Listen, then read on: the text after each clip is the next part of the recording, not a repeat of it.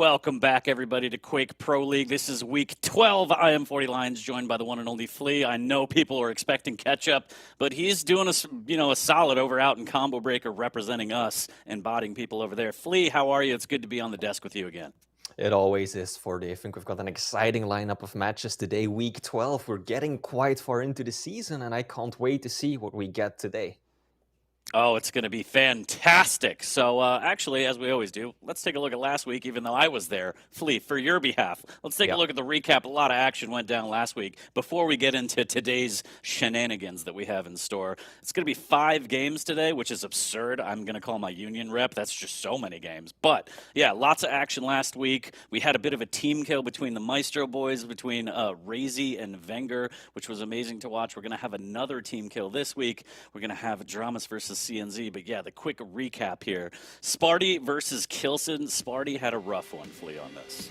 Yeah, it was a pretty sided game in the end. Kilson took it home 3-0, didn't drop a map, continuing his onslaught. And Sparty struggling. I believe he's currently in 12th place on the leaderboard, only ahead of Cygip, so he could really make use of some of these points. Yeah, but look at this one. So close. Sparty was really, really close and just couldn't pull it out. Kilson a little too clutch here. As we take a look at some of the goodies from Kilson. Just absolutely playing at a championship level. Like you said, we're getting deeper and deeper into the season, starting to roll on through towards the finals. And those air rockets are exactly what you want to see if you're a Kilson fan. Just stringing together amazing shots. And then we got into Rafa Nosfa, which is, again, a little more one-sided. Rafa taking it 3-0 and showing the world that he's still one of the best, if not the best. Absolutely. Now, Nosfa made a valiant effort. There were a few games where things were pretty close, at least in the opening minutes, but ultimately Rafa always came out on top. 3-0 for the American Liquid player, and Nosfa continuing with a bit of a middling season, right? We'll talk more about it later when his actual match is coming up, but it's so strange to see him take down some of the biggest names in the business, like, for example, Avec and Dramas, who have gone unchallenged for weeks on end this stage, but then other times he just doesn't seem to manage to just find his own mojo. Just a little inconsistency at best here as we're taking a look at some of the highlights on Veil. But Maxter versus CNZ, probably the most heartbreaking ending to any map that we may have seen. Flea, how do you feel as we take a look right here? So close, couldn't put it away, and that ended up being the decider in the set as CNZ took it 2-1 over Maxter. Yeah, I mean, it's the shoddy, right? We've all been there, we've all known the pain of you feel like you've got him dead on his rights, and then what, 12 damage on the super shotgun once, twice, and that spells doom, and that is exactly what happened there as well. Ultimately, CNZ getting the 1-up over Maxter, securing a victory for his team, Dragonborn Esports, and DBE today, no matter who comes out on top, will get another win, but they'll also get a loss because we have got CNZ versus Dramas later. That'll be fantastic to watch. But the title fight of the day, Wenger versus Razy, the team kill came out. It was such a close series. And then map number 3 was just the Razy show. Absolutely going off as we take a look at the scoreline and really taking it to Wenger and taking out some aggression with the gauntlet, Flea. Oh yeah, absolutely. That was, that was a bit of a revenge right there. That was like, man, you've put me through a lot in these first 2 games, and now I'm finally getting into the swing of things, and I'm going to get that gauntlet out. So here we see once again the recap of the results. Kilson beating Sparty, Rafa taking down Nosfa, CNZ 1-upping Maxter, and lastly Wenger in the team kill, like you said, 40, getting the best of his teammate Razy. Incredible stuff last week, and we have incredible stuff coming up today for week 12. We're going to start off with Sparty versus Razy. Again, Razy not happy about dropping that set to Wenger, so he might have some pent-up aggression. Sparty, of course, coming off that 0-3 for Kilson, so it's going to be a clapback game for him as well.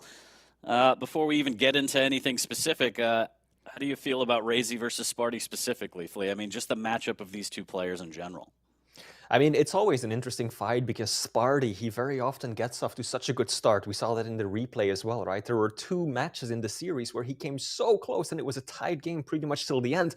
But then at one point, he runs out of steam. And if there's one thing that Razy is really good at, is just keeping that consistency through the series. Now, looking historically at the history between these two players, they've had 5 matches during the Quake Pro League, and Razy has won every single last one of them. It has been close. Their last series was 2-1, so Sparty did manage to secure 1 map there. But generally speaking, this is going to be a very difficult matchup for Sparty.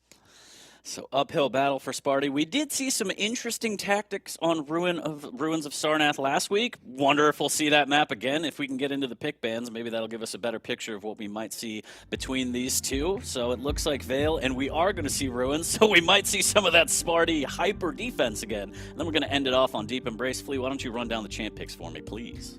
So, map 1, Veil of Nav. It is the Galena versus the Keel, and Sparty immediately banning Clutch, as most people do against Razy. Interesting matchup we've got. Keel very powerful on this map, a lot of tight corridors, also got the teleporter and the bounce pads that are so important, so those grenades can really help. But on the other hand, there's a lot of hiding places on Veil as well, so those totems by Galena can easily counter that. Now, Ruins of Sarnath, 2 pretty fast champions. It is, of course, one of the larger maps in the pool. Razy will be running the Sorlag versus the Strog by Sparty. And then lastly, on Deep Embrace, we are getting the Doomslayer with the double jump being so powerful, especially around that heavy area versus the Ranger. So generally speaking, I like that Razy is going for the heavy champions, right? We know that he is so good with them. So Sparty sticking mainly to his guns for the mediums.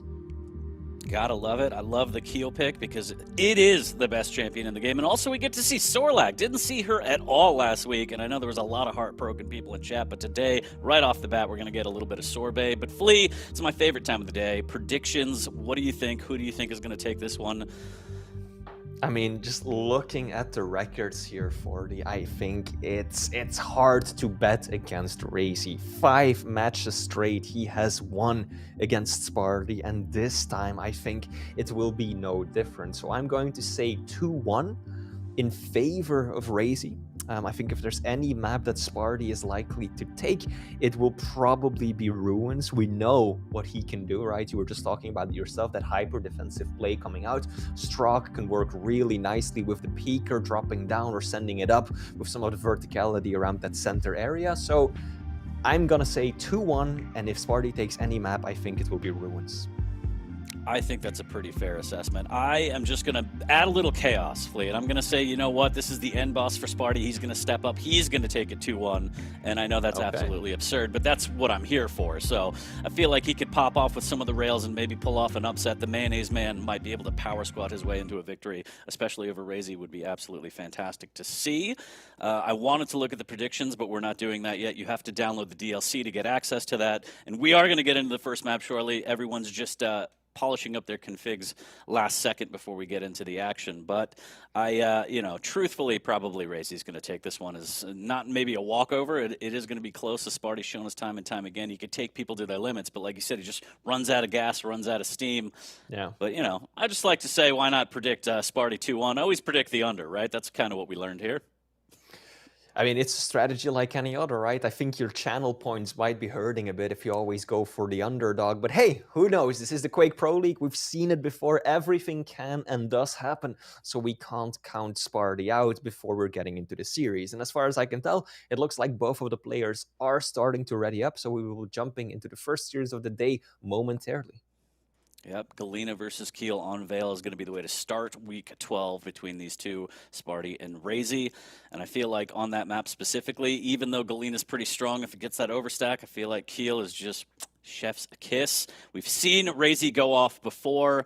If he gets a full head of steam on map number 1 and we see him pull out the gauntlet, I do fear for Sparty, because that's never a good sign when the gauntlet comes out from Razy. Oh, absolutely not. And we know what Razy is capable of on the keel, right? He's a maestro player. They all love pineapple. We know this. It's their bread and butter. And he is going to be serving up some of those grenades today. So Sparty, he's going to have to be careful because if he goes up the bounce pad at the wrong time or he goes through that teleporter near Mega, that is a death trap if he's not aware of where Razy's at. And we know how disciplined Razy can be. We know that he likes to set up those sneaky traps. So Sparty is going to have to approach this with extreme caution. Absolutely. Just reading through the chat as we're waiting for the game to get started. And chat, I love you. I love each and every one of you and all the comments. It's fantastic. But yeah, like you said, Maestro, one of the biggest advocates of pineapple, Wenger specifically on pizza. You heard it from him. You heard it here from him. But yeah, just a couple technical difficulties. I think they're getting sorted out before we get into map number 1. And yeah, it should be a good one to start off against Sparty. Razy is going to be the first set. Then we're going to get into CNZ versus Dramas. Then we have Kilson Saigib. Then we have Nosfa Maxter. And then Wenger versus Rafa to close out the day. That is a full day of Quake, and I love it. And we do have DJ Wheat coming back. I know a lot of people missed him. We missed him because I've just been a nuisance. I need, Papa to come in here and be like, hey, sort yourself out. So he will be here for the featured matches of the day as well. And Flea, I heard the noise. I don't know about you, but we're going to get into map number 1 here shortly. Absolutely, and just like you, 40, I am excited to have Big Papa Weed back on the show with us. He's been living it up in Las Vegas, no doubt, making big bets on the blackjack table, but he is rejoining us today. Yeah, must be nice. Just retirement life, do whatever you want, just make a bunch of money. I'm jealous. I'm going to ask him for some prediction tips here. But yeah, it'll be nice to have him back. Again, we get a little more games this week. I know that Chad is always like, oh, the games are so light. It's like, too bad. Any day with Quake is a good day. So be thankful for what you get. You get what you get, and you don't get upset. And right now we're going to get into map number 1 between Sparty and Razy. Again, it's going to be Vale. It's going to be Galena versus Keel. So pineapples in the chat, maybe some totems. I don't know. We'll see. But it's up to Sparty here. I think the consensus generally is that Razy might take this one rather easily. So I think Sparty is going to be the underdog here. And we'll see what the Mayonnaise Man has in store for us. And if he can upset the world starting on the first map of the day between these two, Week 12 of Quake Pro League is live. Starting it off, on the point of view of Sparty, he's going to get the LG and the Mega Spawn. Will be delaying that first major item pickup. I wonder if Razy's aware of it. I think he is. At least now he knows for sure. Mega is still up and it's been delayed by 15 seconds. Sparty has got to be careful because if he gives Razy too much room to work with right now, then Razy is just going to capitalize off that delay that he introduced and string together both of the majors. And that's something that we saw on Ruins. Again, the difference between defensive and passive and disappearing off the map. Sparty has to make sure that he makes his presence known and doesn't let Razy get out of control, as you mentioned before. So a bit of a skirmish here. Sparty in an awkward position for this Mega. Is he going to make a move for it? Doesn't have any damage. There's the cutoff with the LG. Shotgun blast from Razy goes through the telly, does Sparty, and there's the totem. So not bad at all as he's doing big damage right now, Flea. Absolutely. Oh, he's gonna hear that teleporter too. He knows exactly where Razy is. The Maestro Man caught in a corner, but he has that railgun to work with, and that is the one weapon that Sparty still lacks. He cannot engage in those long-distance fights, and that will buy Razy some time, some opportunity to get out alive. Now, Sparty will be the one to secure the heavy, is in position for Mega as well. Razy's going to peek, knowing very well that Sparty still doesn't have the rail, and that is what is allowing Razy to keep this so competitive.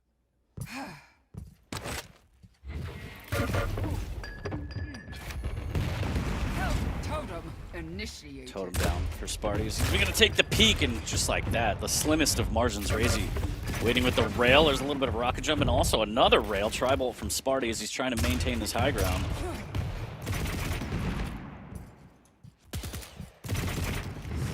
We've kind of fallen into a pattern here. Sparty securing Mega time and time again. And Razy doing his best to cut off access to the railgun as much as he can. And now it looks like Razy will just sit up on heavy. Still 15 seconds between the items. So whoever gets the upper hand, whoever gets that first key frag should be able to get full control of the items. Oh, Razy has to be careful. corridor of plasma nails right now. Sparty, good LG as well. Bit of a trap here, and Razy reeling, tries to hit a fadeaway, and he might get chased down here, Flea. Fighting for his life. Pineapple's rails isn't going to be enough through the doorway. He gets past the Pineapple. Razy's hanging on by a thread, and he gets tickled right before the Mega. Sparty's on the board first. Razy died with the railgun in hand. He just gave Sparty the weapon. Now Sparty doesn't even have to go down there. And there we go. I didn't know if Razy was aware that he gave that up for free, but he's definitely gonna feel the sting of that shot. That's of course the benefit of spawning as a heavy champion 40. Look at the stack that Razy has to work with. Even without securing a single major item, he can take a rail and still outstack his opponents. Just enough tribal damage to get the information, but like you said, Sparty's in such a bad way here as Razy can just bully his way onto the items with that starting stack. Needs to be careful. Fortunate to get away with that one and get in on both majors, and the tides have turned, and Sparty hanging on by a thread. He can't do it. The rail comes out. Razy ties it at 1. That was a bad rail to miss from Sparty. Easy shot as well, just as Razy was jumping across, and he's paying the price for it. That is going to be 2 quick frags in succession for Maestro. At least Sparty did manage to balance things out a bit, landing some good shots of his own. Rocket jumping up towards the heavy. Doesn't get much use out of it, but at least denies access to Razy, who's eating some painful rockets. This is looking good for Sparty. He can pounce. Just some warning shots there as Razy's able to grab the scraps.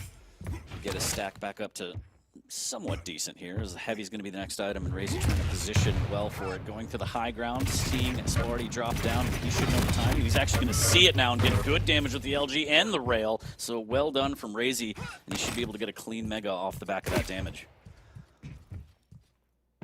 Do not die yet. Sparty, he's just waiting for that small armor, hence the self-damage didn't really pan out the way he wanted it to. Has to make a run for it with 7 points of health. Now Razy, of course, playing Keel. He is slow. He's got 0 mobility to work with, and luckily for Sparty, he's got a few of those totems stacked around the map. We'll put him back at 100 points of health. But armor, that's what he needs. And he's given Razy full control. Heavy went his way. He's leaving up Mega because he wants to inflict some pain. Death is the only release. I will not grant you that privilege. And Sparty got out of that pretty well in the end. Nice rocket too. Ah, too bad that the pillar was right in his view. That could have been a huge LG. Yeah, that was bad. Steal the heavy, Flea, that rail. What a shot by Razy here, so he's going to be able to make another shot through the grate, and that one's a layup. That is unfortunate for Sparty there. A little bit of bad luck and just really, really nice shots from Razy, and he is extending the lead, grabbing the items, and this is danger territory right now, Flea. It sure is. We've passed the halfway mark of this map. Razy currently commanding a 3-point lead. And Sparty has to find a way to break that control. That's definitely going to help a lot. 190 damage off the bat. Oh, he's got to figure it out. He knows that Razy's going for the telly. Nice rail again. Sparty, can he continue to apply pressure? He knows where Razy is, but this is so risky. He's going to drop down. Rockets have to be good. They are, but the LG results in a trade. Now it's a race for the Mega. Razy will get there first, I think. Indeed, and Sparty back to the drawing board, even getting fragged as he goes through the telly. That was a huge opportunity. Squandered in the end. Yeah, really nice shots, but the trade comes out as Razy's LG. I mean, it's always a terrible idea to drop onto LG, but Razy specifically, as he has floated players literally out of the league before. A little bit of rocket damage, nice rail as he goes through, but it doesn't matter! Oh no, it's Sparty! You hit him with the okay in chat, Flea, and that means it's not okay when they type that. No, that means the opposite of things are okay. It's no okay, he says. Oh, Sparty. That is tragic. Heavy is up. Should be aware of this. Yeah, he definitely spotted it out of the corner of his eye now. But right now it's not stack that he lacks. It's time, 40. 2.5 minutes left on the clock, and Razy 5 points ahead. Now keep in mind, Razy also has that default stack advantage of the respawn, so even if Sparty starts stringing together a few of those kills, he's got a lot of work cut out for him. Yeah, definitely an uphill battle from Sparty here. But no better place than here, no better time than now, as he has to rage against the machine that is Razy on this keel. There's the rocket jump into a rail combo again. The two-piece, the rocket from above, the LG actually keeping him at bay. There's the rocket jump up, a little bit of misdirection, but that could cost him. No rockets for Razy, but the LG is enough. I think that might spell the end here. 40, I think that could just be the GG. Oh, no. Oh, yep, that looks like it. Yeah, this isn't defrag. You do take self-damage from those rockets, so you gotta mind where you're pointing that thing. But this will seal the deal. Razy will be able to secure map 1. Sparty kept it close for the first 3 or 4 minutes. But ultimately, tiny little slip up at the wrong time. I think 40 looking back at this matchup, if he had landed at one rail when he was moving from rockets into the mega room and Razy just kind of jumped across in a straight line, if Sparty had landed that shot, this would have been a different game. At least it would have stayed different for another few minutes or so. But now, Razy will be taking this one convincingly so. And I think Sparty has got to already start thinking about map 2. Absolutely. And yeah, unfortunate there for Sparty. He did keep it close, and then a couple things go wrong. You miss one defensive rail, it snowballs into 2 or 3 frags for your opponent, especially someone as good as Razy on keel on a map like Vale. Also, the telefrag, just heartbreaking. There's another shotgun blast from Razy, so he's going to take this one. The scoreboard's a bit of a lie, much like the cake, but... Oh, the blind apples is not stopping, please. We were talking about how much our Maestro boys love him. And indeed, Razy sure is serving them up today.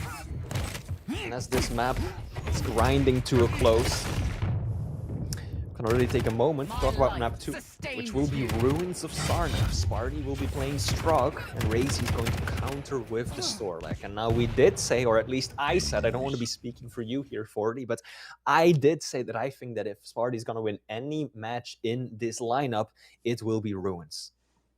Well, he's going to need to step it up just a little bit. So the chance is always there, any map, any given Saturday, of course, in the Quake Pro League, but Razy seems to be on point, even though he had a bit of a slow start, and Sparty was able to kind of keep him at bay. Eventually, Razy broke through that defense and made it look easy. A little bit of frustrations coming up from Sparty, as well as we take a look at the highlights from map number 1, as it's in the bag for Razy.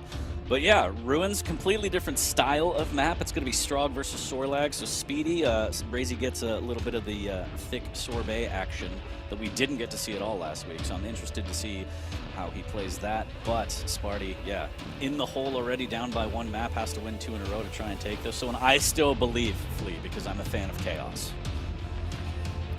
I mean, hope still isn't gone yet, right? 2 more maps to go. Sparty, he can very well turn this around. Will he, though? That's a different question altogether, because we know that Sparty is one of those players who...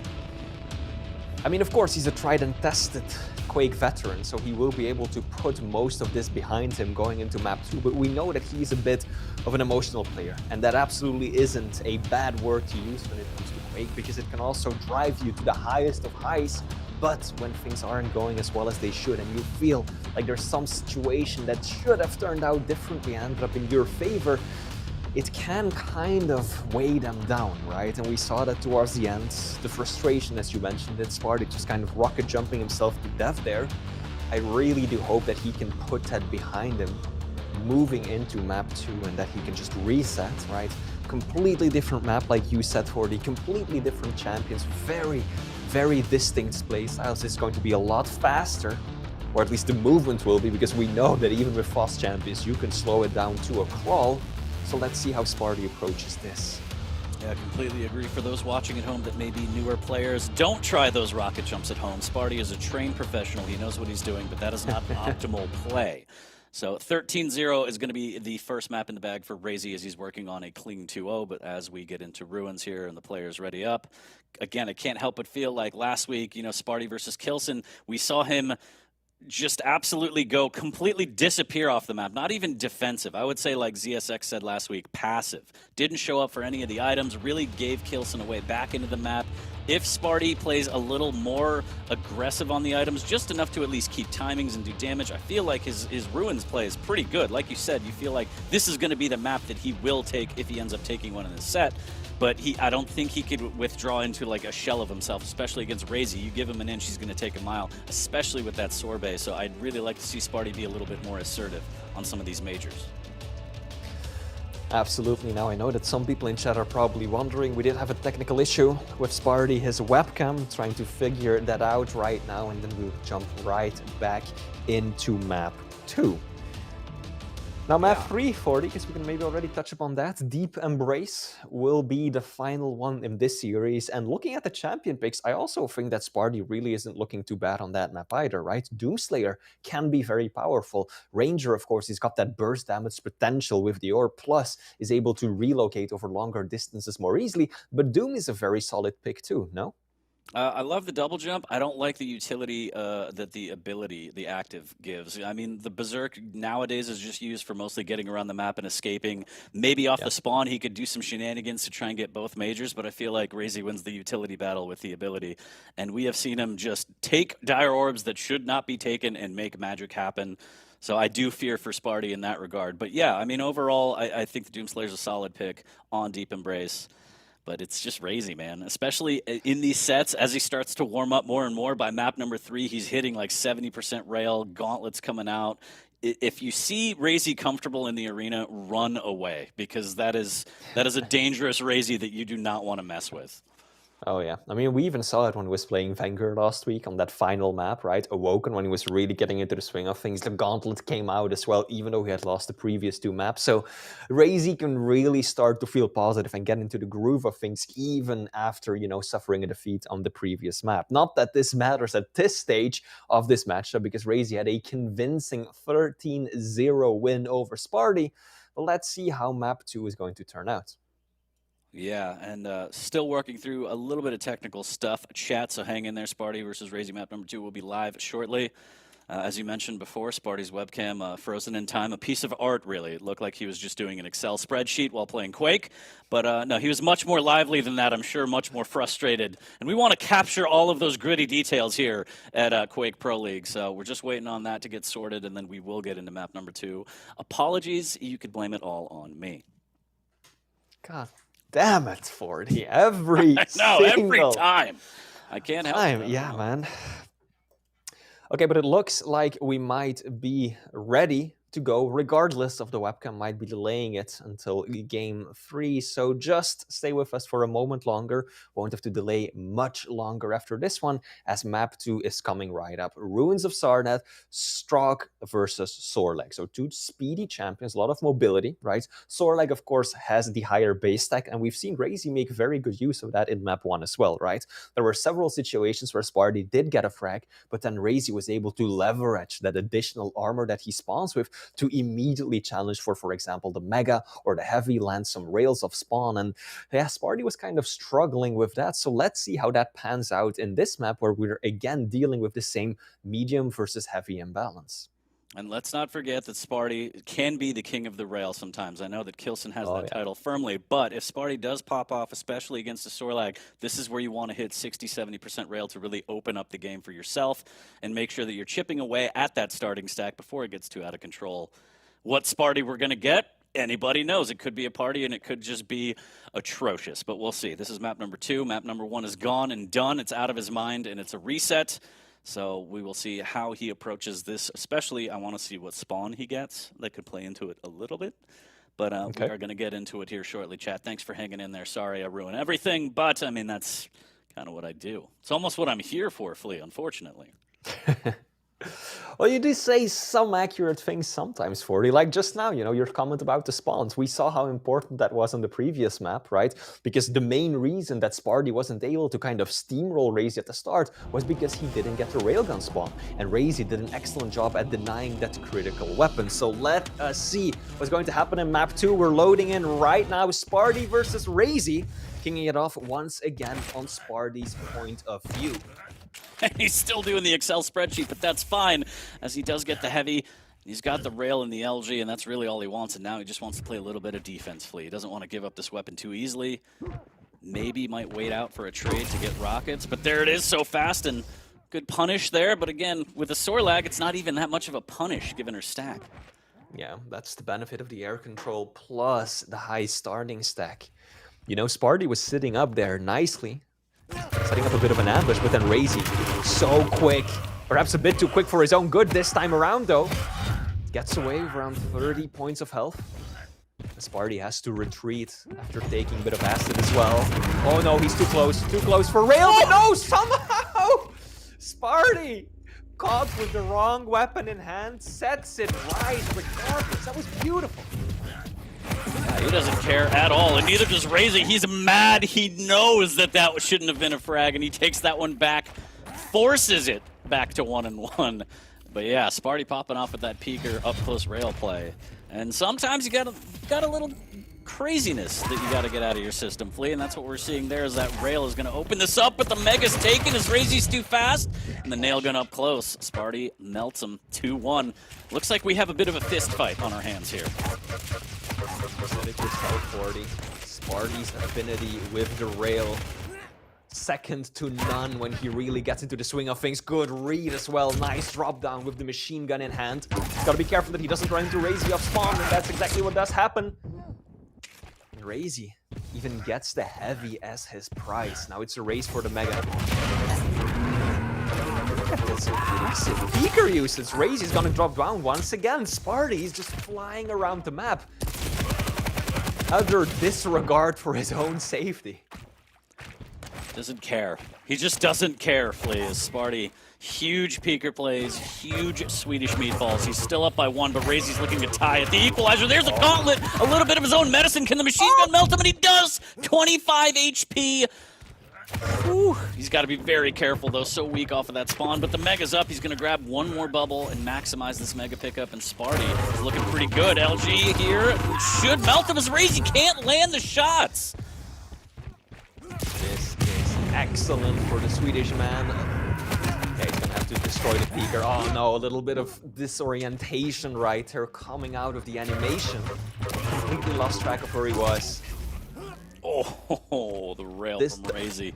This does worry me a little bit, 40, because so far a lot of Sparty's game plan seems to depend on landing those critical rails. And the moment that he stops connecting with these difficult shots, I think he may be in trouble. So I do hope that he has a contingency plan, that he can get the level of control, level of stability on the map that allows him to just run with the items and dominate Razy in other ways than to hope that those shots connect. Some mid-game adaptation might have to happen here as we're only 3:30 into this. Sparty again with the peeker play. Razy can't seem to land the shots, and pretty decent damage, but Sparty cannot follow up off of that. It's just too risky, and with the Mega right there, rather take that, and somehow, what an angle from Razy. Oh my lord. Hot damn, Sparty was not ready for that, and now he's got nothing to work with other than the Tri-Bolt. That's of course the risk of flying fast around the map. You can find yourself turning a corner with nothing to fight with, and Razy just staring you down. Heavy is up. Does Sparty know? Does he have the item timing? Good rail. Should be able to secure this as well. Yeah, this is a good way for Sparty to stabilize, but he's got to get that unreturned damage. Can't be eating these rails for breakfast.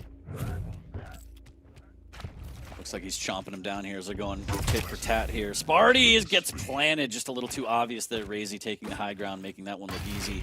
as he extends the lead by 2, but Sparty spawns back in. Mega's going to be first. He's way too early on this heavy raise. He knows it. There it is, the spit, the rail, and the rocket to plant him. Now, does he get the spawn to maybe beat him back to Mega? That's the only silver lining. There's the rocket jump up, the body block, and it pays off. I was waiting with bated breath for it when I saw Sparty set up for heavy 10 seconds too early. And he pays the price for it too. Still, Razy took a fair bit of damage in that exchange. That is what allowed Sparty to immediately challenge him off the spawn, secure Mega for himself. Now heavy up in just a few seconds. That will be going to Razy. That Lizard looking mighty stacked right now. But Sparty's got the high ground. Those are some good rockets. Can he find more damage? He needs it. Mega has already been taken. The spit is out of play. There we go. To the knee, that was. Crazy. Dropping a frag. Keep in mind, 40, we're only 5.5 minutes into this one. Sparty has all the time he needs to make a comeback happen. He's working on it right now as another shot. Tickling the talon with that railgun, and he's going for the glory, but he misses, and Brazy punishes with a machine gun. Sparty, high risk, but the reward wasn't there, but he is going to spawn in, and just barely misses that rail and survives to steal the heavy, and Brazy's in a bad way right now. Struggling, but he's going to get the Mega because he's so fast. Sparty feels like he's more consistent landing the difficult shots than he is connecting with the easier ones. That definitely did feel like a shot that he should have landed. Razy was railable there too, so that should have given him a frag. Still, Sparty, Razy, both looking pretty healthy, heavy. Goes to the Maestro player. Sparty will content himself with Mega.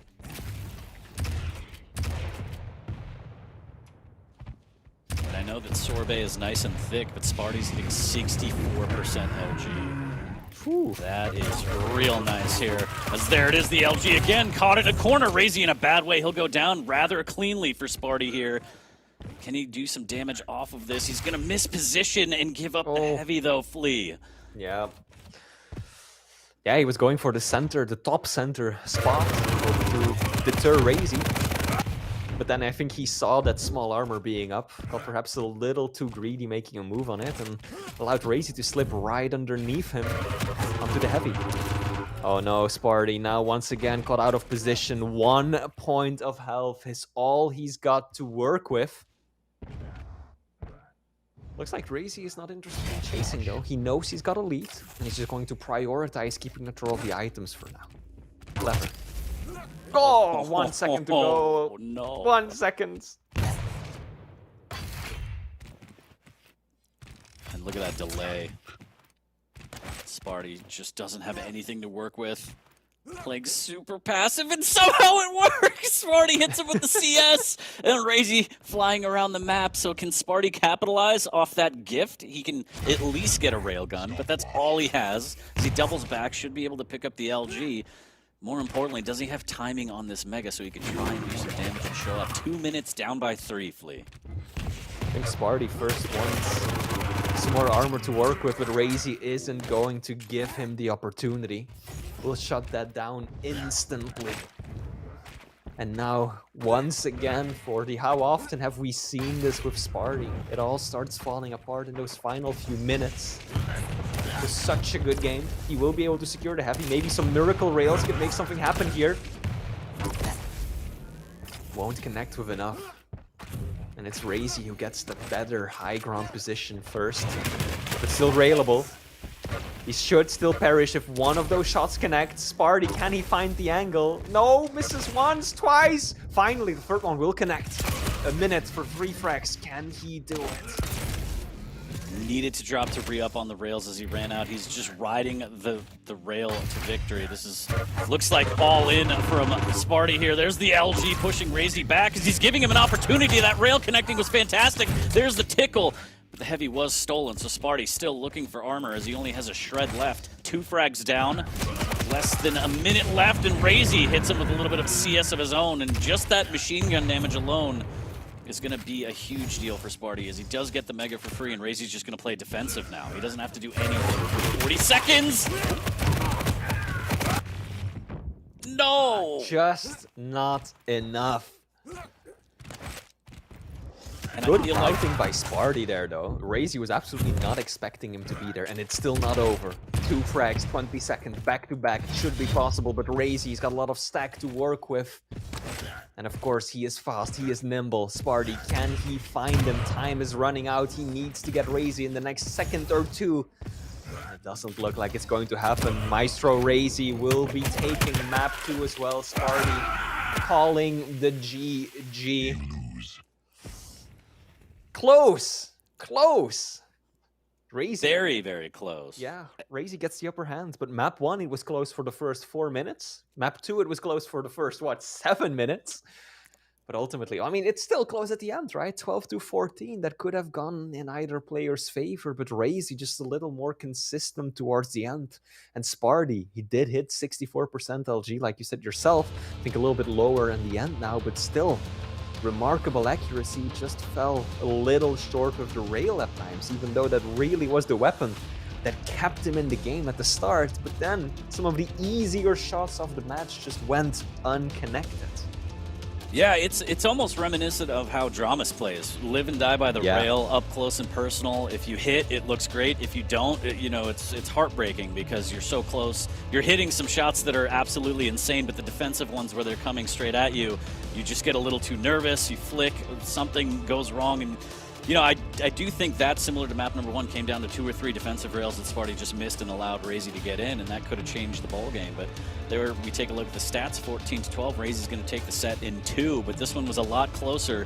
Warming up maybe for the 3rd map. Maybe Sparty gets in on it and does do a 2-1, but yeah, the rail was the name of the game here for Sparty, as we kind of touched upon, and unfortunately for him, it came up just a little bit short on both maps. 62% LG accuracy at the end, though. And it's not as if he only fired it a handful of times on Razy going up the bounce pad. No, this was consistent from start to finish. 1,500 points of damage.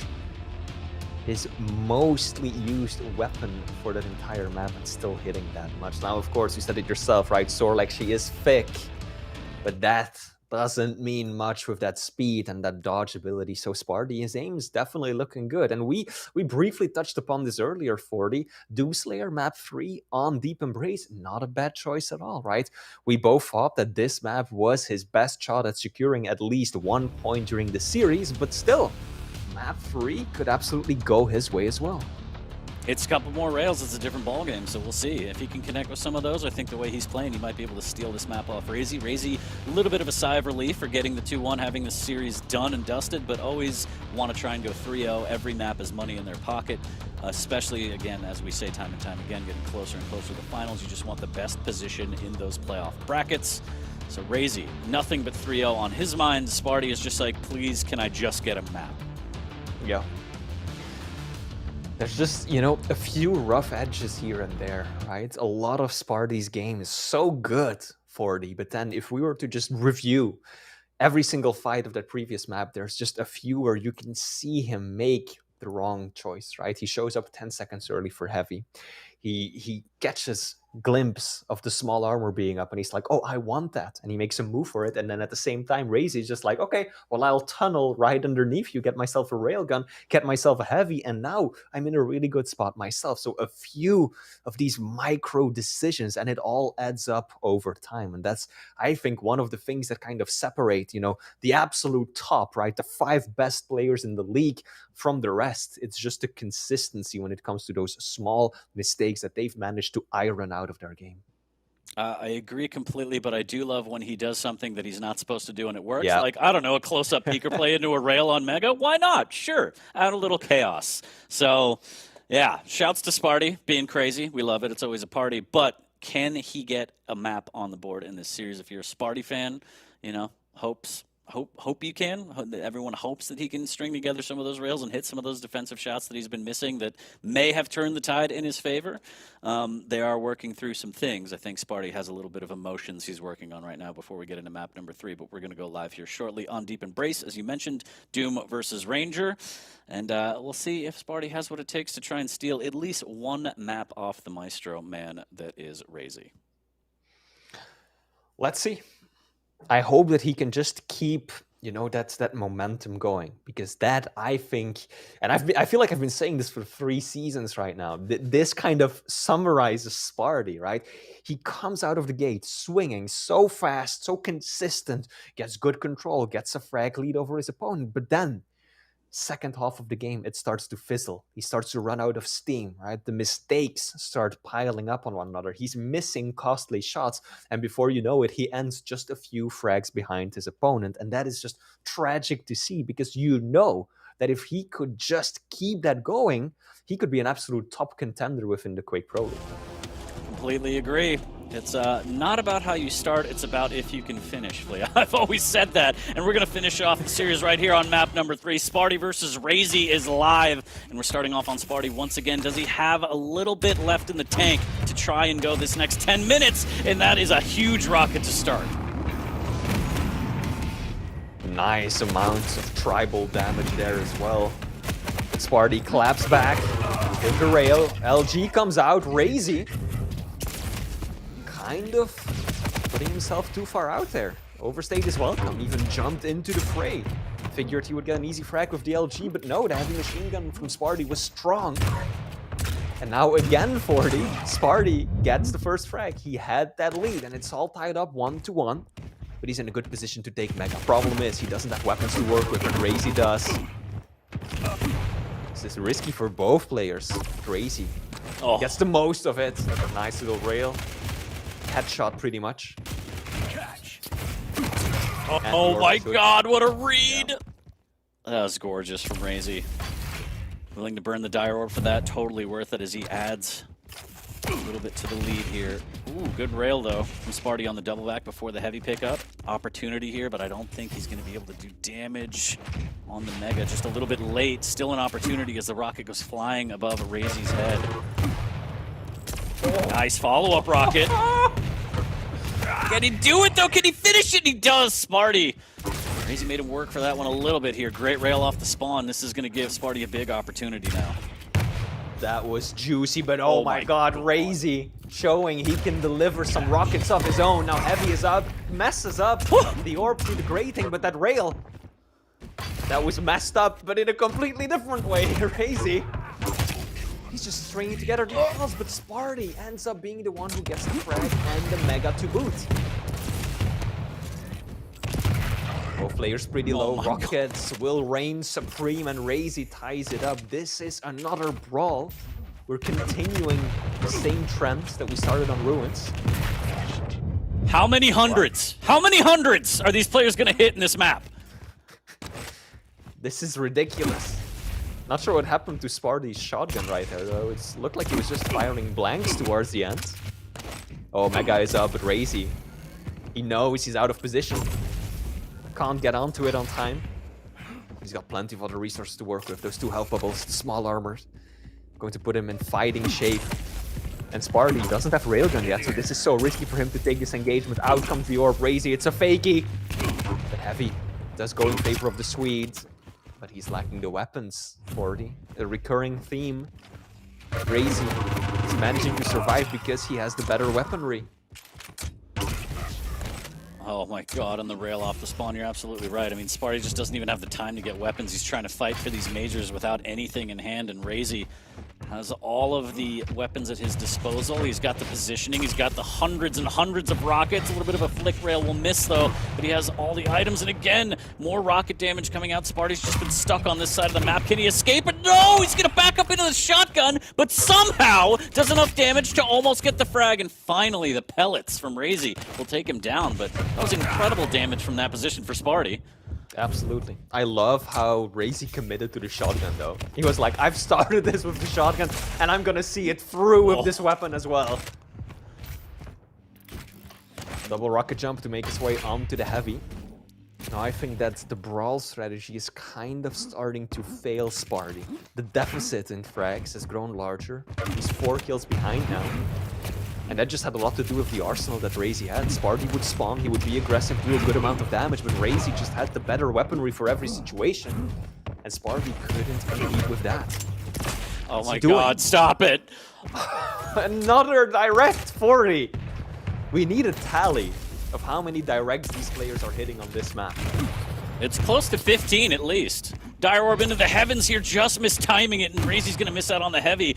Sparty on the chase, decent rocket damage, 77 HP. The rail will do it, but the armor shard keeps him alive for a little bit longer. Good rocket. Sparty just wants to fight, but instead he's gonna eat rockets. Serves up a little bit of his own and somehow dodges that one. The rail on rail. Razy will survive by the skin of his teeth. 10 HP before this mega. And this is high flying action. This is exactly what we want out of a deep embrace game, hopefully. Absolutely. It looks like Razy is making more out of it than his opponent. Oh, my you God. can take a swim, he says. Out of the map you go. Perfectly lined up, LG into the rail. This is looking dire for Sparty. Oh, the orb, range orb, does it again, Razy. If that rocket would have hit 40, I would have lost it. If one of those two would have connected, that would have been too much. Spike your computer into the ground and get it over with, because that would have been absolutely demoralizing. This is already brutalizing for Sparty here as he's down by 8. And Razy just catches him out. Just hanging out, trying to slow the tempo down, and he can't do it. And he's right back into the fray. And there's a Dire Orb for his troubles. Halfway through the map, a little more than that. Nice. Sparty's LG was looking good there. Razy couldn't quite track him as well as he would like. But can he convert into something more? Not of this frag, he won't. Razy's still commanding a 10-point lead. Sparty should be able to take heavy, but what is he gonna do with it next? Razy doesn't have a rail though, and that should help Sparty out quite nicely at this stage.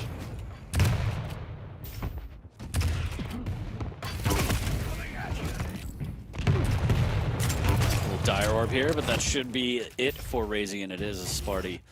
Good rockets there to catch him out. But Flea, what's the biggest deficit we've ever seen overcome in the Quake Pro League? If it happens, this is going to be the one, right? It could very well be. Yeah. We've seen 8 frag deficits. I can think of 9 frag as well, but can't think of anything more. So if Sparty brings this back after being 10 points down, that would be monumental for these. So I am hoping that we get to see some of that. Nice rail, a little bit of tri-bolt reply from Razy here, but all in all, comfortable. Big lead. I think he has timing on this heavy, even though he's very early. He's just going to do some cheeky stuff, and there's the rail Dire Orb combo. Only gets 1 rail on the way down. Sparty melts him with the LG. But I do like Razy just, you know, doing Razy things. He's not afraid. He's still very comfortable in the lead, willing to take some risks. Oh, no. Hang on. Wow. Now he's 1 HP. Rail is not the right weapon to switch to. I guess that Sparty wasn't aware of just how low Razy was after that fight. Anything would have taken him down. He could have just blown on him, and that would have finished the fight. No, the rail, and he missed it. Razy's still railable, but all he has to do now is buy some time, and he may not be railable anymore, but that rocket to the face, that'll take him down just the same. Sparty has to kick this into the highest of gears if he wants to have any chance of bringing this one back. The rails are not connecting the way that he needs right now. So much LG, and Sparty waves goodbye to the chat, and Razy joins him. And yeah, cue the Benny Hill music, because we got a bit of a show here. Hopefully 7 frags down, and you can just tell frustration from Sparty on that one, just dead to rights, nothing he could do. And now the machine gun up close as the shotgun doesn't come through the way that Sparty would like. This is just going to be the Razy show for about the next minute and a half. Sparty just, you know, he surrendered to the inevitable there. He know. Oh, God, these orbs. I hope Dewey's watching, because, you know, he would appreciate these kinds of Dire Orbs. Beautifully placed, perfectly timed, the execution. Chef's kiss, and that is, of course, what we can expect from Razy. He is the complete package after all. The aim, the style, the unpredictability. Gotta love him. Absolutely, as again, Sparty's a little bit too early on the Mega, and it's going to be just another round of punishment here. The LG will run out, but the rocket's coming through at the last moment. 9 points of health. But Sparty just can't get the damage he needs. 20-9 and still 50 seconds left. Could somebody throw in the towel, please? Make it stop. This man has a family. 6,200 points of damage for Razy. Make it 6,350. Not something you see every day. That's a lot of pain, a lot of hurt. Sent Sparty's way. But ultimately, Razy was just the stronger one of the two today. Solid effort by Sparty, I would say. Definitely put up one hell of a fight. Made it dangerously close on several of the maps, at least for the first part. And map 2 was specifically and particularly close.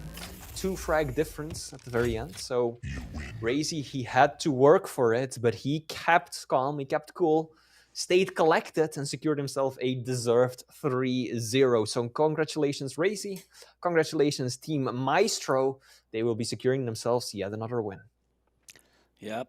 It happened kind of the way that you said, Flea. I mean, Ruins was the closest game for Sparty. His best opportunity just came up short, and map number 3 and 1 were just blowouts for Razy. Close on the first map for a while, but then we saw the one missed rail. It all went catastrophic from there. And then, as we saw last week, map number 3 was just Razy taking out some aggression, it almost seems like. So, shouts to Razy, big 3-0 for him. Shouts to Sparty for hanging in there and doing his best.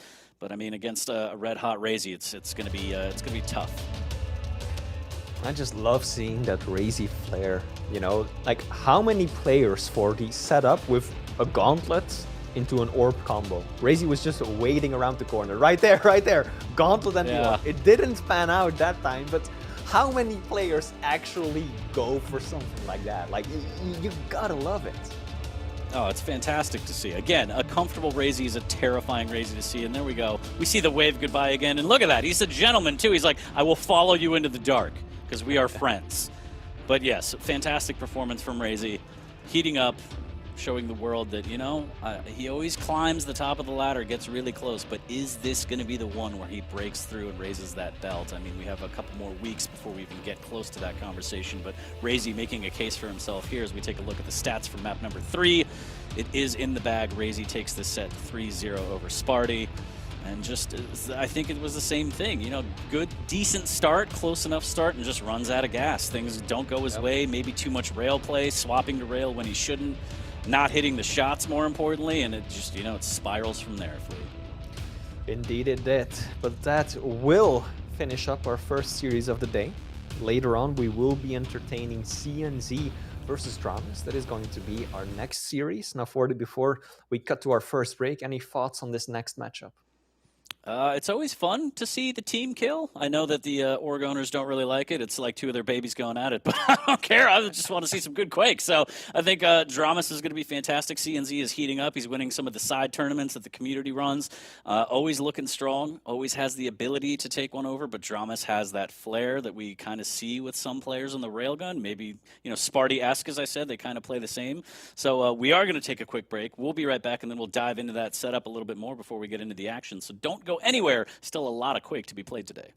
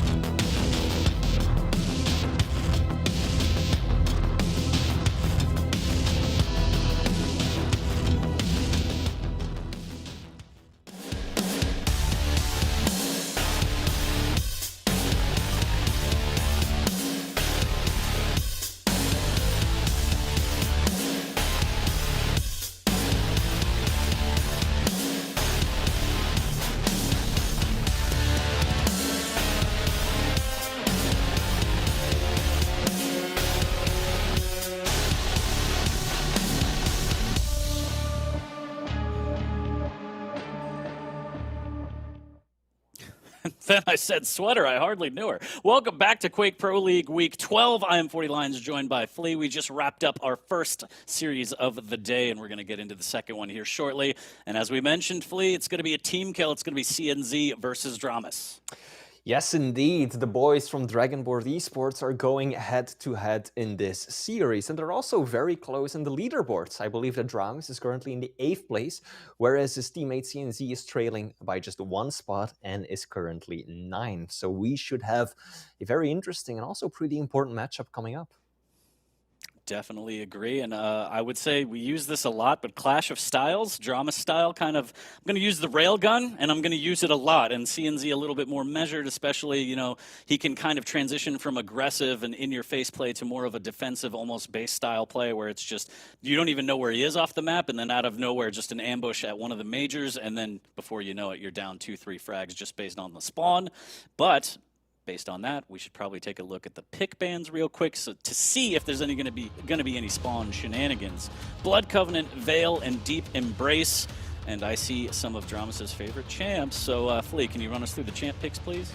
I absolutely can, 40. Blood Covenant, first of all, 2 light champions. I feel like that's really started to become the meta on Blood Covenant, no? Slash, Nyx, Athena, Anarchy, I think they're probably the most picked champions at the highest level of play. And that's exactly what we're getting now. Dramas running Slash, and we all know, right? In the EU, I would say that Cypher is the go-to crowd slider. In NA, it will be Dramas, and he gets to run his baby Slash today. CNZ, on the other hand, will be playing the Anarchy equally fast. It's got a lot of air control to work with as well. Then map 2, Veil of Nav. We are getting the Keel going up against the Galena. So exactly the same matchup we saw earlier. Back then it was Razy running the Keel and Sparty playing the Galena. We all know how that panned out. And then finally, map 3, Deep Embrace. Once again, Deep Embrace will be the final one. Sorlag versus Ranger. So we've got the air control on the stack versus the Orb. Gotta love it, and I love seeing Slash on Dramas. We don't get to see it a lot. So I'm actually interested as to why CNZ maybe let that through. Maybe no fear. Maybe they play together a lot, and CNZ feels comfortable approaching that matchup. But that should be a treat. And again, I just always love to see Keel. But based on this breakdown, Flea, the favorite part of the day for each set, who do you think is going to take this one? Oh, now this is a difficult one, 40. They really don't have that many matches played against each other in the Pro League, and that's obviously because Dramas was in NA, right? Or still is in NA, but back then the brackets were separate. And CNZ, you know, he made it in the Pro League, back out, back in through Challenger, so he wasn't a consistent participant for at least the first 2 seasons. But the one time that they did play was pretty recent. It was on the Iron Fist Invitational LAN, and it was CNZ who took home a 2-1 victory. Now today, I'm gonna go ahead and looking at these picks and bans, I will say Dramas. Dramas has just been looking really good this stage. I mean, just look at the players he's beaten so far. Razy, Vanger, Rafa. I mean, that's a lineup that's hard to beat. Now, CNZ obviously had some really good games of his own, but I think that this one is going to go in Dramas' favor.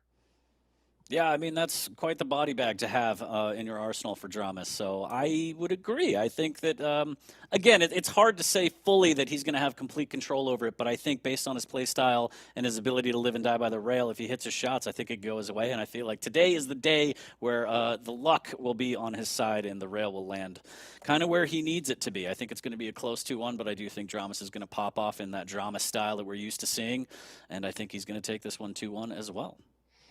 Well, let's see what happens, because even though we're both favoring Dramas, it has to be said that I feel like his performance, right, has dropped off at least a little bit, right? I think in the first couple of weeks, right, there was a point where Dramas just went undefeated for weeks on end, and he took down some of the biggest names in the business. But after that, he has incurred a few losses, most recently against Kilson. But of course, Kilson is Kilson. He's absolutely dominating the Pro League this season around. But still, Dramas doesn't quite at least feel in the same shape as he was just a few weeks ago. So I hope that after that loss against Skilson, he's been able to just smooth out a few things here and there and get into tip-top shape for his match against CNZ today. Just playing a lot of Instagib. No, yeah, I'm sure he's, been preparing for this. Again, a team kill is always sad to see, but you do kind of want to have that just a little bit of trash talk where you're like, remember that time we played against each other and I beat you? All right, we're teammates and friends, but I did beat you. So we'll see. No disrespect to CNZ, again, and a fantastic player. I just feel like Dramas has the capability to kind of spike and pop off. I mean, the people that he's beaten, it's been off the back of amazing rail play, super ballsy, in-your-face pushes that everyone on the receiving end has been, what are you doing here? How did you hit those shots? So if he strings together some more of that Dramas magic and hits him with the classic, I think 2-1 is well within the realm of possibilities for Dramas today. On the other hand, CNZ, his nickname used to be the Drill Sergeant because he is one of the most disciplined players in the entirety of the Quake Pro League. Nothing seems to phase this man. We've seen some of the biggest tragedy that I can think of in Quake Pro League history. Just LAN tournaments where he was this close to taking out Rafa and then he falls off the map, completely unforced, right? There's been some of these instances with CNZ, but let's see what happens today, right? He is very difficult to face, extremely disciplined, can be very defensive, which could work as a nice counter to CNZ or to Dramas' playstyle today. Nicknames. That takes me back, Flea. It feels like forever. I don't even remember Dramas'. I think it was like Surge Tonkin or something. But yeah, map number 1, Blood Covenant. We're going to get Speedy. We're going to get Light. We're going to have Slash. And we are going to have Anarchy. Bit of a classic battle here on Blood Covenant map number 1 between these two teammates, CNZ, Dramas. We're live on map number 1 right now following CNZ. Starting it off on CNZ's point of view. Heavy will be going his way, and Dramas will get the mega side of the map.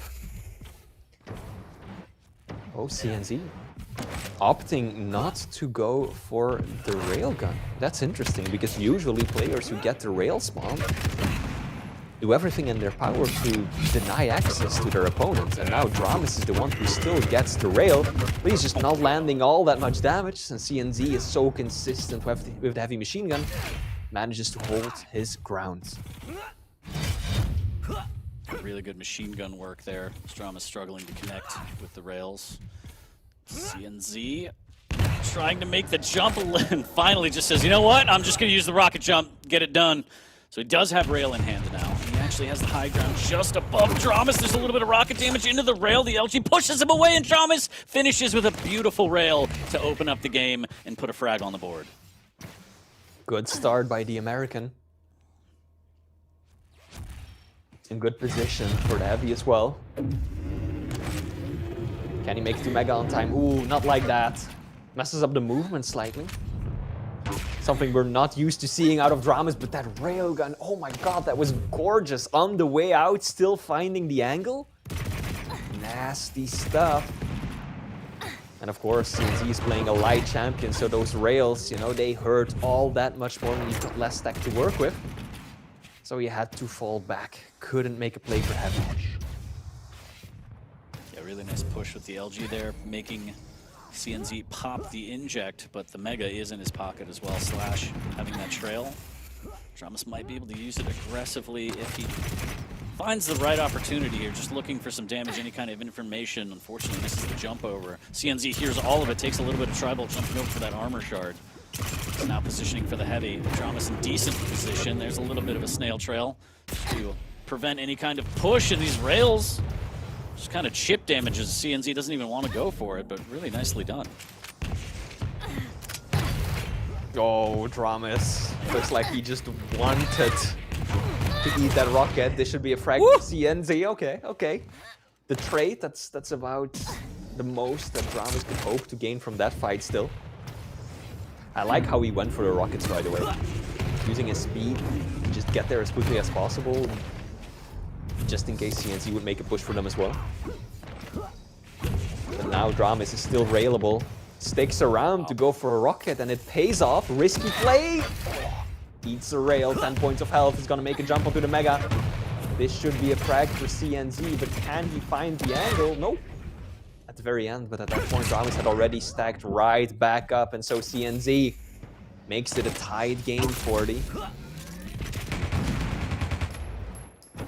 Rail. Dramas needs to get the hell out of there, even though he wanted the rail really bad as a pickup. Took too much damage off the spawn. As you mentioned, light champions. The stack a little bit weak off the start. One rail and it's curtains. Drama's barely alive after yet another rail from CNZ here. Dramas just can't play the game he wants. He can't even get in on the railgun. He knows and loves, and CNZ is just punishing every single angle so well. 66% railgun accuracy by CNZ. Dramas, not too shabby himself, 57. A lot more shots fired by CNZ though, and that has been the deciding factor so far. The rail, Dramas did manage to get a hold of it and is immediately putting it to good use. This should balance things out a bit. Dramas was definitely on the back foot for the past minute or so, simply because he was lacking that weapon. But now he can once again engage in these kinds of fights. Going back up the bounce pad, that's risky. Oh. Just a rocket waiting for him at the very top, and you won't even know that Drama's picked up the Mega after that damage. And no, he overextends to try and do damage on the heavy, and CNZ with the appropriate punish. 2-1 now, Dramas. You can see that he wants to pick up the pace, and somehow, not dead yet, but just a matter of time. Shotgun up the jump pad makes it look easy. Dramas has to be careful not to let this get too crazy. Even though he's a slash, it can traverse the map extremely quickly. Anarchy just as fast, can play defensive, kind of control those choke points with the same amount of speed. So Dramas just gets to try and calm down, and no! Oh my god, the snail trail takes him out of range, and CNG swipes that in broad daylight, Flea. You could see that he was just gearing up to get speed, to get out of there as fast as he possibly could, right? He was making a bit of a loop, getting that strafe going, but it ultimately ended up backfiring massively. And now CNZ really starting to take off. Momentum is in his favor. No. And look at how CNZ is using that stack advantage. He is just smashing head first into Dramas, trading super shotguns and rockets left and right, because he knows that he's got the stack advantage, that they're both lights. This is really confident. It's risky, but it's confident.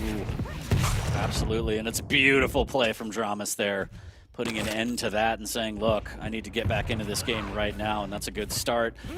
He steals the lower armor, gets back in time for the Mega as well. CNZ will go across to rockets. The jump pad will be heard by Dramas, but he'll take the rocket, rail rather. And woo, there's a rail of his own, forcing out the inject, stealing. Can he find the angle? Just missing out.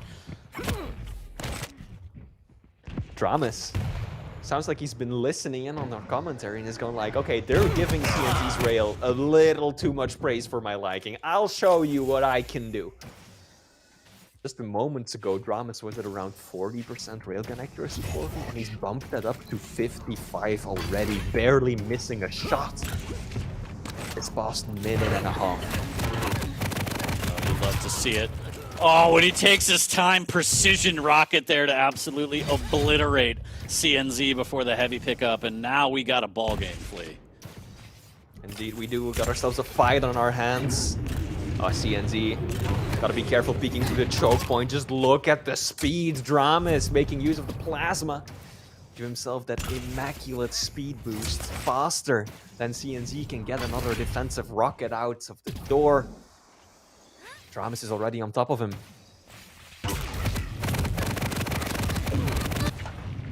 Jesus. Oh no. Okay. Oh, but what a spawn for Dramas. That's the god spawn if you're Dramas right there. Getting the rail has another opportunity here at this angle, but just flicking away at the last second. CNZ lands a rail of his own, and that's going to be a big one as the LG follow-up too. Is going to force him off the Mega. Mega in CNZ's possession as Dramas has to try and make a break for this heavy and at least get some damage on it, if not just steal it away completely. Here comes CNZ, LG on LG. Who's going to win that out? And CNZ does, and he has the inject as well as the Mega. And that is unfortunate for Dramas here as we're nearing the 8-minute mark, Flea, and Dramas just has to go all in again. It has to be rail and push and pray. CNZ is being really clever about the angles that he's taking and when he decides to peek, because he's caught Dramas off guard several times now. Dramas holding an angle and then CNZ just leaving, and at the last moment coming back just for that final little shot. And at that point, Dramas is already suspecting CNZ to be somewhere else entirely, but no, he's still there. And he lands himself 390. And that helps out tremendously when you're just playing against the light champion.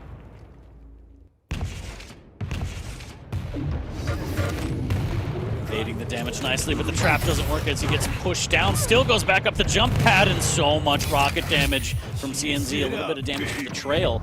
But Dramas doesn't have a choice. A minute 20, he's got to push this. He's got to try and get in on this heavy and look at the speed flee. And the rail! Oh, that might be a curtain call for Dramas here on map 1. Yeah, just a minute ago, Dramas really doesn't have the weaponry he needs. Mega will be up in just 5 seconds, so that is going to give CNZ a whole lot of health to work with too. I don't see it, 40. Nope, that's blind desperation. He knew he had to go for it, had to try something, get himself the Mega.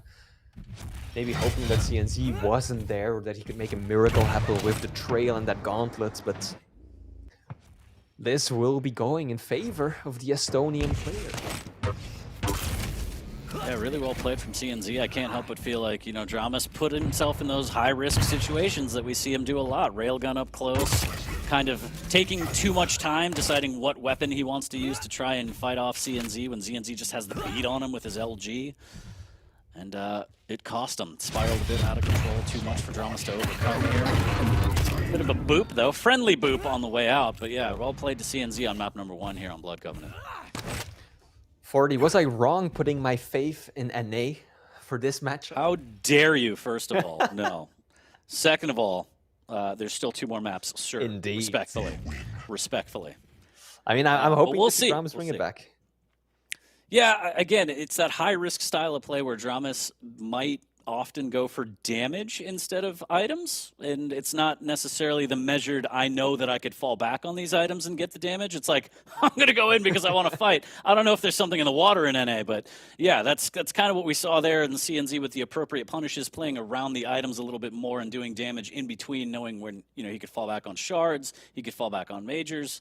And yeah, if Dramas has a prayer here, it's got to be on Veil with Keel, and that's a pretty good combination. So I still have faith in NA. Yes, Flea, I believe. I still Okay, believe. 40. Well, I'm still invested in this too. I said that Dramas was going to take it 2-1, so we could still perfectly be in line with those predictions. So let's see what happens next on map 2, which will be Veil of Nath. We're getting Dramas running the Keel versus CNZ playing Galena. So as we said earlier, the exact same matchup as we had Sparty versus Razy earlier today. Then it was the Keel who managed to come out on top, right? We saw just how painful those pineapples, those grenades can be when you hold down the choke points, the bounce pads, the teleporters. And it really didn't feel like Sparty was able to get that much out of the totems. There were a few times where he had them set up around the map and he managed to heal back up, but he was never able to get all 3 of them going to get that overstack heal going. So let's see if CNZ can get some more healing than his predecessor did. Yeah, definitely getting that overstack is going to be huge, but also do not underestimate Dramas' ability to throw his body at the fight, especially with a heavy champion. I mean, we saw him do it with Slash right now, and now he has just infinitely more stack with the Keel. Starts getting some majors. I think we're going to see some of that old Dramas magic of, I'm 2 feet away from you, but I'm still going to use the railgun, and he has the pineapples for a little bit of insurance. So we'll definitely see. CNZ has to play this a lot more measured, which he's more than capable of doing, and he has to get that overstack going, but I feel like this is going to be an aggressive Dramas that we're about to see here on map number 2. Well, let's find out. Could very well see more aggression come out, even though map 1 definitely wasn't a slow burner, right? We saw quite a bit of brawling go on there as well. You said it yourself, 40. Dramas maybe putting himself into those dangerous situations without a clear way out, without anything to really fall back on. And then just, yeah, somehow CNZ sticks and glues his LG to his opponent and gives them no way out. So let's see if Dramas approaches this one differently. I think he's going to have to be very careful about those totems, because we know, we keep saying this, but it's true, CNZ is an incredibly disciplined player, defensively one of the most gifted participants in the Quake Pro League, so he is no doubt going to try and set up those totems, get that overstack going, and it will come down to Dramas being able to undo those, to shoot those totems down, and to prevent CNZ from getting comfortable. Yeah, and again, CNZ very good at playing the ABC style game, playing around the items, and Drama's very good at throwing that book out the fucking window and just being like, I'm just going to do what I'm going to do. I'm going to hit everything, pineapples, rails, and then maybe take the map. But since he goes all in, high risk, high reward, we'll see. If he doesn't hit the shots, this could go CNZ's way by 7, 8 frags. I don't know, but I don't know. Maybe it's the NA style of play. I'm sure other people in NA are like, I don't play like that, Rafa. But we'll see. Dramas versus CNZ map number 2. We are live between these two teammates again. A tale of teammates week after week. You hate to love to see it, Flea. Yes, indeed. Now, Rafa, he isn't due for another few hours, but we will be watching him later. But for now, all eyes are on the Dragonboard esports players. Dramas taking on CNZ. We are on CNZ's point of view. He took map 1. Ooh, that rocket, that came close to being another 100.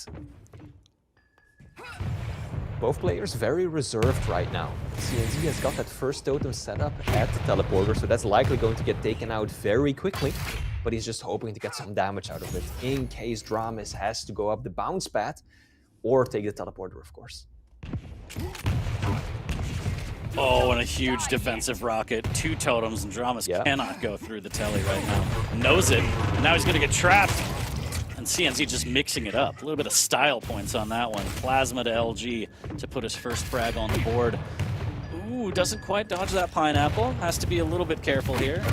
This Dramas may have one out on this heavy. Still, CNZ trying to do some damage. Good LG. Making sure that it's not completely free. But this machine gun chase.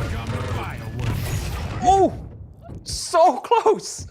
Dramas somehow edges himself onto the Mega. Could have gone so wrong. He pushed through the teleporter, 80 points of damage off the bat, then that LG hitting him into a corner. If he There's nothing more NA about it, Flea. I love it. If he it still works. Grab the pineapple. That would have been it. So yeah, Dramas doing exactly what you said he should do, taking out totems. We never clarified how, so face checking them is fine. He does have the stack to work with as a keel. But yeah, Dramas, that was exactly one of those plays I was talking about. Super high risk, doesn't make sense, somehow pays off. So we're tied at 1, 2 minutes in. And more of that, please, as Dramas positioning himself for the heavy. A little bit too early, but taking that high ground. CNZ waiting from down below for a rail, and there it is. That's exactly what CNZ wanted. And he's just going to take that as a victory and try and make his way over to the Mega a little bit earlier. As he does step into some tribal, Dramas has the ability to maybe set up a rail, but instead he just wants to stack back up and maintain what he has rather than risk losing any kind of stack before this next heavy, which isn't for 15 seconds. So weird positioning here for Dramas. He's got to figure out a way to try and get some high ground to fight for this one. Yeah, absolutely. CNZ is trying to dominate the ways onto the heavy, but that's a clever rocket jump. A route not many players take. Gets away with the heavy, but takes a lot of damage, down to 40 points of health. But oh no, CNZ caught looking the wrong direction. Takes a bad rail in the back. Mecha is up to back him right back up. And we're still in a tight game for the... I like what Dramas is doing, setting up some traps of his own. Oh, That's nasty. 190 out of absolutely nowhere. CNZ on the back foot. I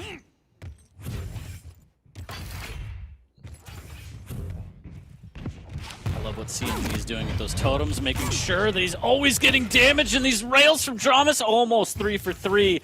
But CNZ is making it just impossible for Dramas to go through the telly without taking some damage. That was one of the first times we just saw Dramas go through safely. He is very hesitant here. Takes his time to pick up this Mega. Well earned by Dramas, but for the most part, CNZ making sure that that top ground through that telly, Dramas is always going to take that damage. And it looks like Dramas is letting CNZ know, I don't care. I'll face check everything you throw at me. Let's fight. And Dramas is hitting 66% railgun. Now it's dropped a little bit after missing that last shot, but still showing exactly what he's capable of. I think it's a little odd to see that CNZ is only hitting 30% because Keel is a slow and a large target. So I would be expecting CNZ to just be bouncing him around with those rails, constantly harassing him with 390 points of damage. Especially considering how good his rail was on map 140, but now CNZ is just struggling to land those shots, and I think that's a big part as to why Dramas has such a comfortable stack right now. Yeah, for what it's worth, those playing the home version, Dramas is on 30 ping, CNZ is on 100.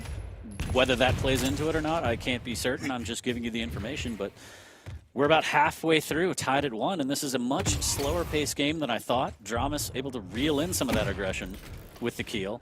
Nice little lineup rail there from CNZ, making it look easy. Good positioning on that rocket to make sure he doesn't go through, and he's going to be able to grab it. Takes big damage, though. Wants a little bit more. There's Dramas now trying to make his way back to the high ground. We've seen him struggle trying to get there, and there's the totem again. Is he going to face check another one, Flea? He has the stack to do it, but not comfortably so. But then again, this is Dramas, and we've seen him do crazier things than that. Oh, he does take away the totem, the tribals, deletes it. There we go, CNZ finally starting to get some rails of his own, and this could still be a frag, even though Dramas did pick up the heavy, he's low. But CNZ, passive, disciplined as always, decides not to engage. I think with how slow-paced of a game this has been for the, neither player wants to put themselves at a disadvantage.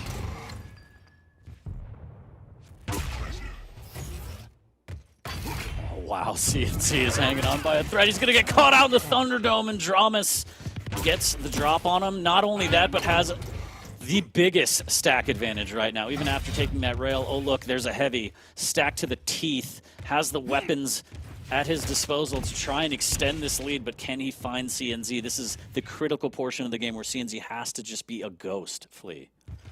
Yes, indeed. He simply doesn't have the stack to show his face. Dramas has got a lot of pineapples ready to go, plus an overwhelming stack advantage.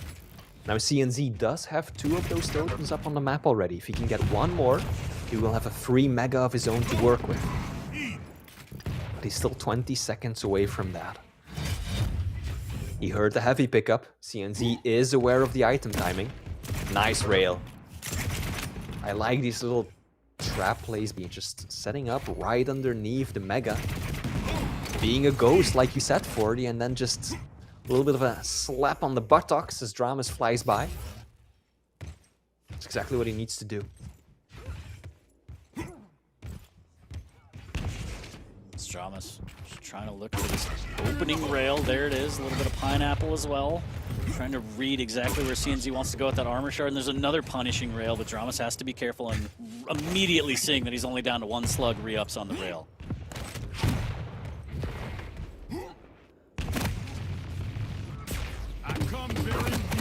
Oh no, yeah. CNZ eats a pineapple. He wanted to telegraph there. He wanted to commit to that one, but that grenade is going to make him reconsider. Oh, goes through the teleporter at the right time, does a lot of LG damage, but still weak, still tender. He's got to be careful because the tribals. Dramas has been sick with the tribals. Let's take a look. Nearly 300 points of damage with the tribal by Dramas. That's not something you see every day. It's not bad at all, especially from Dramas, who plants CNZ into the ground. Rest in peace. Catches him out. Of CNZ was so good at evading for so long, but Dramas with another frag. 2 minutes left, up by 2. And just the stack. Again, the items have been firmly in Dramas' control. There has only been 1 heavy in CNZ's possession this game. But now for the first time, 40, CNZ does have all totems up, so he's got his own overstack for Mega. Could this be the turning point? Nice rail, but he needs more than just that one. Dramas is actually just going to go up the bounce pad. Oh, 2 points of health! CNZ clutches it out. That was so close. If he had lost that fight, that would have been it. But still, he's in the running. Just 1 frag behind, 90 seconds to go. Entirely possible, especially with the Mega or the Heavy under his belt, rather. Rail there from Dramas, and what's crazy about that play is that wasn't that crazy of a push from Dramas. That made sense, but CNZ punishes and wins that fight, and maybe that's why Dramas is like, you know what, when I'm supposed to push, I just lose. I'm just going to push when I'm not supposed to. There's a great initiation rail, but CNZ with the LG melts him, and we have a tie ball game with a minute left. Heavy up in just 2 seconds, both players engaging in a standoff, but CNZ's LG, it has been murderous today, 40.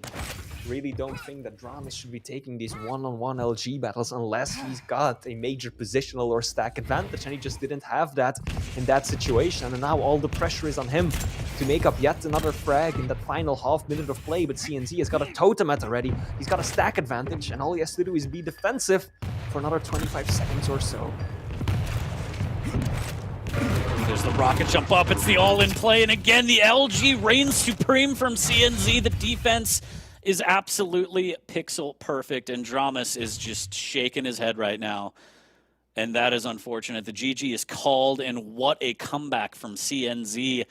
Dramas was firmly in a position to take this one push, one misstep at the Mega LG fight, down to 2 points of health. CNZ takes it, and the game gets flipped, Flea, just like that.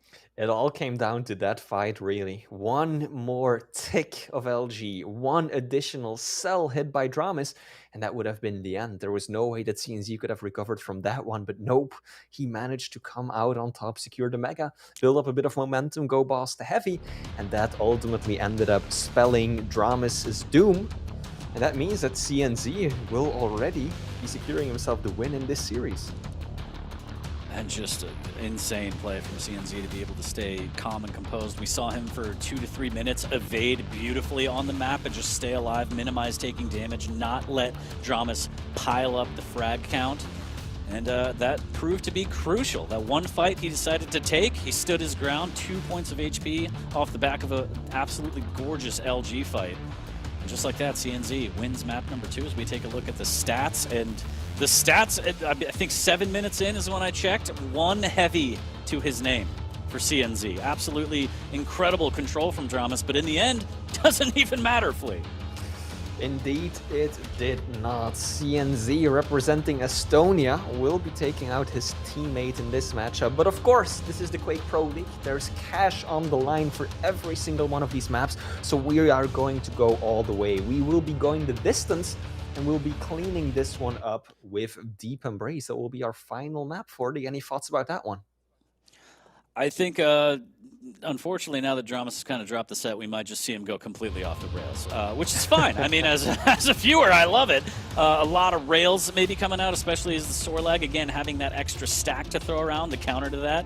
Dire Orb does huge, big damage up close. So if Dramas gets a little bit too close for comfort for CNZ, we might see a lot of Dire Orbs, we might see a lot of Deweys back out. But yeah, Deep Embrace, I mean, this one should be a fast-paced game. I personally thought Vale was going to be a little bit more fast-paced than it was, so always down to see how these players approach it, but Dramas hopefully has a little something left in the tank to try and take at least a map, but that one's a heartbreaker because, again, I feel like that push wasn't terrible. It wasn't a badly timed push. It was just LG on LG. CNZ got the best of them, and the game turned right off the back of that.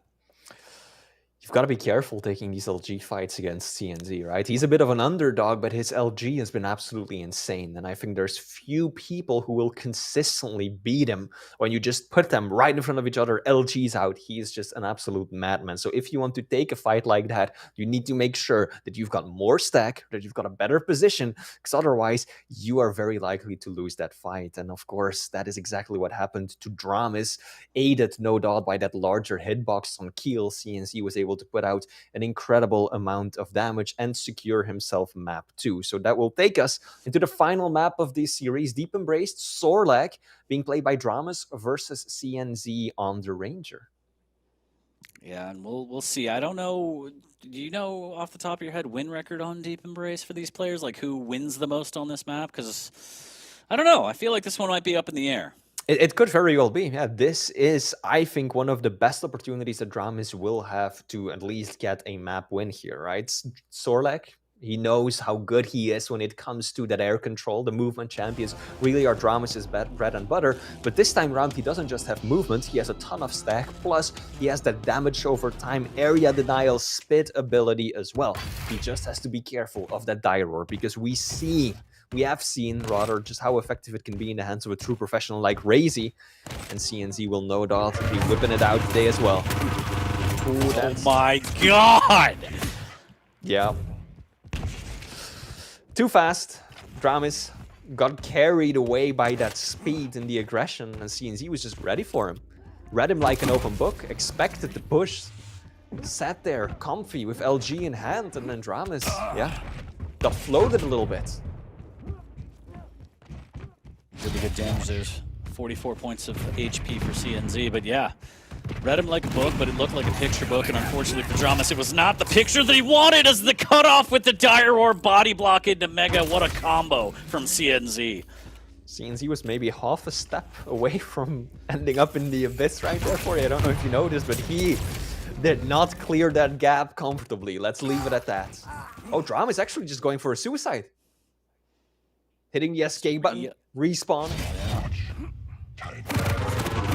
Not a bad choice, all things considered. You don't see it very often at high-level play, but the intent clearly was to get a good respawn on the Mega. Give up heavy towards CNZ and then try to block him off, but ultimately it didn't pan out that way, and now CNZ already 4 frags in the lead, but these rockets, 1, 2, 3, making it rain. Dramis and catches him out on the rail, but the orb keeps him within bounds, and CNZ so quick on the reaction right there. Wow, fancy footwork as well as Dramis gets a rail shot off, dodges. He's back in this, so the tactical suicide working out in the end for a little bit at least, for what it's worth. Still down by 2. Nice fadeaway rail there to make it all worth it. There's the spit on the LG, trying to cut off CNZ, but CNZ just pushing with the shotgun, relentless, but getting stuck through the drive-through window, and the rocket going up the jump pad. Dramis finds the damage he needs. Looking a lot better right now, Flea. But getting a quick refrag right there, CNZ. Just in time before the heavy spawn, so he gains a massive prize there as well. A little bit of a misfire. I like what Dramis did right there, switching it to the gauntlet for that extra bit of damage back into the LG for the trade. That was about the most that he could make in that situation. Oh, big rocket, but CNZ again, that LG has been on point. And yeah, the gauntlet swap, just knowing that, you know, I need a little bit of that extra damage going through the telly. So Snoop hit him with the boot, but he's still down by 3. Into the machine gun, CNZ with the fadeaway machine gun funk gets it. Is pretty low, needs to be careful as he makes his way over to this Mega. Can Dramis chase him down? Hits a great rail, but the jump across, and he secures it, but another great rail again, and Dramis goes 3 for 3. That's exactly what he needs. 66% railgun accuracy by Dramis. He's doing everything he can to keep this a close game because he is not winning it on basis on the items. Dramis so far, he has secured just 2 major items. CNZ is at 11. That just shows how much control the Estonian player has had over the map and over the items. It's making it so difficult for Dramis because every time he does secure an item, like just now, he's caught in such a bad spot. Yeah, it's almost like he's only giving up items he knows he can kill at. And that's a great shot from Dramis as CNZ goes flying through the air and Dire Orbs onto the heavy for a little bit of insurance just to make sure that it's in his possession. And Dramis just flicking around with the railgun, landing all the shots. But can he get the frag off the back of it? Oh, and he goes all in, and that's that high risk, high reward again, and doesn't pay off this time. Dramis now, he's going to be reeling after that one, flees the LG from around the corner. The Mega's picked up. There's the rocket jump. Weird air fight, and somehow the trade, the tri-bolt, comes through for Dramis. Dramis being at point-blank range and going for the rail shot. Name a more iconic duo for the You hardly can in the Quake Pro League. Sometimes it pays off, often it does not. And now trailing by 6 frags. Dramis, what are you going to do? Once again going for the rail. This time he didn't really have much else to work with. But all that means is that this gap is just widening. CNZ 7 points ahead already.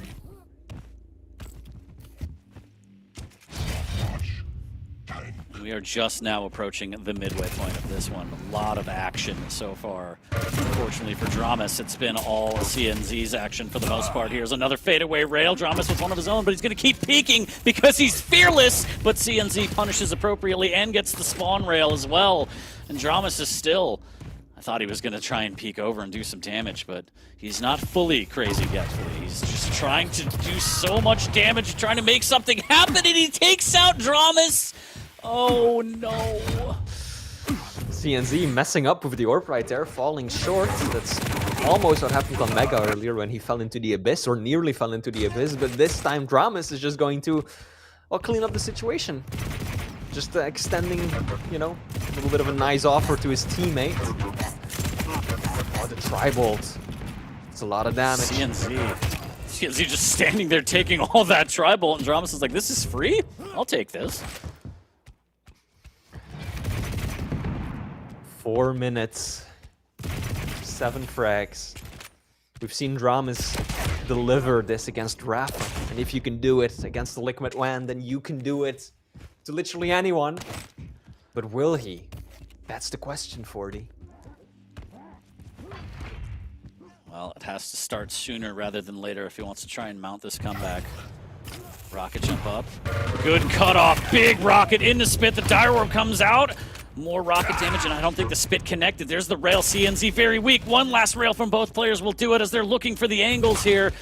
And through the stairway, Dramas just a little more patient, lands his shot, and he should be able to win out on this heavy. So decent opening, but still 7 frags to do. And look at this LG, just absolutely shuts it down. CNZ's not having any of that lead. CNZ knew exactly where Dramas was at, figured out the route he was going to take, and set up the perfect trap. And that's the risk, playing these faster, these mobile champions. Look, it's happening again as we speak, 40. Sometimes the speed just ends up controlling you, and before you know it, you are blindly strafing out into the middle of a room. And if your opponent is setting up a trap, is waiting, lying in ambush, yeah, with aim like CNZ's, you are going to pay for that transgression. Dramas now just hugging the ropes. He just wants it all to be over. Please stop the room from spinning here.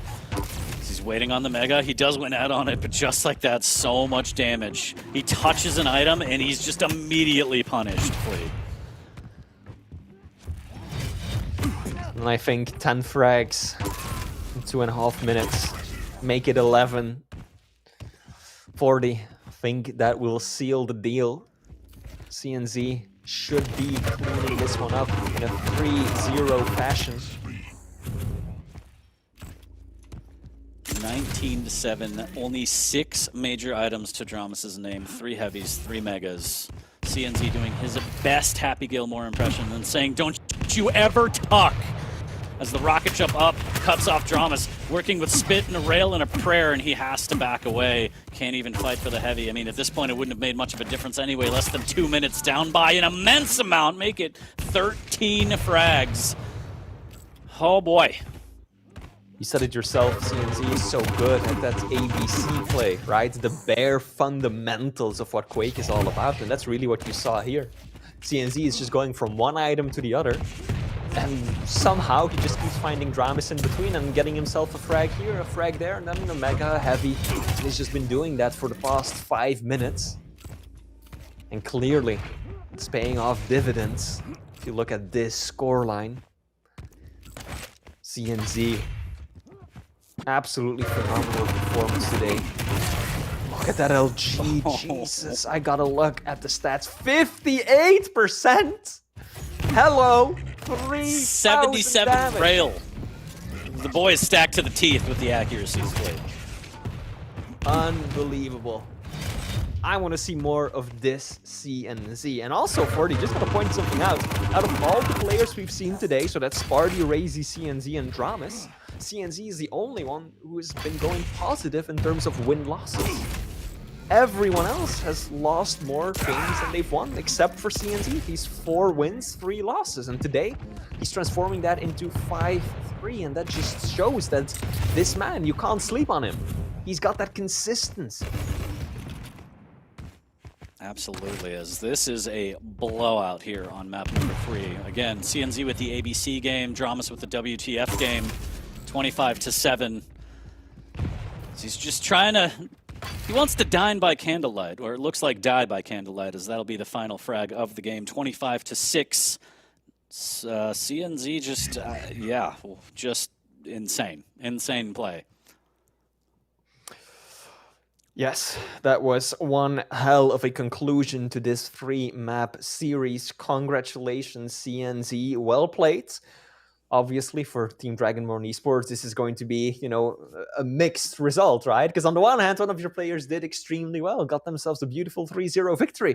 On the other, well, the flip side of the coin means that your other player suffered a 3-0 loss. But still, solid performances by both of these players, right? We've broken down what went wrong for every single map, but generally speaking, Dramas, you said it best, 40. He just puts himself in these really dangerous situations where the only way out is landing those rails, and it just doesn't always pay off. It's so risky.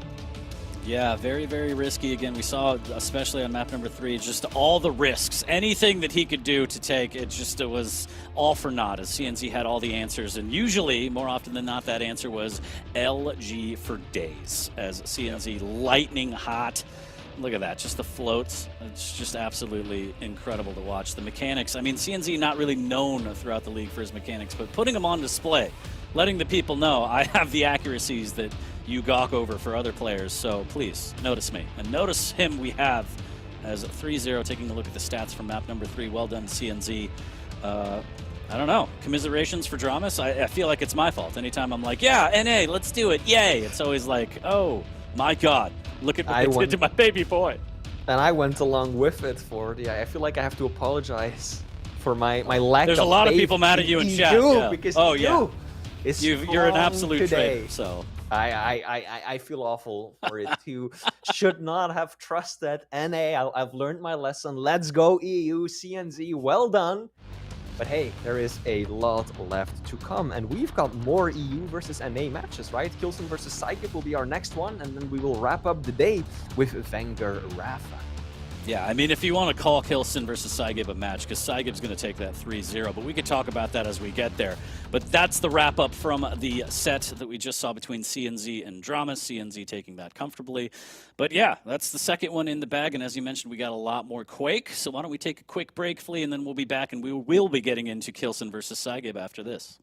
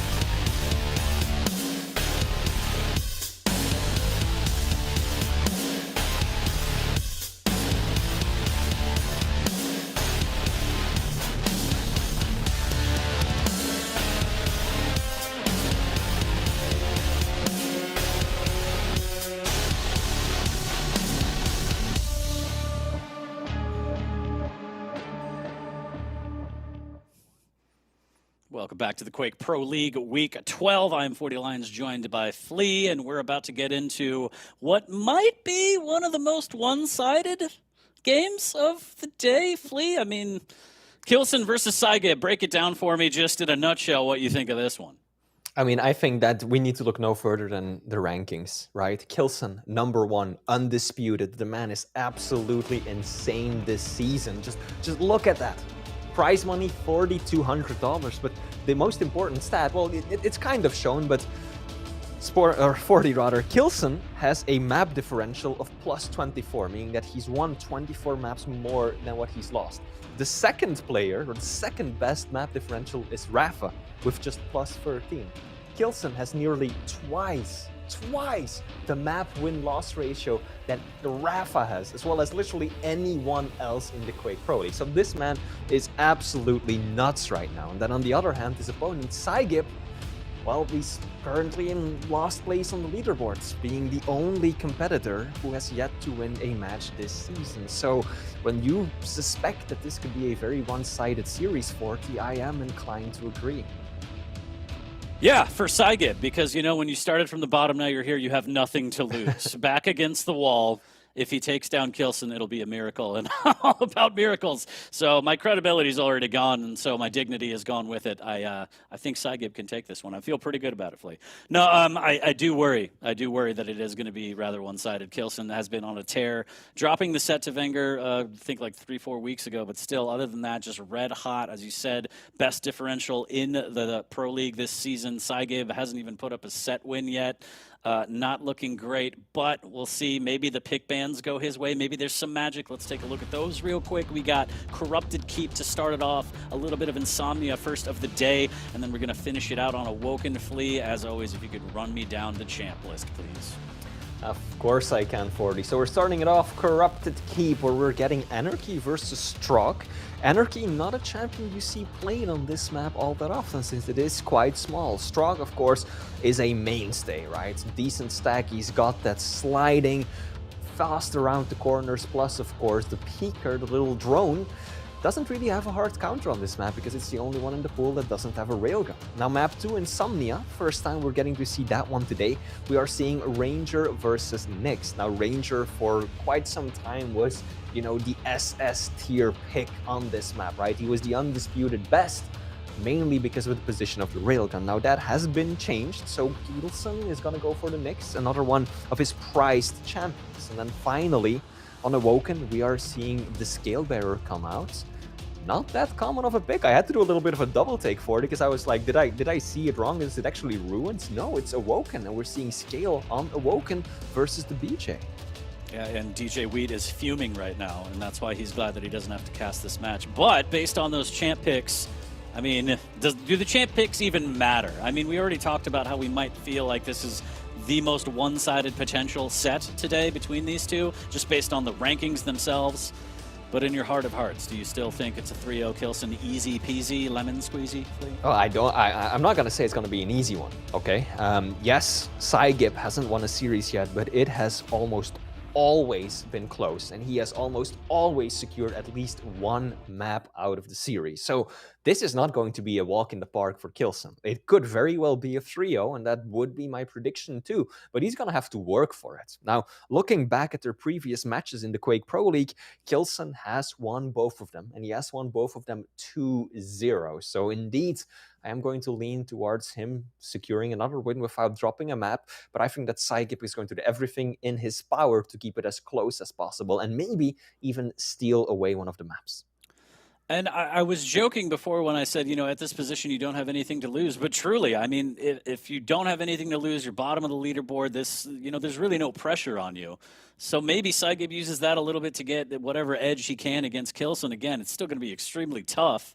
But we'll see. Maybe, you know, any given Saturday, Sunday, Monday, whatever, any given Quake day, Flea, anything can happen. So Kilson does have to be on point. He can't sleep on this one. But yeah, I think predictions probably firmly in Kilson's favor. Full focus, as he likes to say. But Saige, you know, you never know if he has a little something up his sleeve. Maybe we'll see the aviators in the bandana. Saige to Saigot transformation throughout the set. I'd love to see it. I miss it, actually. It kind of makes me sad. Absolutely. Now I'm also taking a quick look at chat, and it looks like the chat's prediction is 93% in favor Rude. of Kilson, and 7% are hoping to win big by betting on the underdog. So let's see what Saigib can do. We're starting off on Kilson's point of view, immediately bringing out that Peeker, knowing very well that Saigib has got very little to counter it, and that's a free 50 points of damage. Look at the confidence on Kilson's end. This is risky though, he doesn't have heavy machine gun. And somehow he still gets it! 40, he should not have won that. He should not have won that fight. He just didn't care. He believed it was full focus. And it's the full frag for Kilson as he's up 1-0 early as the machine gun wars open us up here. And up close and personal, the shotgun not quite on target. Has to make a mad dash for the Mega, and he's able to get to it before he gets gunned down by Saigib. So aggressive with the super shotgun. We all know that's his Achilles heel. He's so vulnerable to these blasts. Oh, is it starting to snowball? Oh, it's a kill shell. No. Throwing the towel. I'm gonna vomit. We're only 50 seconds into this map, and Kilson has already found himself multiple spawn frags. But hang on, Saigib making good use of that air control, steering himself back into the heavy. And that allowed him to get that frag.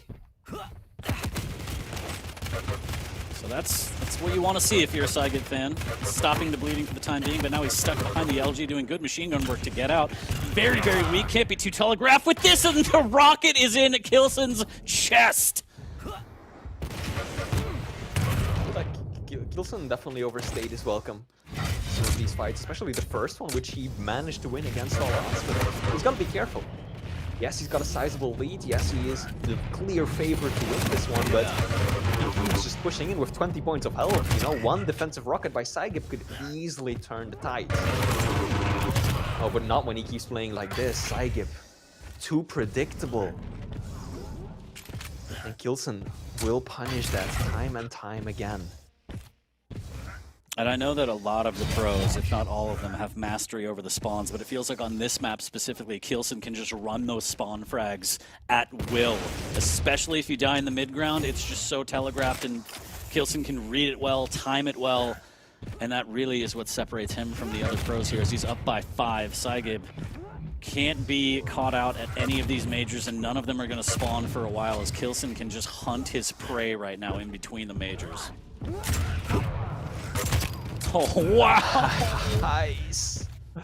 And this is a really dangerous part of the map for Saigib, because Kilson has got full control of the items. And this is kind of how Corrupted Keep tends to flow, right? It's pretty balanced for the first few minutes. Yes, there may be a few spawn frags, but it's only when one of the players gets both Mega and Heavy under their control and starts just running the map because of how small it is, that things really go awry. And that is what Kilson is going for right now. Mega Heavy. He's got perfect control of the both of them. And he's got plenty of time in between to hunt out Saigib. So the American has got to find some opportunity to play this. Trying to land some rocket damage around the corner here, as he has no armor to his name. Saigib just staying alive, LG in hand. Sneaking around, and he does evade long enough to get an armor shard. Uses the inject as a pocket Mega. I think he's going to take this fight onto the heavy and see if he can do at least some damage. There goes Kilson through. There's the swap to rockets. Big damage. The shotgun not quite landing for Kilson, except not yet. Not soon enough. As Saigib does enough damage to try and fight for this. Can he land the damage? And he can't flee. It wasn't a bad choice to go aggressive there, because he had done a hell of a lot of damage in the previous engagements. But Kilson, the rocket, getting the bounce into the super shotgun, just cleaned it up and sealed the deal nicely. Yeah, Kilson has got to back up into that small armor. Didn't quite get the rocket jump right earlier. And it looks like almost nothing happens, right? Saigib managed to disrupt Kilson's flow for what? Feels like 10-20 seconds, and now Kilson's firmly back in the driver's seat. Oh, Saigib nothing literally but scratch. How do you get back from this, Flea? You're 5 minutes in, you're down 11. Maybe 12 right here. The jumping shotgun, is it going to come up big? It is! Okay. There's a little something, something. That's how you get back into it, 40. Getting a good frag just before a major item spawns. But now he has to be careful, though. Saigip, he's got to show some restraint. Jumping around the map like that, Kilson is just pummeling him in terms of damage output. Saigip just really not finding his groove. 40, 19% LG accuracy by Saigip. That is unusual. Kilson hitting 42. You don't see that very often. Saigip, he's a brawler. His LG is usually very solid, but this time around he's just really not landing the shots, and much of that has to do with the fact that Kilson isn't giving him the opportunity to. But even then, like, look, Saigip, his aim was so off in the first half of that fight. Don't really know what's happening to him, and it's not really the ping issue either, because it's Kilson who has the highest ping in this matchup. Yeah, I mean, a bit curious here is the Rockets. Okay, they land right before the heavy pickup. He is a little bit weak, but he's going to have bubbles to work with here. But is Kilson going to re-aggress immediately to try and get the refrag? He's got such a big lead, I wouldn't be surprised if he decided to throw a body or two, but he doesn't need to with 4 minutes. He's still going to play composed. He's going to just chip away at this Mega. There's the pocket inject used by Saigip to try and fend off Kilson. Kilson relentless with the damage here. Going up the jump pad, getting caught out with LG just for a tickle, though.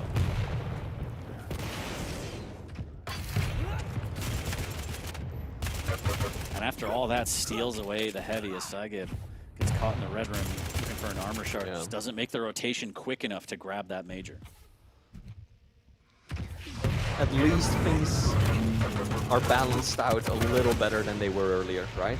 This is much more of an even fight than 3 minutes ago or so when Kilson was just running everything. He was in full control of all the items. So Saigip, he is on more equal footing right now, but he's got to be careful because look at this. Kilson takes away heavy. 15 seconds before Mega. Could make a play for it as well. The big detriment to Kilson's game right now is that he doesn't have the LG. Oh!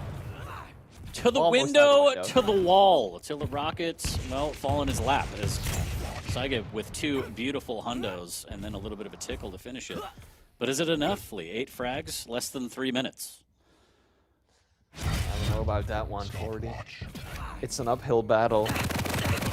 And it's a steep hill. This ain't a hill, this is the Mount Everest, and that's a lot. Saigip, can he do it?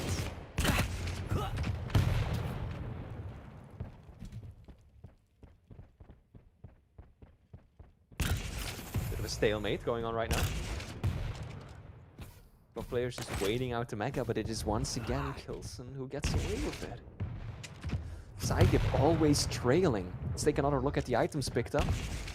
19 majors for Kilson versus 12 by Saigip. But the unusual thing, 40, is that Kilson, the one who was in control for most of the game, also has more of the smaller armors picked up. And that's usually not something you see. It tends to be the player out of control who's able to take up most of the small items. And that is just a testament to how aggressive Kilson has been. He keeps on taking fights in between picking up the majors and then just restacking with those small items as well, thereby denying them to Saigip. Oh no, and after all that, it was just a matter of time. Flea Saigip was dead to rights. And Kilson playing with his food a little bit, let's be honest. Up 10 frags. And I think this one is toast, unfortunately, for Saigip. But he did put up a little bit of a fight, but in the end, it was just a blip on the radar for Kilson, looking so strong. Fantastic rocket, a little bit of machine gun to add salt to the wound as the inject comes out from Saigip. And at this point, just hugging the ropes for the last minute, trying to mentally reset before we get into map number 2. This one was just not on the cards for him. Big rockets, though. The saving grace of this entire map is that, okay, I mean, a little bit of that, too, as Kilson goes for a dip, but it's hot. The rockets from Saigip have been on point. As you mentioned earlier, the LG lackluster, which is alarming, but the rockets have been very, very solid for the most part. One player whose LG is not lackluster is Kilson, 46% against an Anarchy, after having dealt over 2,000 points of damage. There's just a very interesting discrepancy there. If you look at the damage output, Kilson has largely ignored rockets in favor of LG.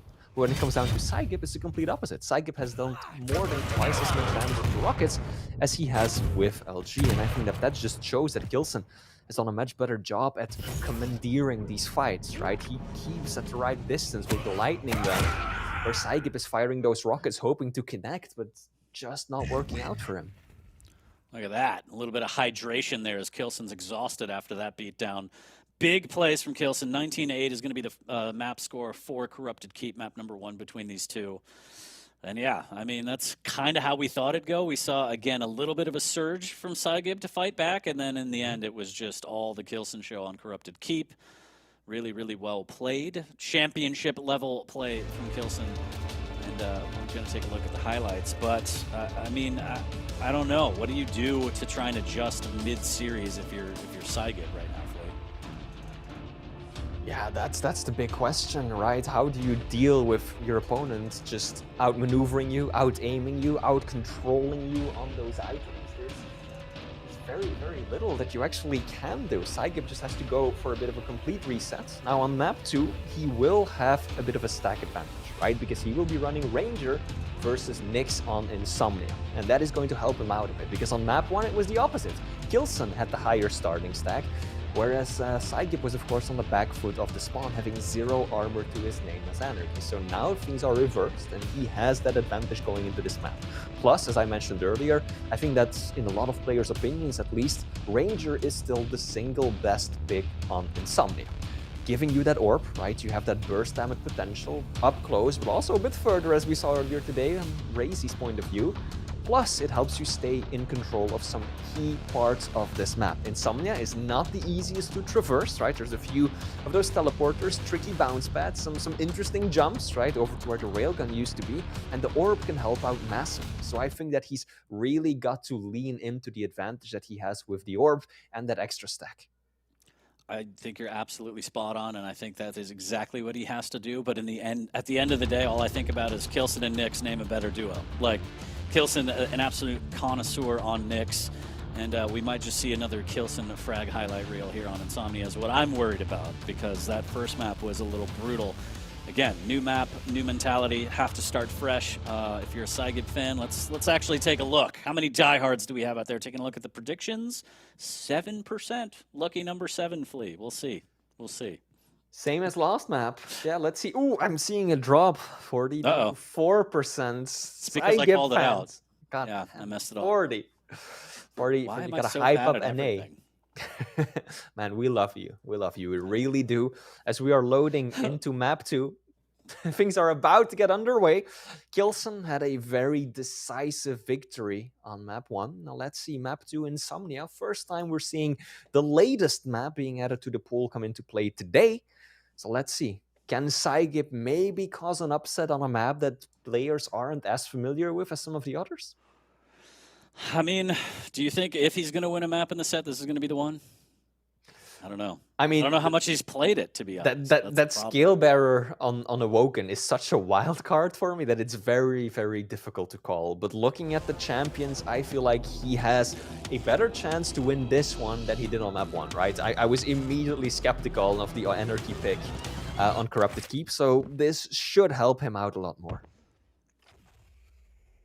We are number 2, starting off on Kilson, who again has that Nyx. And has that big old delay on the heavy. Just a nice little 6-second one. More importantly, getting all the weapons he needs to fight just in the blink of an eye. The unholy trinity at Kilson's disposal. Saigib well equipped as well. Orb in hand and might set a trap right around the corner, but just doesn't even land the initial damage to warrant a Ghost Walk being popped. And that might be the key here as Kilson, brave, takes the peak, hits the rail positions well for this, and that's why the delay was so big, Flea. But look at this! Up the jump pad, but the shotgun misses, but okay. He redeems himself with the second shotgun blast, but there was a glimmer of hope for Saigib there for a moment.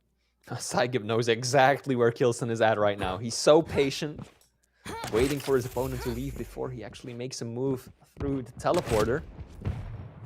He's positioned nicely for Mega as well. Kilson can't make it there on time, so that will definitely be going in favor of the American. But Heavy, that's a different story altogether. Looks like both players are pretty content just going for their own major item. But what Saigib is missing right now is the rail. Look at him going aggressive, perhaps a bit too aggressive. Kilson read him like an open book, knew that he wanted to complete his armory. And it cost him dearly. Oh no, and he misses the jump, so Kilson will win out on the Mega and should be able to get a clean path to the Heavy, and that's very unfortunate for Saigib how that just went. He's just going to get locked out of the map now, Flea. Kilson taking his time, even grabbing the armor shard to deny even more resources from Saigib. This could indeed be a critical point for Kilson. Same thing happened on the previous map. There was that one moment where Kilson gets the leg up over his opponent at just the right time, and he then converts it into full control. Ghostwalk has been popped. Oh, Saigib didn't hear it. Still not too bad. Good shotty. There we go. Another one for good measure. As he takes away the Heavy, but he's down to 9 points of health. Kilson isn't going to let him get away with that one. But he is weak. Not weak enough though. 2 rails back to back, and that is going to hurt Saigib as Kilson extends his lead. There was an attempt by Saigib, but it was No. bit careless as the flick of the wrist gets Kilson his 5th frag and almost gets a highlight reel off the spawn, but instead Kilson takes out Kilson with the aggression of Saigib. The rocket will take him out, so Saigib, relentless, might get this frag going through the telly and enough stack to be able to take that damage. And still in this one, Saigib. It's not going Kilson's way. Again, as a light champion, doesn't really have a lot of stack to play with. Off the spawn, and there's the Dire Orb. And Flea, this is a 1-frag game just like that. Absolutely. Turning it around real quick. In position for Heavy as well, and Kilson just doesn't really have any weapons to fight with. Doesn't have rocket, doesn't have LG or rail, so he can't stick around. And now Saigib, full control. Let's take a look at the damage output. Kilson dealing more damage and securing more items, but this could very well be a turning point for Saigib. And what a boost it would be to take a map off of Kilson. Not only a map, but going into the 3rd with the potential for a series victory over Kilson, the #1 ranked player in the league right now. Still, a lot of time before that's decided, but only trailing by 1. That's not a bad start here, as Saigib is able to scoop up that Heavy. Kilson waiting patiently by the Mega, setting up a nice rail angle if the jump pad's taken, but it looks like Saigib's going to take the opposite hallway. And a rail for his troubles. There's a rocket placed, misses with the rail, but there's the Dire Orb, there's the cutoff, and the Ghost Walk will be used, and Saigib will win out on that Mega. So the aggressive play, baiting out the Ghost Walk, putting the pressure on, and Kilson has to oblige. That was a brilliant push by Saigib right there. Just orbing straight onto it, knowing that Kilson still had that railgun in his hand. Timed perfectly as well, forcing out the Ghost Walk just before Mega spawned. There we go, some nice railgun action as well. Kilson doesn't have the Ghost Walk yet, but can he push through the choke point? A little too dangerous. Saigib wisely decides against it. He's starting to get into the swing of things, 40, and he doesn't want to give it up. Doesn't want to drop any unnecessary frags right now, so he's gonna stick to his guns, try to play the items for now. Is he going to Dire Orb in for this Heavy? Kilson grabs the armor shard. That's actually going to make noise, and he's going to be able to go in. And there's the Dire Orb to play aggressive, and just like that, the Ghost Walk immediately popped. Definitely seeing a bit of a pattern here, right? Kilson defensively hanging back with rail. Saigib forcing out the fight, going in aggro with the orb, and then Kilson just popping the Ghost Walk and making himself invisible on the map once again. If this keeps up, Saigib will tie up the game, because Kilson is not going to be able to continue evading him forever. It's only a matter of time before Saigib can break through this defense of Kilson here. The Tri-Bolt not quite landing. Ghostwalk in pocket. If things go horribly wrong, he will take a rail. Going up the jump pad, and there's going to be no item on this side for 13 seconds. So Kilson caught in a precarious position here as the Mega goes to Saigib, and now he can take his sweet time to get around the map. Does have to make sure he gets back in time, and Kilson just using the sound keys to maybe deal damage and get out. There's a good rail, and just like that, he's out of there for the armor shard. And Saigib gets what he wants too, but at the end of the day, Kilson maintaining this 1-frag lead, playing hyper defensive, Setting the traps. Doesn't get a ton of damage, but he wants to kill right here. This is it. There's the rocket jump. Beautiful wall jump, and look at that, Flea. Perfect execution. Hits the initial damage to Ghost Walk follow-up and steals away the Mega. That was beautifully played by Kilson. Saigib just lost track of Kilson completely right there. Had no idea that the German player was set up underneath him, waiting in that hallway, and then rockets, combos. The aggressive push with the Ghost Walk. Really well played by Kilson. Nice rail. One more should do it. Ghost Walk has been used, and Saigib heard that. He heard Kilson come out of the Ghost Walk. He needs to push this. There we go. Shoddy will clean it up. That's exactly what he needs to do. Force out the Ghost Walk, preferably without the orb, and then save it for the actual chase when he knows that Kilson doesn't have that trump card anymore.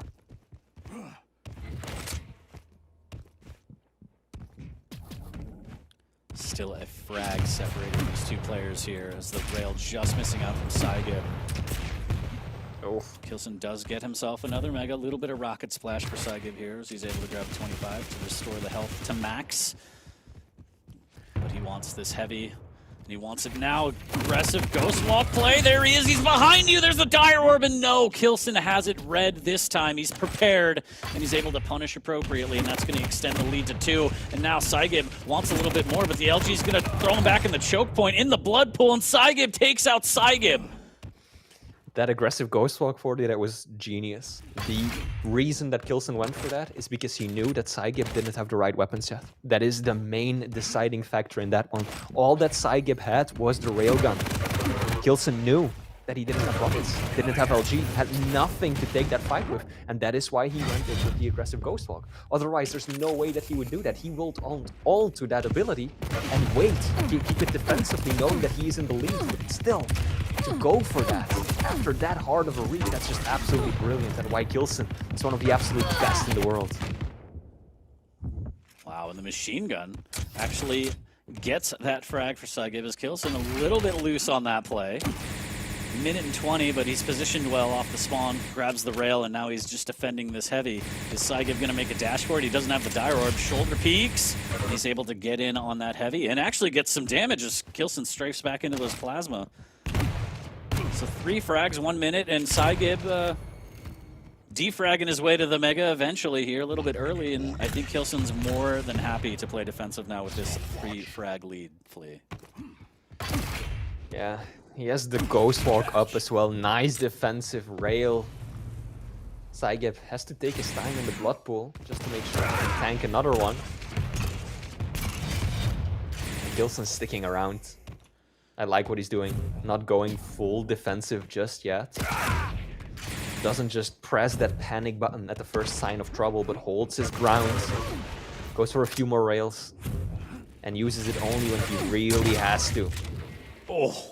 This is still possible. Big shotgun blast. Yeah, he ran out of rockets. Shotgun was the optimal play there. Great rail off the spawn. Here's the chase. No Ghost Walk available for Kilson. So now this is actually danger territory.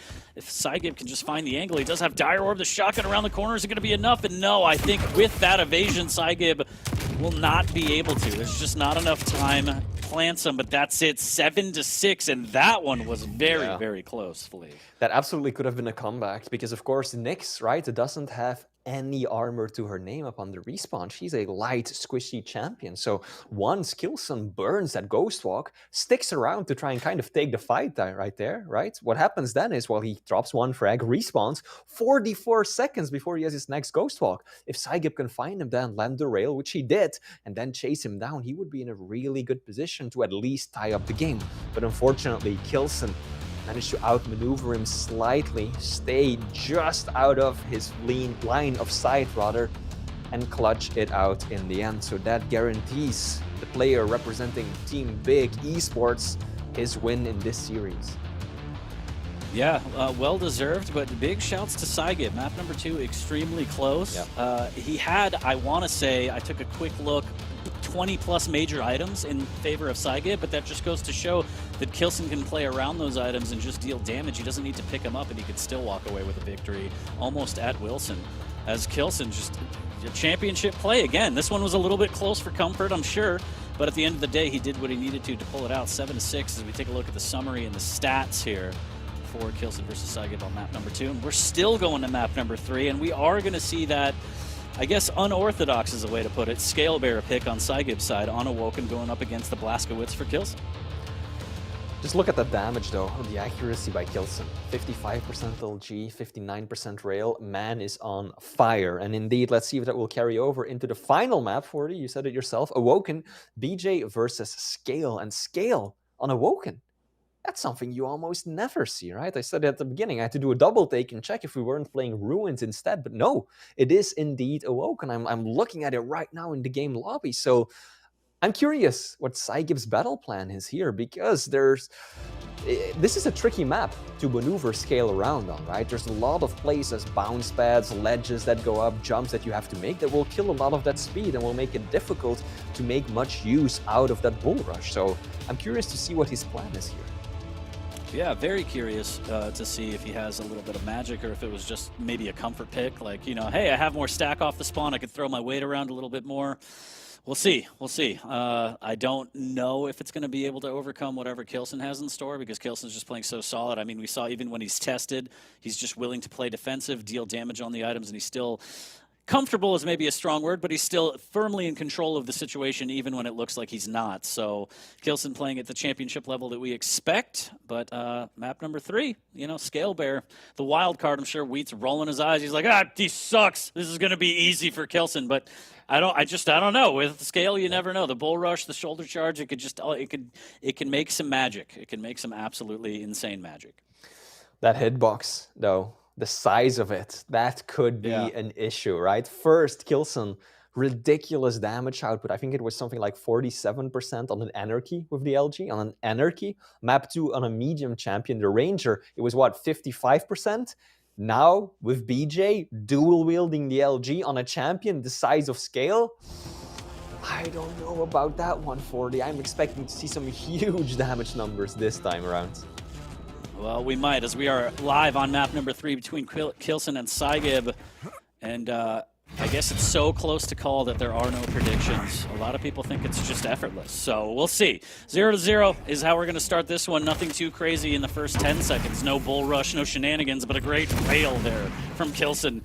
As the Tri-Bolt wards him off, he was going for a little bit more there, trying to keep the pressure on early. Again, does have to melt through a bit more of a stack playing against the Scale, but I think Kilson is up to the task here, Flea. It may very well be. There's almost no delay between the items. Kilson setting up for heavy. Oh, Saigib. Yeah, I think Kilson was like, oh, you're pretty far away from Mega. I think he was considering just going for a rocket jump through the doorway, trying to challenge his opponent near the Mega. But currently, Saigib is definitely the one doing most of the damage here. Good rails, good Tri-Bolt, keeping Kilson at bay. And the German player is only at base stack right now, and Saigib is looking a lot healthier than that.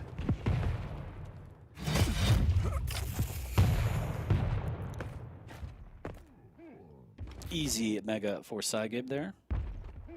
Still has the bull rush in the pocket. Kilson just lying away with the T-Con. This could be a big opportunity for damage, but Saigib doesn't even make it through the doorway to attempt the bull rush, so the rocket's warding him off before... Oh, from behind! Nice little 180 rail from Saigib. That could have been real bad, as you saw all that damage come out immediately from the dual wield. Great rail follow-up from Saigib, but Kilson hits one of his own as they trade items, and now Kilson has him dead to rights. What a rail there to take that first frag, and just really well played from Kilson. These are just top-level plays. It's like that ghost walk on the previous map. Kilson timing his ability so perfectly just as he goes up the bounce pad. Saigib with his back turned. 168 damage out of nowhere. Oh, both players are weak, but no! Kilson still ends up coming out on top, even though he is the one going up the bounce pad with less than 20 points of health. But Saigib, look at these rockets. We know that rockets are his cherished weapon. And he's putting it to good use there as well.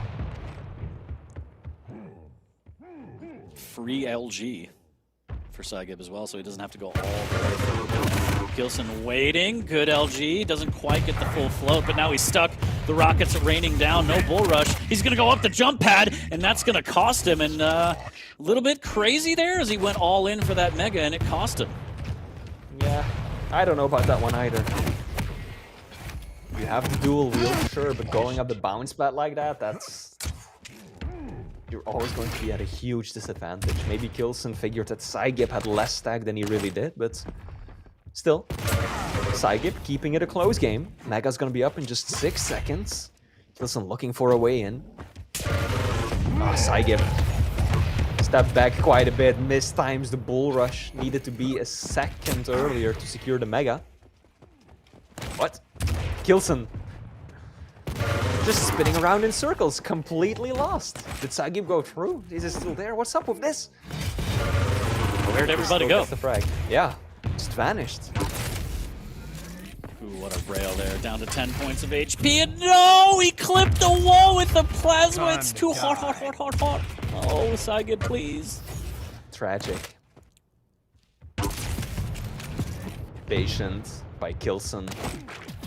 Knowing that Saigib is probably going to re-peak that. But he was still lingering around. Connecting the shot as well, and now is in prime position for the heavy. This is where it might all go wrong. So far, Saigib has managed to put up a good fight, keeping it a close game, but now Kilson, for the first time, has got an uninterrupted and very nicely balanced spread between the items. He can run both heavy and mega, one after another. Like, look at how good of a situation Kilson is in right now, 40. He waited with picking up the mega because he still had over 140 points of health. He was like, why would I even pick this up now? I'm barely getting anything out of it. I don't need this. I want to maximize everything, and he still is hitting everything, too. Getting the rail through the telly as Saigib goes up the jump pad. Now he has to just run away. He is living off the armor shards, at the very least, which is nice. Does have the bull rush as well, but he's essentially been forced off of the map.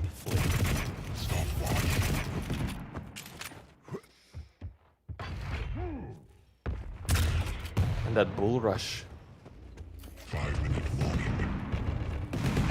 What would you say it has added to Saigib's game so far, 40? Because there's been 2 situations or so where he actually managed to make something good out of a bull rush, but usually it just ended with his doom rig. Oh my goodness, okay. Make that 3 situations.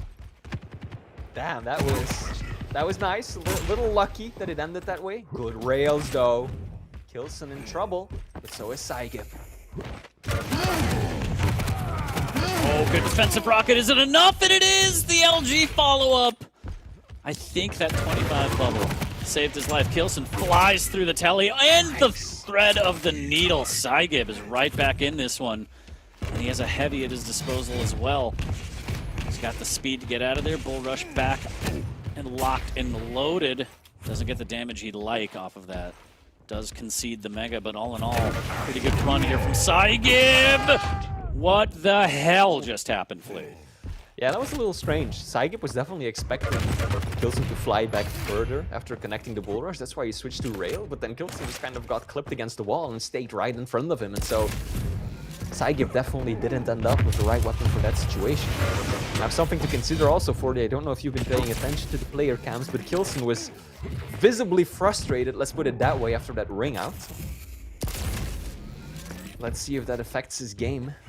I don't think it will. Kilson, you know, he's always a kind of player who shows how he's feeling about the game, both positively and when things aren't going quite as well.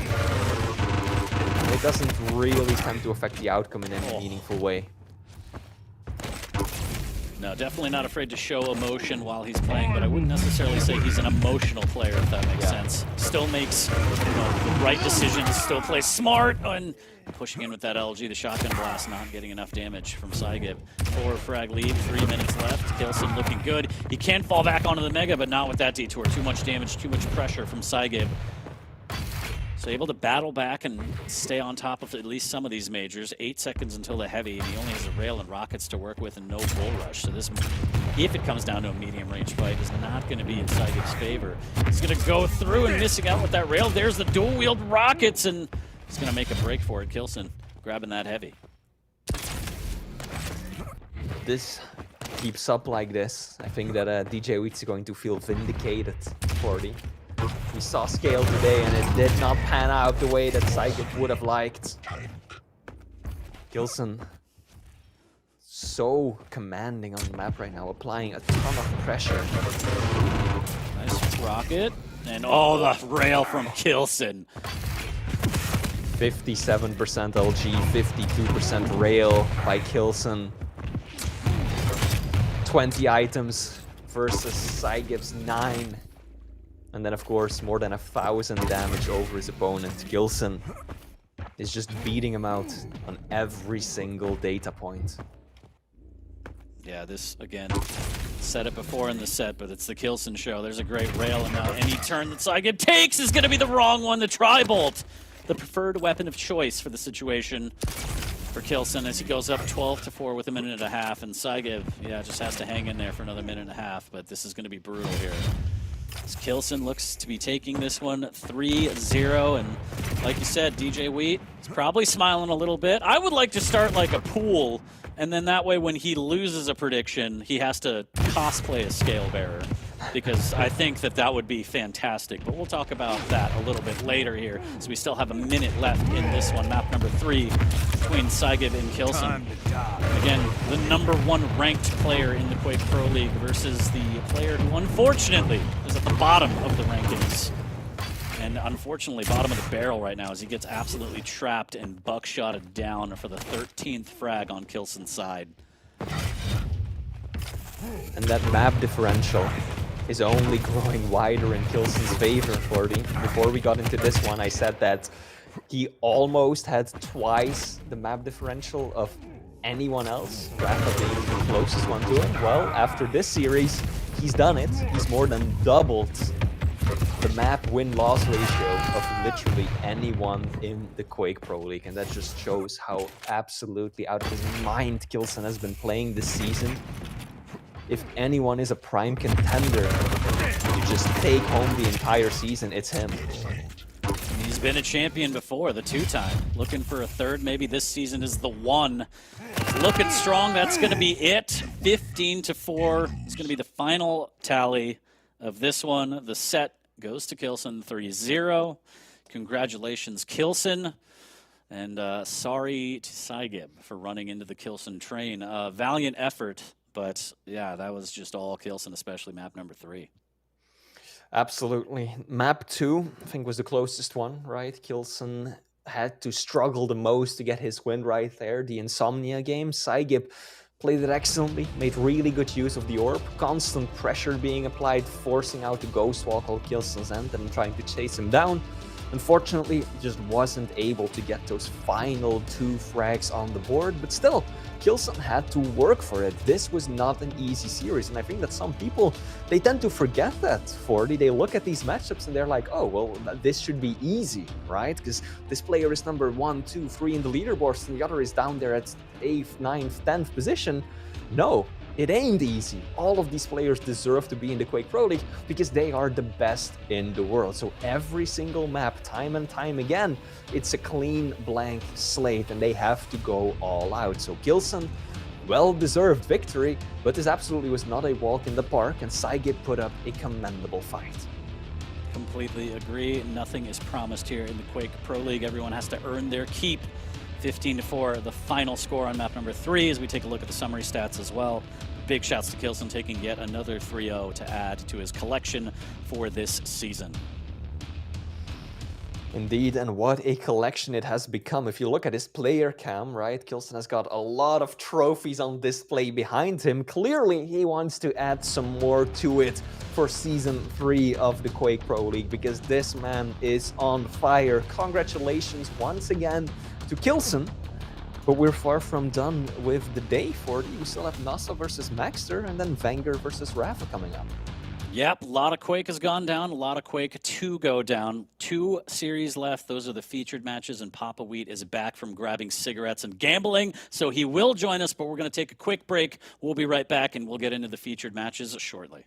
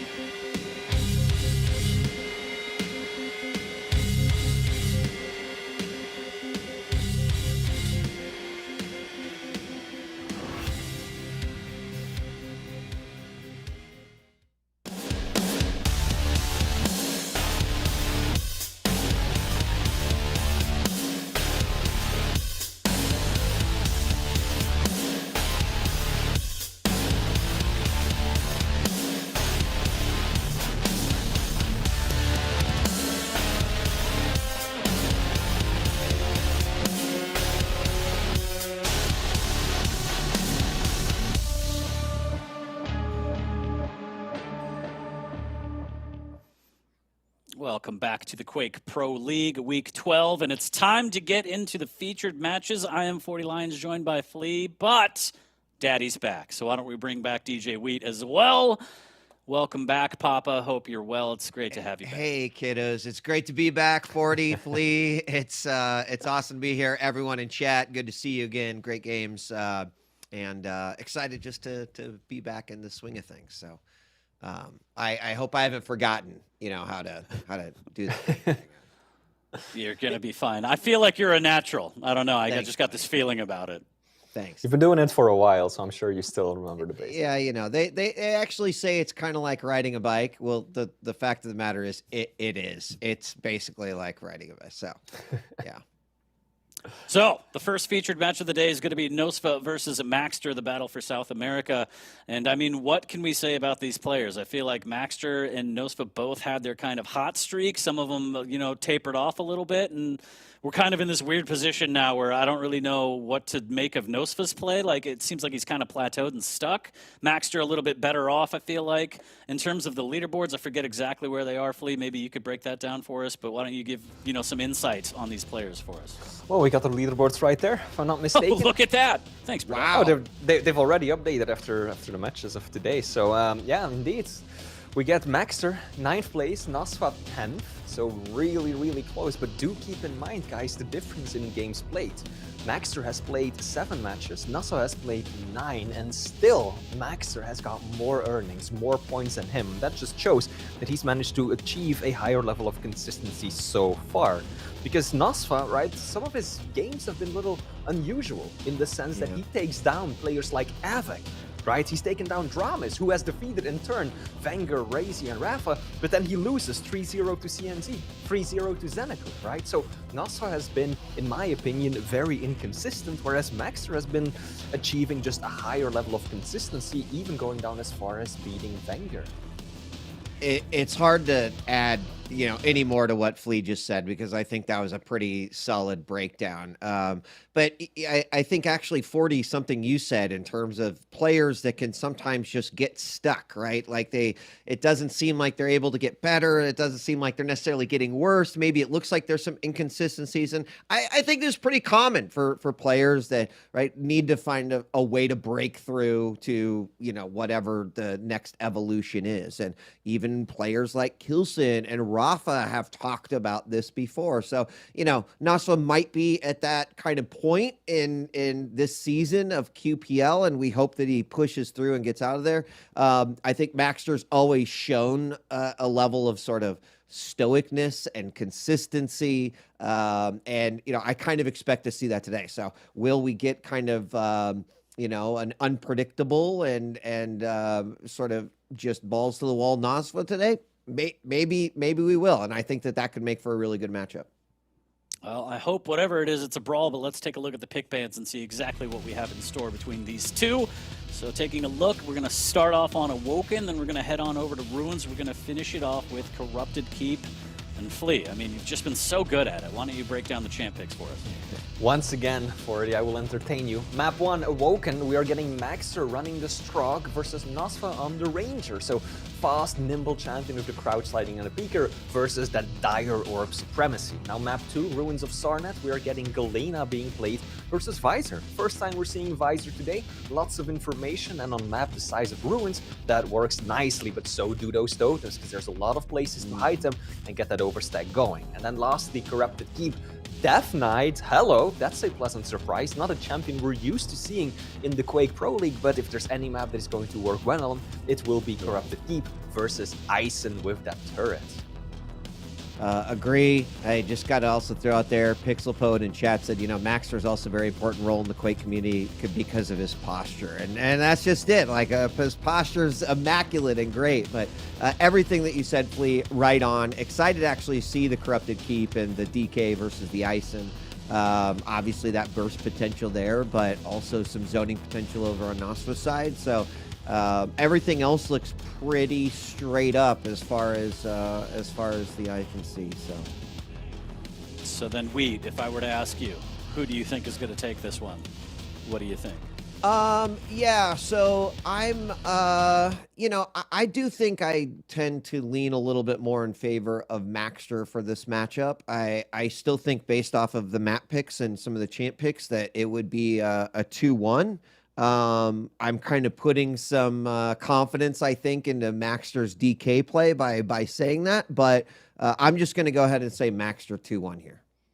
Max or 2-1 Flea, how do you feel about it? I mean, this is a very difficult one to call because if you look at their performances during the season, right, you tend to want to give it to Maxter, right, for the same reasons that Wheat also went over just now. But then if you look at their historical matches against each other, and I was surprised myself to see this again, Nasfa has won every single match that they have played. They've met against each other 4 times, and Nasfa won all 4 of them. The last one even 3-0. So when they go up against each other, Nasfa tends to get the better of Maxter, even though Maxter generally performs better during the season itself. So that makes it very difficult to make an accurate prediction. So just to be a bit of a contrarian here, I am going to say Nasfa 2-1. I want to see him continue that trend. I want to see him break through that ceiling, that plateau that he's been hitting this season. And I want to see him take the win today as much as I love my man Maxter. Really glad you said that, Flea, because I'm looking at the predictions and 87% are in favor of Maxter, and I want that to be evened out a little more.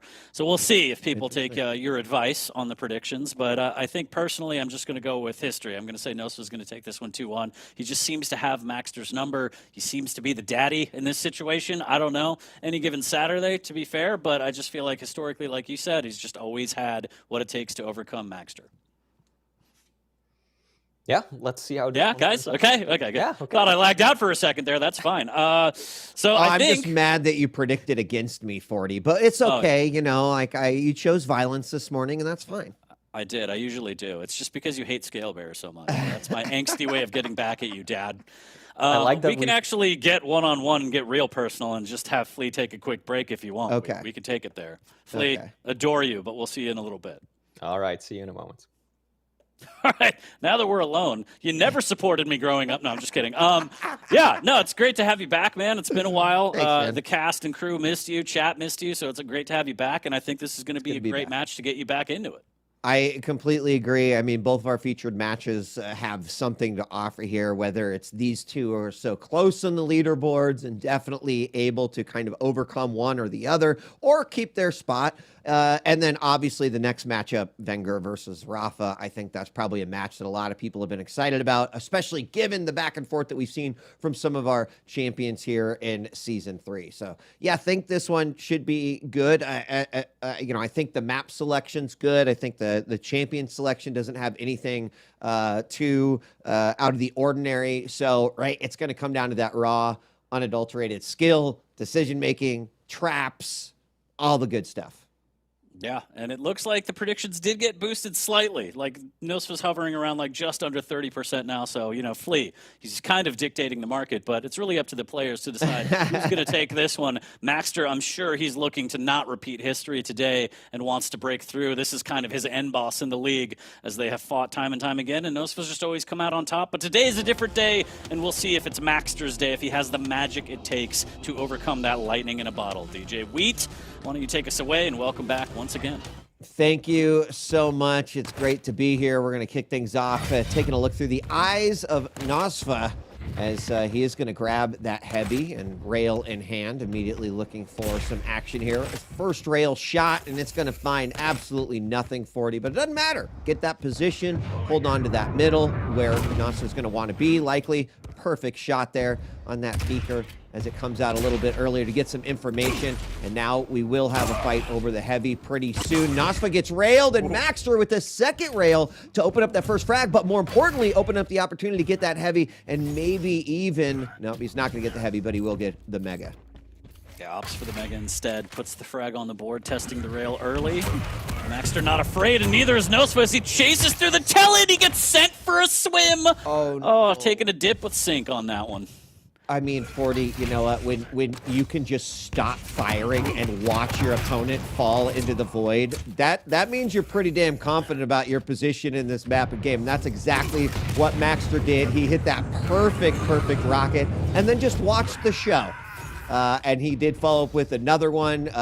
That's going to put him on the board at 3-0. Maxter looking really strong so far here in the opening moments. Very strong, making a statement out of the gate here. Not even a minute 30 in, and he's 3 frags up.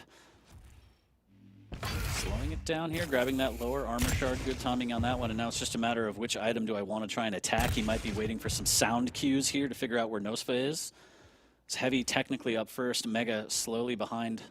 And it's just a matter of what's safer to Maxter. It looks like the Heavy is going to be the decision there. Does spot out Nosfa, tries to go for a little bit of an LG tickle, but just not long enough to get that damage. But really liking the way Maxter's starting off this game, Wheat. Yeah, I mean, Maxter's really putting some priority on just his mobility in general. He's been using Peeker more as a way to kind of get information and deal a little bit of damage here, but I do think that was a smart move to go ahead and go for the Heavy in that last rotation. We are going to have another set of major items hopping up here in a second. Once again, Maxter's like, cool, I'm going to take Heavy. I know you're going to get Mega. We got an LG fight down on the lower levels. Both players very, very low. Orb's going to be used to get out of there, and a rail does hit. Mega's back up, and Nosfa with a kind of 5-head move there. He didn't pick up the Mega on the spawn, but was able to get it after that fight there, and that actually kind of kept him alive a little bit longer. Wow, that rocket pop almost in the rail, but yeah, you're absolutely right. I mean, using the items very, very well.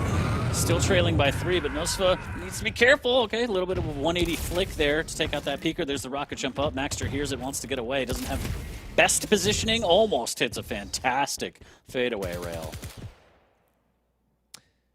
Yeah, we're 3 minutes in. I think Nosfa's made some really good decisions the last minute or so. He was able to keep the major items away from Maxter, which was kind of a nice swing for him. Still not able to capitalize with that first frag, and that's what he's looking for. There's a rocket jump up to the top. Orb seems like it comes out, and there is the rail for an impressive by Maxter. Both players so low, and Maxter is going to be able to want to get that by the skin of the teeth rail on that one, and that puts Maxter up 4-0. Can he get another one? Oh, he does. 5-0 on a conversion that Nosfa is not going to be happy with. And I love the fact that Maxter still didn't go for the highlight, 3 for 3, 4 for 4. He just swapped to the machine gun, said, I hit 2, I know he's weak, I just want the frag, and I want to extend this lead. So smart heads-up play from Maxter. Even under pressure, making the right choices, and that's why this lead is 5-0, but Nosfa trying to battle back in the Peeker. Get that out of here. No public display of that. Nosfa's on the board with his first.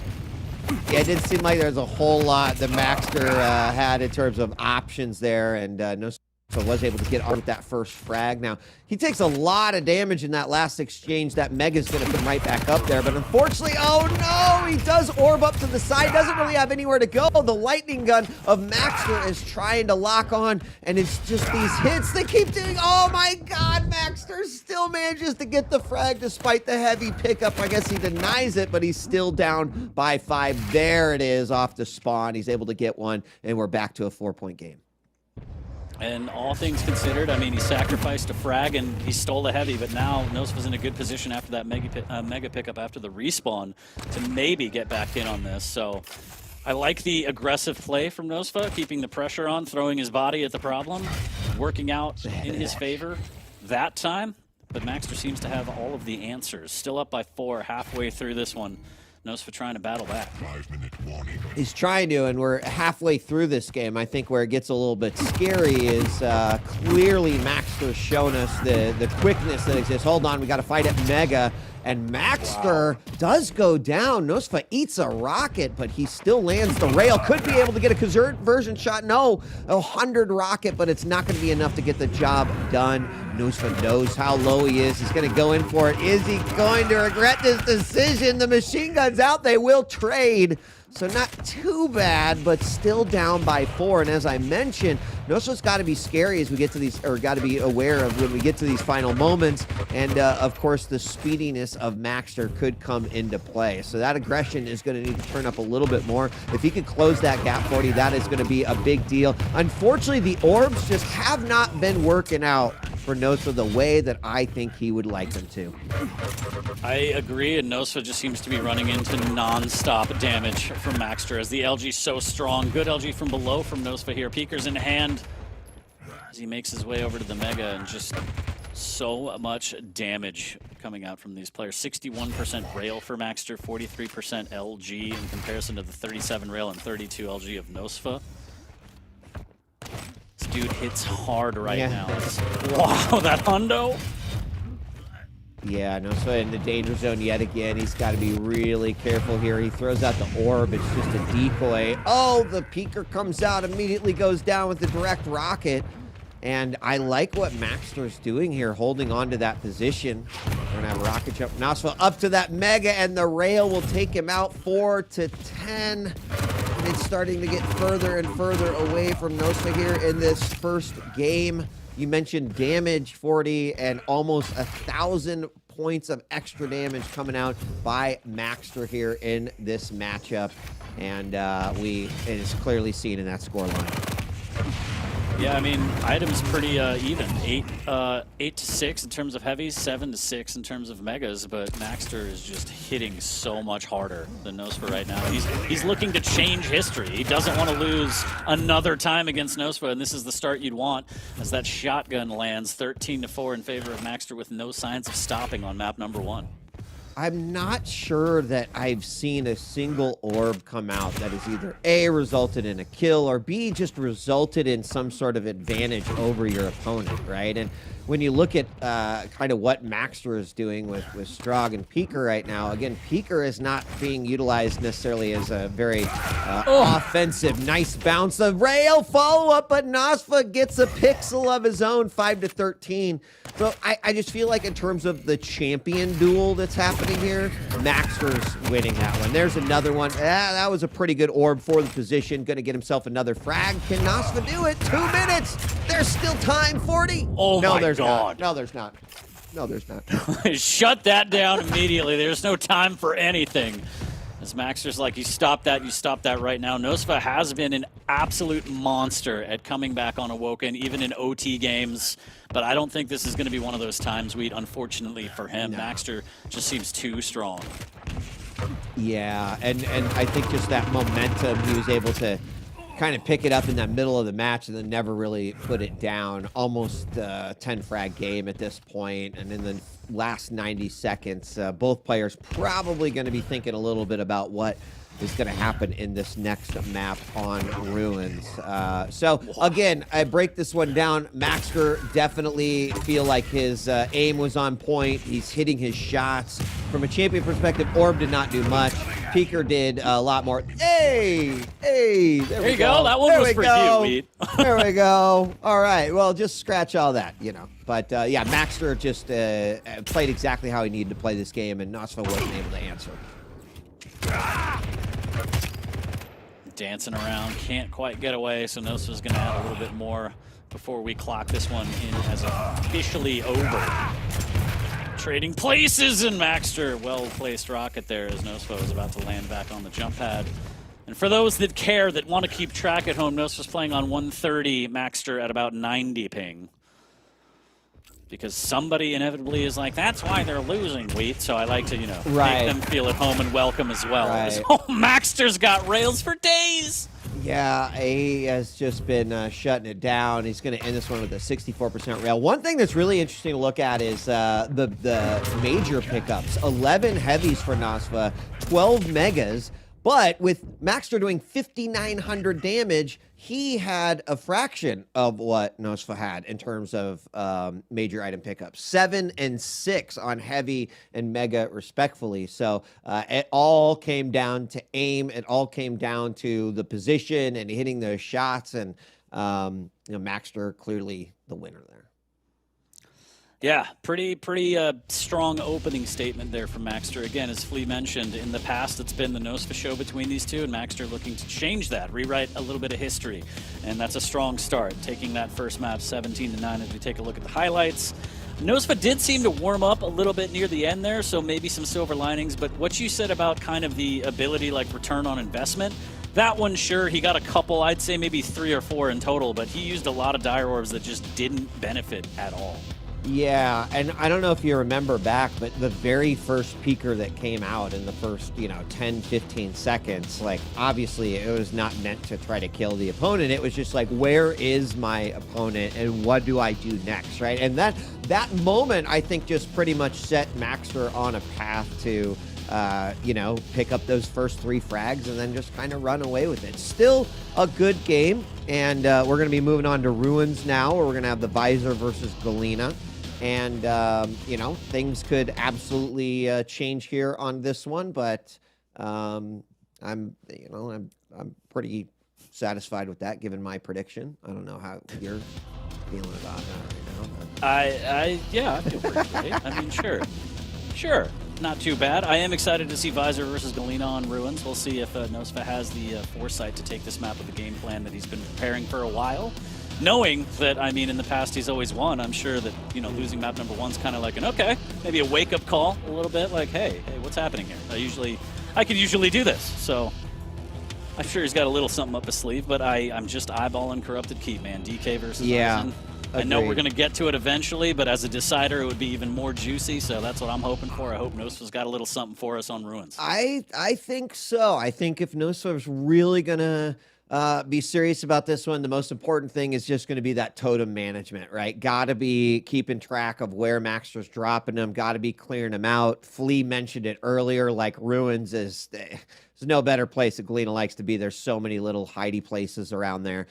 So that will be important, right? Having Piercing Sight is going to help him at least with potentially regaining control over major items, setting up traps as well. And the rail is obviously, I'm guessing, similar to last game, going to be very important in this, especially, well, I guess from both sides, really. But the big thing for me is just going to be how's Nosfa handling those totems, making sure that he doesn't get into a fight where Overstack's active, and there's not a whole lot he's going to be able to do. We'll see. Totem management is key, especially in a map this big where you do have to kind of take time in between the majors to traverse the map. Make sure that you handle those totems, otherwise it could be real bad. But we're going to get into map number 2 here as we are getting into Ruins. And we'll see. Does Nosfa have what it takes to send us to a map 3 as the decider? We're live between Nosfa Maxter, starting off on Nosfa, and he's got Rocket Spawn and that Mega. Not popping the vision quite yet, knowing exactly where Maxter is. And that might prove to be key here if he gets some good damage. Yeah, I mean, obviously, it always happens. A little trade there. First totem found, eliminated. So, you know, gonna be trying to stay on that. Now, I think that compared to the last game 40, we're definitely gonna have a bit of a slower pace. Things might pick up right after a frag to see if there's any sort of quick conversion, but Nosfa is going to grab himself the heavy, and obviously they're just gonna switch up here, but I think it was a wise move for Nosfa. He's gonna, again, clear out another totem, so he's thinking about this. Clearly, he's in the right headspace to make something happen here, and I'm excited to see this first battle. Rails exchange there. There's the vision. Is he going to push in off of this? And he wants a little piece of Maxter here, trying to figure out exactly where Maxter's going to commit to, but instead he's like, you know what, Heavy's coming up, no big deal. And he grabs it. So again, slow. There's the first rail coming out from Nosfa. He sees Maxter drop down, or maybe he didn't. I'm not sure.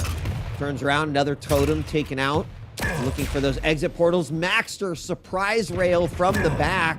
Nosfa thinking about potentially fighting this one. He's going to pop vision, and he sees exactly where his opponent is. Rocket jump up to the top the rail, but the rocket to the face, and Maxter picks up a first frag on what I would definitely call a pretty risky move. Oh, and he does it again! Steal! That's game confidence right there, 40. Oh my God, Maxter! Wow. Just got to let it breathe a little bit, 40, I think. Like, that was such a quick 3 frags for Maxter right there. You know, 2 rocket jumps that absolutely were very risky. Nosfa does finally bring it back. We're 2 minutes in. He grabs 1, which is good. I think that getting that frag was certainly important because that had to be a little bit demoralizing, especially on 2 with those popped rocket jumps. Nicely done by Maxter, but Nosfa is on the board.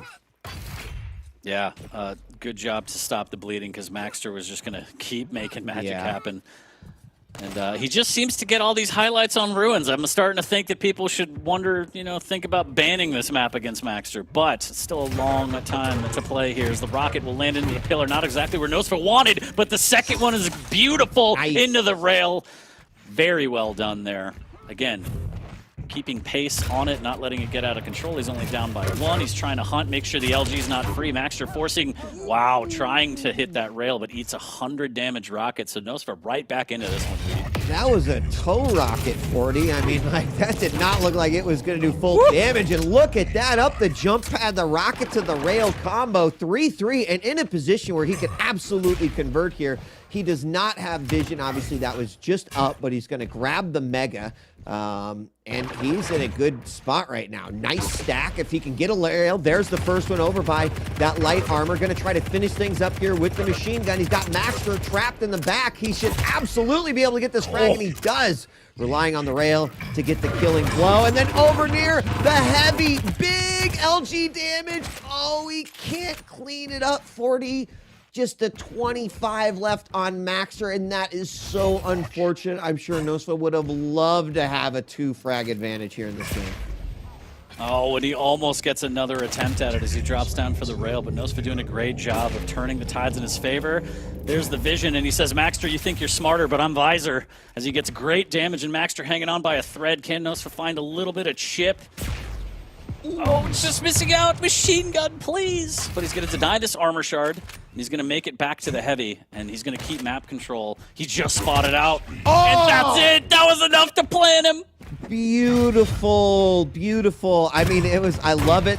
Kind of the double check there. He saw him right out of the corner of his eye. He peeked back, landed the perfect rail. And then look at this monster. We have a Jekyll and Hyde situation here, 40, where suddenly the monster has come out on Nosfa's side, and he has suddenly turned this game that he was down 3 by into a 7-frag run to give him the 4-point lead. And you asked for that potential tiebreaker on the next map, and 40, your wish may be granted. I think it's going to happen. I believe in the magic, as Nosfa he's heated up. And he's serving it up hot and fresh here, catching out. Maxter just missing out on that damage. He was willing to go rail the rocket on that one, Wheat. That's how confident Nosfa is right now.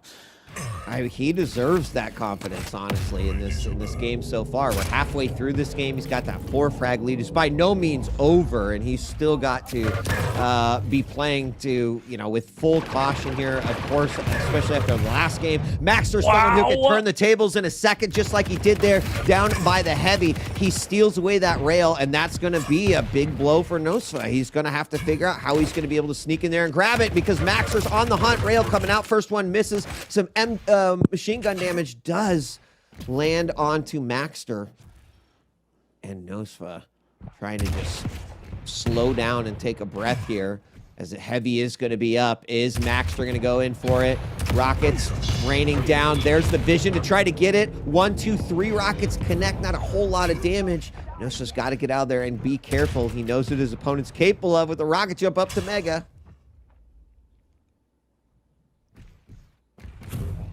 And Maxter almost. He was waiting for the double back, and just the timing of it all.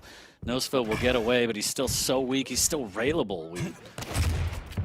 Yeah, and that's a scary place to be. There he's back up, but no armor stack at all. He wants to protect and hold on. Oh, one totem taken out. Face. Oh no! That totem is the hero of the game, 40. Oh my God, Maxter still down by 2, but that was a huge rail and frag for Maxter. Yeah, totem MVP. As Maxter takes advantage of that, Nosfa really wants that rocket. It's going to disappear right in front of him. A bit of an oasis there, as he does have a rail. Nice shot.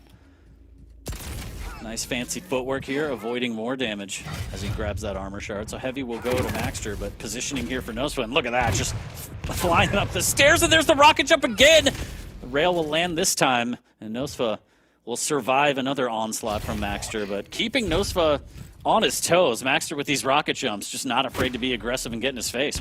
Yeah, I mean, it's exciting to watch, but definitely a little scary because it can be risky. I mean, in most of the cases, he's sort of surprised Nosfa, and we are going to have Heavy going to Maxter's side. Neither player with a huge stack, which is a little bit odd considering that one of them has typically had a better stack throughout the game. We'll see how this one is going to play out, but I think with 2 minutes left, it's still within the realm of possibility that Maxter is able to find two and bring it back. He might have to accelerate his speed just a little bit. You're going to try to go after Nosfa. First missed rail. Immediately going to turn around. Knows that Heavy is about up, and he'll grab that. And this is going to be the golden 2 minutes here. As he needs to get these two frags to at least tie it up. Another great rail after a rocket jump. Maxter paying the price, but all in all wins the positioning on the major. So net victory for Maxter, even though it's so risky. Full clinch every time he rocket jumps up, but you know, if it works, sure, why not? Nosfa hanging on by 100 HP in a single armor point.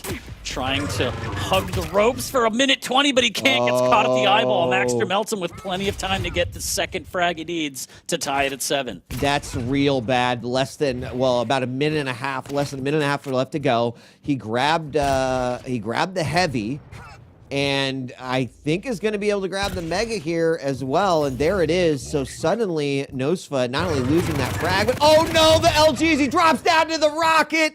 I saw it like in slow motion. 40 were tied up 7-7, but Maxter, no armor stacks. Got to be careful here. He's going to probably keep on trying to deny that rail from Nosfa, which I think is just the smartest thing that he could do right now. The rocket jump up to the top to get position for that Mega. And will we take it to overtime, or is Maxter going to bring this one back? Maxter just wants to end this. He wants to win this 2-0, taking us to the third for a potential 3-0 to shatter what used to happen in the past in the history books as Nosfa backed up into a huge rocket into rail with 15 seconds.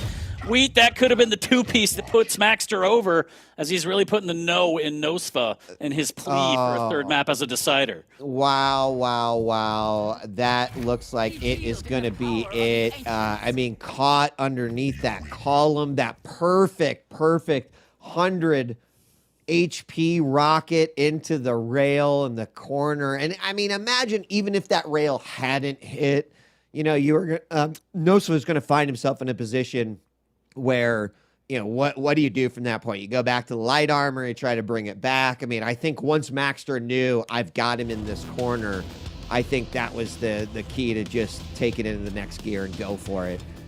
Really unfortunate, though, because you think about that 7 frag rally that Nosfa had after a 3 frag lead from Maxter, and that was awesome. I thought for certain he was going to take it, but we mentioned, like, especially on Ruins, even 6 minutes in, that 4 frag lead doesn't mean a whole lot, and Maxter just proved why. Yeah, absolutely insane play from Maxter. Just very aggressive, but at the right times, taking those risks, making them count. And there's that play that you were talking about that put him over the edge. Even after that 100 damage rocket, there was really nowhere Nosfa could go. It's just a matter of time. That was going to be the last frag, the last battle of the game, and Maxter had him dead to right. So we take map number 2, 8-7. He takes the set 2-0 as we are going to get into the third. And it is going to be DK and Eisen, but I mean, I can't help but feel like a little less is on the line. Maxter playing for the 3-0, which he would love, but I would have loved to see it as a decider. But Maxter's just too strong. He denies us the ability to see this one as a decider. Yeah, and you know, we got an exciting game of Quake out of it regardless. So I still think this is going to be a good high pitch, you know, or high energy match. But yeah, it is too bad. It's too bad. I'm not that sad about it. It just would have been nice to take that drama all the way to game number 3. But let's see what happens between this DK. I mean, frankly, the way Maxter's been playing, right? The aggression he's shown, the rocket jumps, etc. Give us that version of the DK, and I'm gonna be loving it. So, yeah, I totally agree. And a credit to where credit's due. Maxter has broken the curse. He got over the hump. He beat his end boss. He did. Working on the 3-0. That would be quite the way to overcome the end boss. So we'll see. Nosfa still has something hopefully left in the tank that he could show us. A 2-1 wouldn't be all bad, but Maxter's smelling that 3-0 for sure. Yeah, he's and I'm sure, you know, would gladly take that one. We mentioned that Maxter's in a number 9 spot with Nosfa number 10. It means that Maxter will definitely hold on to that spot. Whether he moves up a rank, we'd have to look at the overall scores. But yeah, 3-0 would be a nice victory, as you and Flea both mentioned. You know, this is something historically hasn't happened before. Definitely a nice little barrier to break through. Definitely, for sure. Maxter, 71% predicting his victory and his 3-0 here, which, based on the performance of the first 2 maps, you can't even be angry at it. At this point, it's all Nosfa to just kind of make an upset happen on map number 3.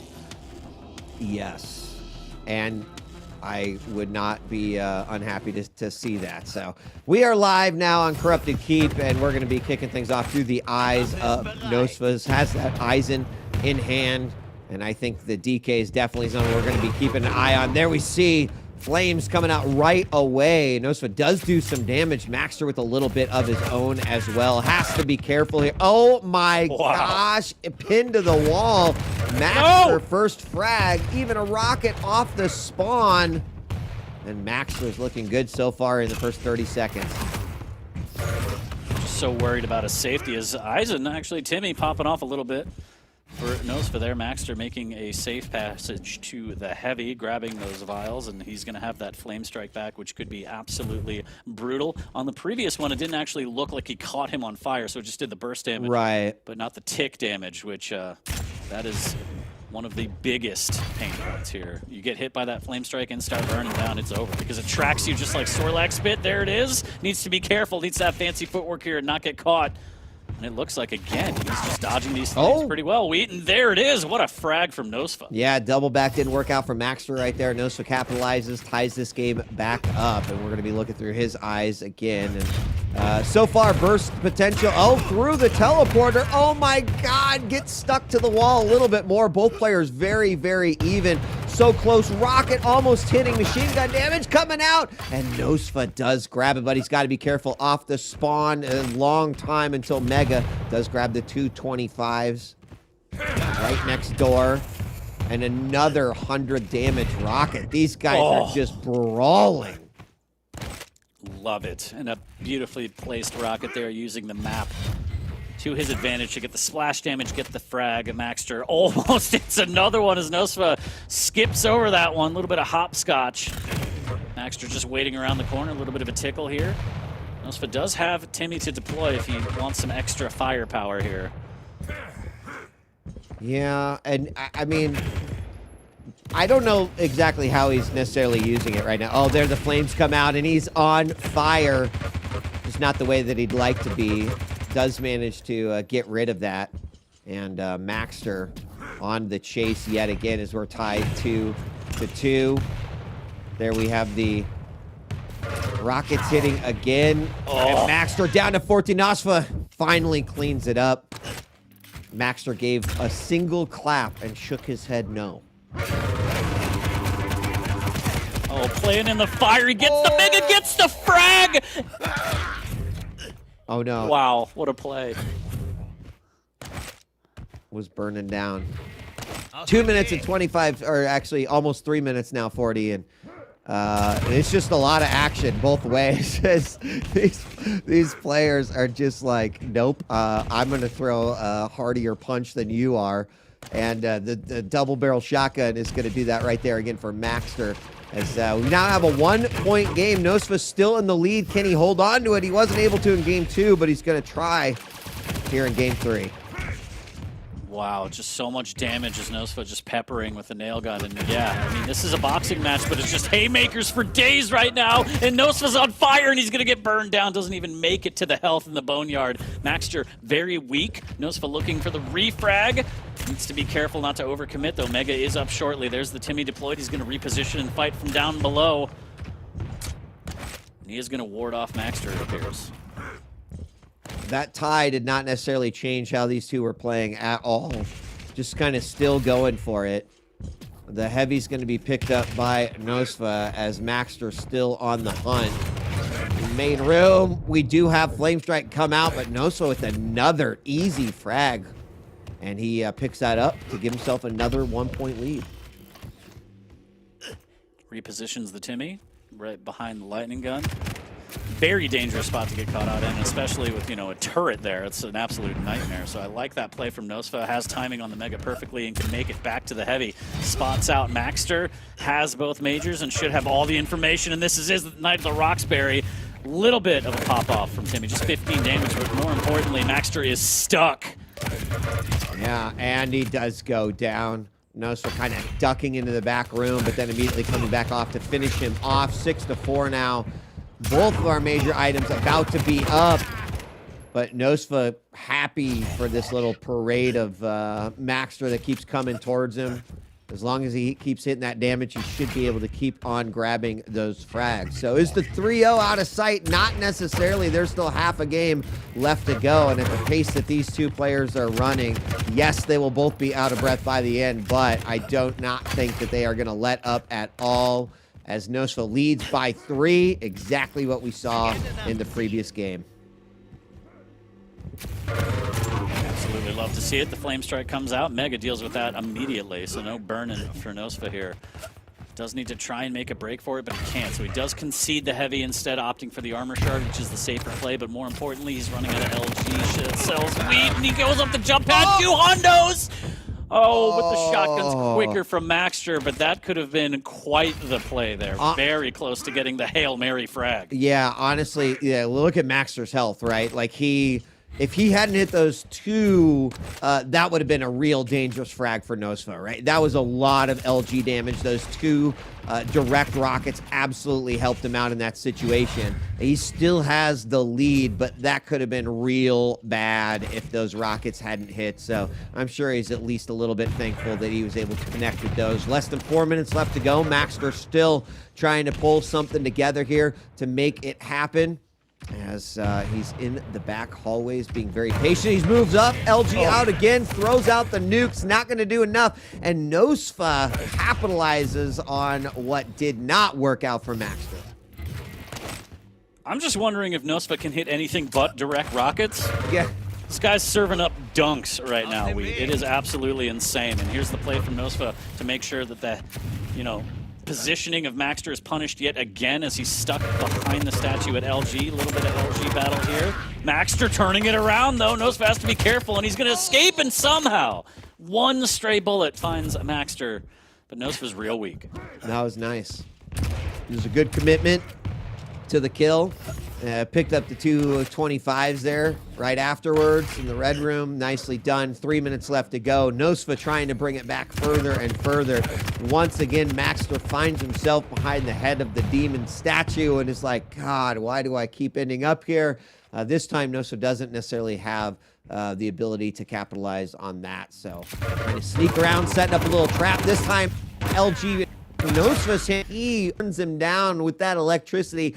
5 frag lead now, and Nosfa looks like he is getting closer and closer to securing victory here in map number 3. Definitely looking strong, not giving up the items, doing all of the damage he needs to do, but now he's getting floated. Maxter just like that. Right back into this as he claims his first comeback frag in the Boneyard. Still down 4, catches him out. Shotgun blast from Maxter, reigns supreme. Maxter a little bit weak, but he's trying to get this Mega. If he can, he could string together some more damage and potentially get back in on this with 2 minutes. Danger, danger, danger for Nosfa. Danger indeed. Nosfa's going to grab that heavy. It's going to put him in a good spot here. Now he goes into turtle mode. Back hallway, just kind of chilling a little bit. Maxter running around. Knows probably exactly where he's at. There he's going to go in for it. 1 rocket fired does not do anything. And he pretty much has a chance here. Coming around from the side, does manage to do a little bit of damage, but not a whole lot. Nosfa now running, not sure where Maxter is. He does hit some defensive rockets. That's going to help out a ton now behind. We got the flames coming out. He's going to grab that Mega. Beautiful shotgun jumping over the top. And now he has about 1 minute, 20 seconds to try to make it happen. Sees his opponent over by the heavy, shotgun in hand. LG out for Maxter, and he makes it a 1 frag game. No! Are we going to see a repeat of history from game number 2? 1 minute for Maxter to make the dream happen. Maxter, how much magic do you have, sir? It's the LG not landing, and now Maxter has to be careful. He is going to grab the Mega for free. Nosfa just trying to hang on for dear life. Only has rockets to work with. A little bit of nail and shotgun as well. Here comes the Flame Strike. Here comes Maxter. Nosfa's trapped. Can't really get away. Now it's a game of ring around the rosy. There's the shotgun. Nosfa's so weak, and Maxter, he's weak too. He doesn't want to chase. He doesn't want to gamble it. He wants to use this 30 seconds to try and get at least one more Mega, potentially. Tribolt doing some good damage, pushing him forward. The shotgun, 2 HP, down to 27 after a pickup. He's got an armor shard, but he's only got 20 seconds to chase. He hears it, and he gets it! Timmy almost takes him out. We're tied at 10, but Maxter is so weak. DJ Wheat, what does he do? Well, he grabs that 25 and the heavy. That might secure him at least overtime at this point, but Maxter's been so patient in that last minute, and that's what allowed him to finally get that frag. Sudden death is declared, and we're now up 10 apiece, and it's coming down to the wire. This wasn't the decider map 40, but it is still exciting nonetheless. Oh no, big damage from around the corner, unreturned from Nosfa. He does deploy the Timmy for a little bit of insurance if Maxter were to push in, but instead just Flame Strikes, backs away, and more importantly, grabs those vials available to him to get the Flame Strike back for the next fight. Nosfa caught in a bad way here. Yeah, LG did come out through the teleporter. Maxter took some damage. Those defensive rockets from Nosfa have continued to be good, but the vials picked up yet again for Maxter means he's going to have another nuke coming out here. Sees his opponent on the bridge, fires a rocket. Nosfa decides to double back and now heading over towards that Mega. Flames come out and Nosfa is low, but it looks like might live to see another day. Both of our majors are up, but Nosfa nowhere near that heavy. Is he going to retreat back? Maxter's at the top of the statue, and it looks like he will. Comes back for more LG on LG. Maxter's ready. A little bit of rocket damage around the corner. Nosfa's lands, but then a direct in retaliation. That's going to send Nosfa packing. Maxter heard Timmy deployed at rocket. Still needs to be careful not to back up into a dangerous situation. He's down to 90 HP, no armor, making his way to the heavy, but that's not it. The items are flipped in Maxter's head. They are. The Mega got picked up. Nosfa now, look at him barreling towards that major item. LG's coming out. Oh, Maxter down to 40. Turret comes out, and Nosfa sees it, goes in for the LG grab and gets it. And he does manage to bring a game his way. A 1-point game. 2 in a row, actually. Very, very exciting conclusion to the overall series. Despite the fact that Maxter took it in game 2, that was such a treat. We should bring Flea in and see his thoughts on this perfectly predicted match by DJ Wheat. Well done, Wheat, well done. Yeah, that was an interesting one. One of the highest flying games of the day. Our boys sure brought that South American heat to the Quake Pro League. Guess what a matchup it was. So we started it off. Wheat, I think you made some very good points that the orb being used by Nosfa playing Ranger on Awoken just really wasn't working out for him all that well. For the first half of the game, even more than that, it really seemed like he never got much of value out of it, whereas the Strock and the Beaker were just constant threats. Now map 2 was a lot more balanced. Nosfa making really good use of his ability this time around, getting so much information out of the visor, and then at one point he was 4 frags up or so, but then it all started falling apart, slipping out from in between his fingers, and then Maxter managed to make a huge comeback in the end with some really good LG fights, proving just how good his aim can be. And then that final map, it was an interesting one because it felt like for so much of what I was watching, it seemed like Maxter was getting all the flashy plays. He was making everything happen with that Flame Strike, whereas the Timmy and the turret just didn't see that much action or wasn't that impactful. But then at one point it just flipped, and all of a sudden Nosfa started stringing together frags, but again, kind of the same situation started happening towards the end. Frags slipping out from underneath him until it was a tied game. And then 40 heads, the most insightful comment there, going, well, the items are flipped in his head, and that was a critical mistake on Maxter's end. Maxter really did think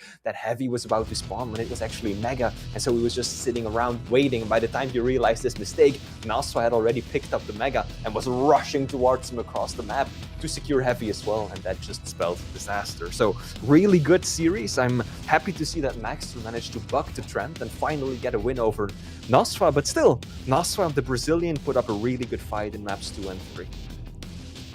Incredibly close set. I mean, like you said, Maxter is able to kind of say, you know, history's not going to repeat itself, but Nosfer was so close. As we mentioned, that 7-frag run on Ruins looked unstoppable. Maxter just had that magic to make it happen. Almost did it on the third map, but Nosfer was just like, I'm done with this. Enough is enough. Yeah. In other news, Nosfa's rocket launcher is going to be joining the QPL next season, so be looking forward to that. I mean, honestly, Nosfa's rockets, both offensively and defensively, were so spectacular this entire match. But I mean, Maxter was consistent through and through. So nicely done. Even the final map was just phenomenal, considering that it had already been decided. But that was a great one to see, and boy, am I excited for the next one. Ooh, yeah, that was just the first featured match. That's a bit of an appetizer. We have a whole meal coming up. It's going to be Wenger versus Rafa. It's going to be some Italian meatballs, a little bit of sausage. We're going to take a quick break. We'll be right back with the last featured match of the day. Don't go anywhere.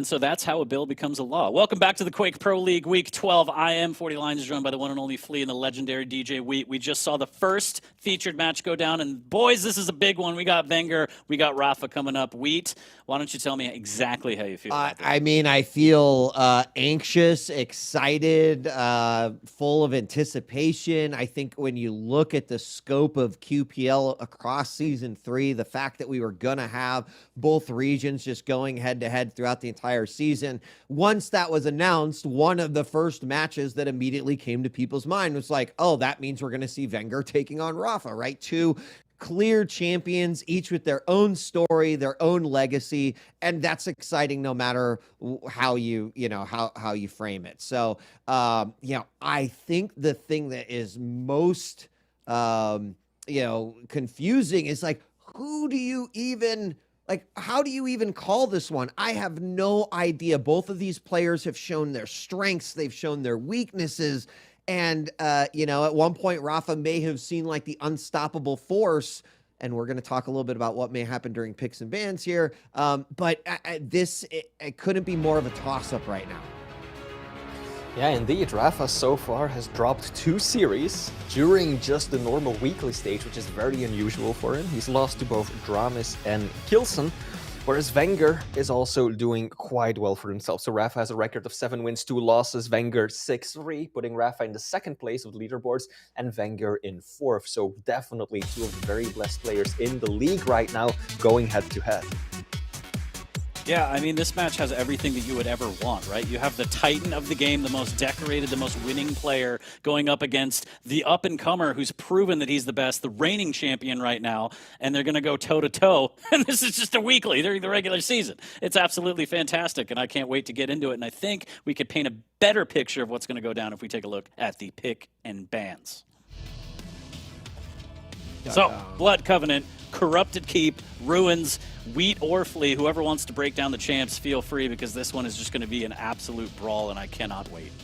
Wheat, you take it. Yeah, sure. I mean, I think that one of the most sort of glaring things about this is that Wenger appears to have focused his champion picks on champions that Rafa typically favors when he plays, right? The Athena, the Ranger, the Scale, all coming out, putting Rafa on the Anarchy, the Strogg, and the Sorlag.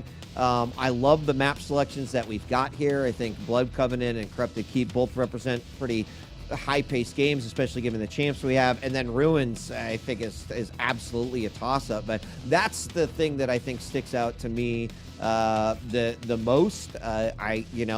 I'm not sure if that was a part of Wenger's strategy. I think when you're playing at this level, you obviously have the champions that you favor, but you're still pretty damn good across the board. So I don't know, Flea, what do you think? Yeah, I'm definitely going to agree with you there. I also like the progression, right? We start with 2 lights, then we move to 2 mediums, and then we finish on 2 heavies. It's very nice and symmetrical. So no stack advantage or stack disadvantage going into this series. And you're very right, Wheat. It's interesting to see that Wenger, for example, starts off by picking Athena for himself, because we know that is Rafa's preferred champion on Blood Covenant, and he's so good with it. So he's trying to counter with Anarchy, another fast and mobile champion. Then Corrupted Keep, Ranger versus Strogg, 2 also very meta picks. And then lastly on the Ruins, we're going to see the Scale Bearer. We know what Wenger is capable of with that champion on this map. Wheat, I know that you are, of course, going to be a little skeptical about Scale. Maybe even favor the Sorlag, but that should still be a very close matchup. Yep. So then, predictions, boys? How do we feel about this one? Wow.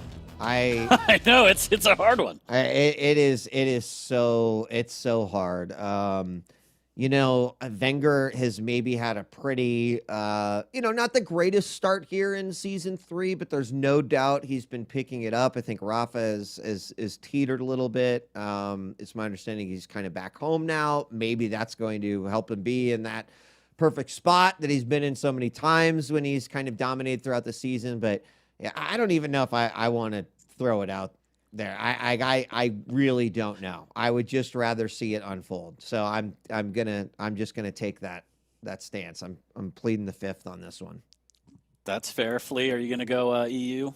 I'm gonna go EU. I went with NA before. I got burned so far. North America has lost 2 out of the 2 matches in which they played EU today. So I'm on the Wenger train right now, and I'm gonna say 2-1. He too will buck the trend because just like Maxter versus Nosfa, Wenger has yet to beat Rafa in the Quake Pro League. Every single time of the 4 matches they've played, Rafa came out on top. Last time he beat him in the winner brackets of, I believe it was the previous stage finals, 3-1. So let's see what happens today.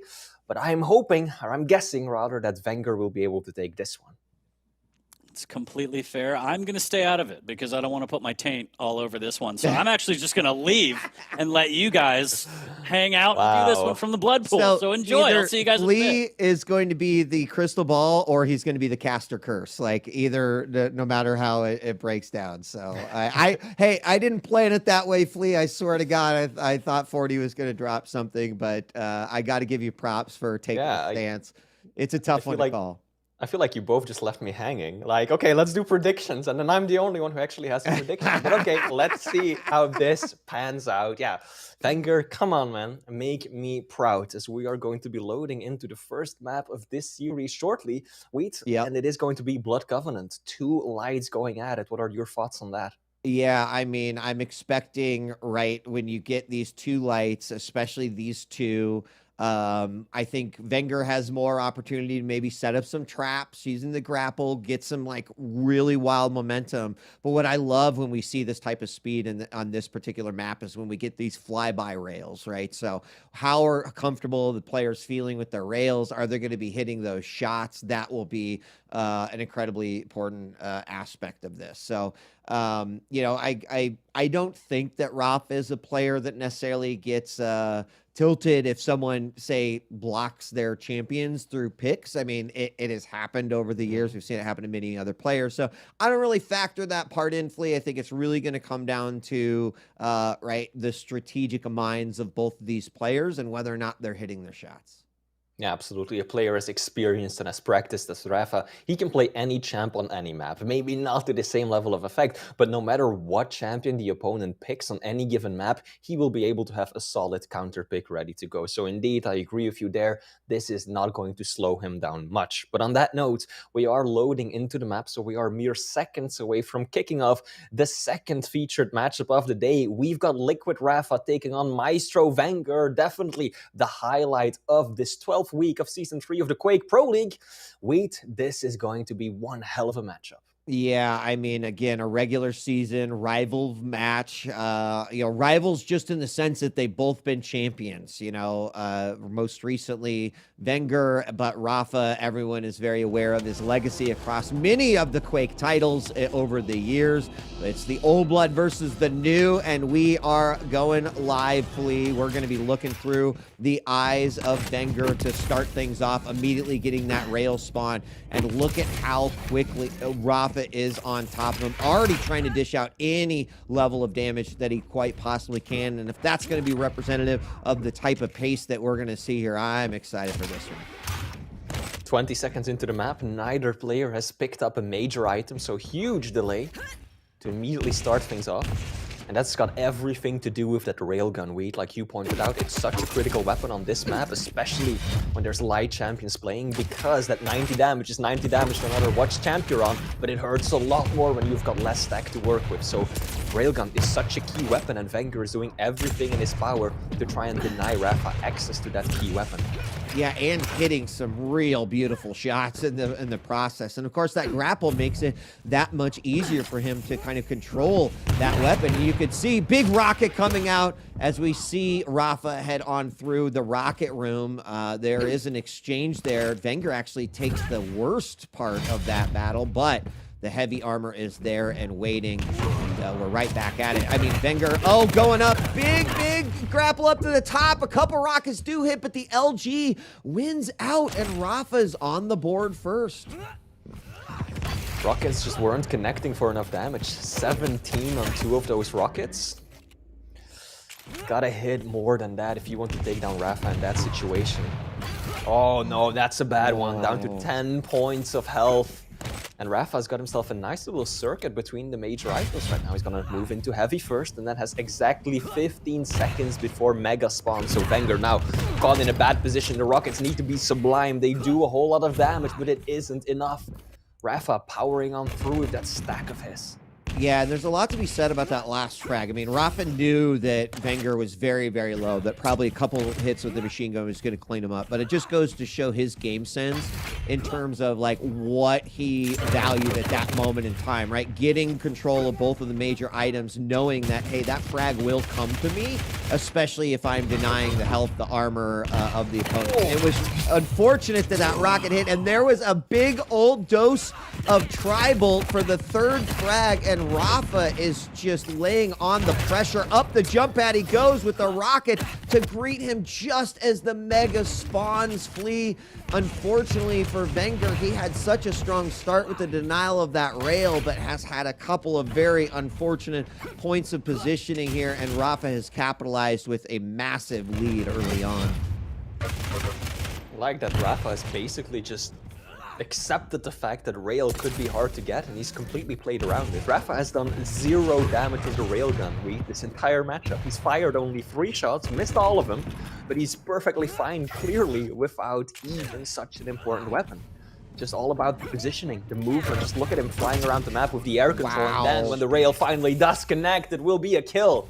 Wenger on the back foot, struggling to get solid footing. I mean, look, we've seen a lot of different forms of Rafa before, but this one that's playing in this game right now, this is a robot. This is cyborg Rafa. Every little decision that's happening in milliseconds, his aim right now, his overall game sense in terms of where his opponent's spawning, it is all very much on point, and this 6 frag lead 3 minutes into the game is very much a showcase of that. So, I mean, I don't think the crazy thing is, I don't think Wenger is playing bad. I just think that Rafa is playing out of his mind this morning. And there's another rail from Wenger from the top. He is going to be able to get on the board, and he needed that one. 6-1 as the champion claps back. This is the opportunity that Wenger has been waiting for. Finally gets himself a kill on the board. 5 frags down. That's bad to be in against the player the caliber of Rafa, but he's got a lot of time to work with. 6 minutes for 5 frags should be doable. And he's got himself the nice rotation that Rafa left for him. But still, he's got to be careful because he might miss out on heavy here. Hits 1 rail. Needs more damage than that, though. He will be able to fall back onto the Mega, but he can't just be retreating on the items. He needs to actually make something happen here.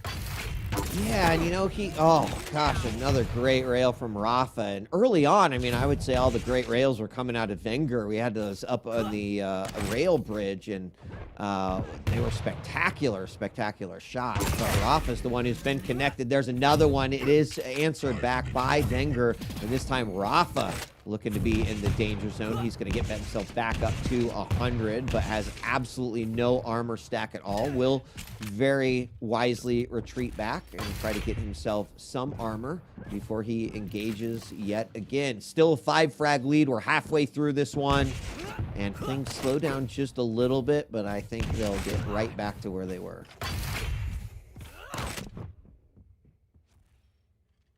Both players hyper aware of each other's position, and Wenger, the millisecond he turns away, Rafa makes his way through the teleporter and lands a nice, free, unreturned burst of 90 damage with that railgun. And now Rafa actually has got a pretty decent stack, and that's just how quickly things can change when there's 2 lights going up against each other. You can have full control of the items, heavy and mega to your name, and if your opponent just lands 1 good rail with that starting stack and gets himself a small armor, they can actually take the fight to you. Yeah, some really phenomenal damage coming out from Rafa here as he is like completely unanswered in all of that. He hit, oh my god, around the corner, beautiful rail. Early on, Rafa hit like 90 machine gun damage, hit with a rocket, and then followed up with the rail as well. So again, it just seems that Rafa's the one that is hitting all of his shots. Wenger seems to be a bit lost. You know, he needs a map to figure out what the right strategy is going to be, and it's just not really playing out for him the way that he would like it to. Now, again, there's still some time left, but a next frag from Wenger would have to come out here in the next minute if there is any sort of chance. And look at Rafa, again, just hitting and dishing damage without taking any at all. And that is going to be huge as it plays out for the remainder of the match. Rafa also just so clever with the positions that he takes. He knows that he can afford to take damage in those fights. He can take a rail or two and fall right back onto Mega and be perfectly fine. And he knows that Wenger just doesn't really have the luxury in the position that he was at. Oh. Wenger, yeah, caught looking the wrong direction. And now the perfect read by Rafa knows exactly that he's going to drop down. And now with 7 frags of a lead, this may just be insurmountable. You know, early on, we saw emphasis by Wenger taking over that, keeping the rail out of Rafa's hands. And at first I was like, that's good. I like what he's going here. But the moment that Rafa had any level of control on this map, it seems like Wenger has just struggled to get it back. So while we saw what he's capable of there in the early moments, it is not played out for the remainder of the match. And now 1-9, 8 frags. Like, this is becoming an impossible journey here for Wenger as Rafa gets a ton of momentum heading into the Mega Room and will just go in on it.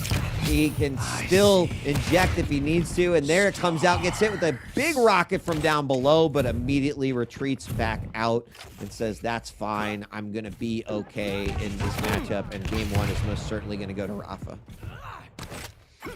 Yep, he's just running his victory lap, at least for map 1. He can't relax just yet. Plenty more work cut out for him after this one. But indeed, this one will go in favor of the American representing Team Liquid. Wenger put up a valiant effort. Good denial of the railgun in those opening minutes or two. But then at one point, Rafa just found the breach, using the heavy machine gun effectively. Didn't even need the rail. And then 1 frag quickly became 2, 3. And before you know it, Rafa has got a very nice rotation around the map, and Wenger struggles to break into it. And oh, go ahead. No, I was just gonna say that Wenger's rail, he's landed some flashy shots, but overall, I don't feel like it's up to its usual level. There were plenty of situations where Wenger was faced with a rail that wasn't even that difficult to hit, but just was unable to connect in the end. And he ended up giving Rafa quite a bit of leeway that way. Like, keep in mind, Rafa had 0% railgun accuracy like 4 minutes in. And now Rafa is what? 51% right now? So yeah. And I mean, part of that was because Wenger was doing just a good job with the denials, but it didn't matter. Once the full arsenal was in his hand, like you mentioned, that machine gun, it's something that we've been seeing Rafa use more and more as like the QPL season continued to progress. And there it is, the buzzer's about to sound, and this one is going to end up being 1-10 in what I would say is a very convincing victory for Rafa here to kick things off. That's going to give him a lot of momentum going into map number 2. I agree with you, Flea. Rail was a big part of that victory for Rafa. There also just seemed to be a couple of moments where I think Wenger was just taken by surprise. Sometimes that was just in the form of a rocket that he didn't expect to be there. And it goes to show that, Rafa, a lot of thought into where he thinks his opponent's going to be.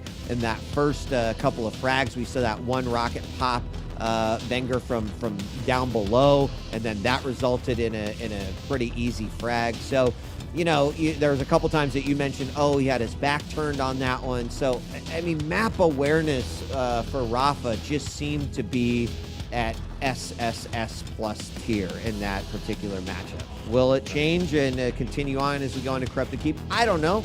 But it is new map, new day, and, still think that Wenger has the ability here to, make something happen. Before we get into map 2, I do just want to point out that Rafa is looking mighty fine in that new black Liquid jersey of his. I don't know if you noticed, Tweet, but damn, the fashion is on point at Team Liquid, and I love Rafa in all black. Now map 2. That is going to be a different story altogether. I believe, was it Insomnia is what we're getting? No, Corrupted Keep. Oh, right, Corrupted Keep. Right, Corrupted Keep. Strog versus the Ranger. Yeah, indeed. Insomnia was banned quite early. Yeah, so, you know, obviously we take the rail out of the equation. So what does that, what does that mean based off of what we've seen so far? Well, I think that probably LG and some traps, right? That's something we've been seeing more and more on Corrupted Keeps. Like try to play a quieter game, try to catch your opponent, get that 60, 70 damage unanswered, and then follow up with that. But heavy machine gun, something that just keep an eye on. I think given the pace of the last game, this one is also going to be pretty chaotic. Will Wenger's orbs be on point? That could be helpful. How's Rafa going to use Peeker? All questions to be answered here as we load into our second map. But maybe there will be some relief from Wenger knowing that he doesn't have to have his rail carry him in this match. If we go to game 3, different story. But here on Keep, he at least can focus on the other aspects of his gameplay. Yeah, this should be an interesting one, to be sure. Rafa has got the greater mobility. He can crouch slide. He's got the peeker to work with. And as we all know, there's no immediate counter because there's no rail on this map. But on the other hand, Wenger can rocket jump with much greater ease. And we know that he's one of the few players that consistently goes for those horizontal rocket jumps just to get some speed going into a fight. And then also the orb itself, right? Excellent tool both defensively to get away, to reposition, as well as just to a lot of damage at point blank range. So let's see what Wenger can make of that ability. I think that this should be a pretty close game, but we know how good Rafa can be on Corrupted Keep. So I think that if he gets that momentum going and that diesel engine kicks into high gear, Wenger might be in trouble. And we're going to kick off with the eyes of Wenger. He's going to grab himself the Mega right away. LG coming out immediately. Peeker is fired, but will almost instantly go down. And now caught with the LG out. This is looking good for Wenger, but no, Rafa turns it around. The orb without a connection, and the LG stream stays out by Rafa. It looked like Wenger was setting up for that first frag, but it was Rafa who put it on the board. The orb just didn't do any damage. I think if it was a little closer to Rafa, Wenger would have walked away with a frag there, but he didn't get a single point of damage orbing at his opponent, and that ultimately helped Rafa get the frag right there. Good use of the peeker as well, knowing that off the spawn, Wenger has pretty much nothing to defend himself with, doesn't have the super shotgun to wait until the very last moment and shoot it down. So Rafa making the most out of every advantage that he can. Now Heavy is about to spawn. Wenger, very unexpected push right there. Going for an orb and a shoddy. Does get the Heavy, but doesn't have much health. Very, very low, and Rafa knows it, trying to deny him these health bubbles in the red room. He is going to be able to go in there and scoop those up. And, Flea, I think just as a general observation, I feel like Rafa's play, I don't know that I would classify it necessarily as aggressive.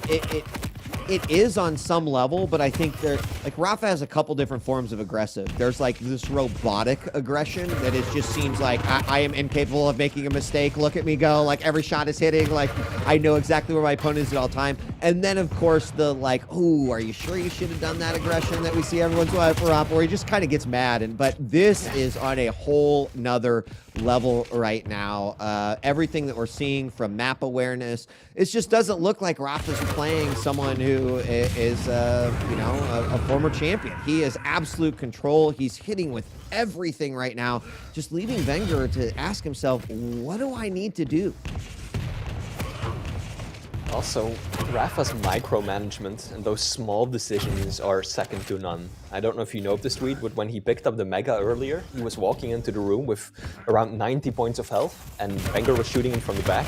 Rafa sidestepped Mega for a fraction of a second, knowing that if he picks it up at 90, he's not going to get the full heal out of it. So he waited until he dropped down a little bit lower, just so he could get the full 100 points of healing out of the Mega. And it's those tiny little micro adjustments that he can make on the fly that make him the champion that he is. And indeed, Wenger is now struggling, finding a way into this matchup.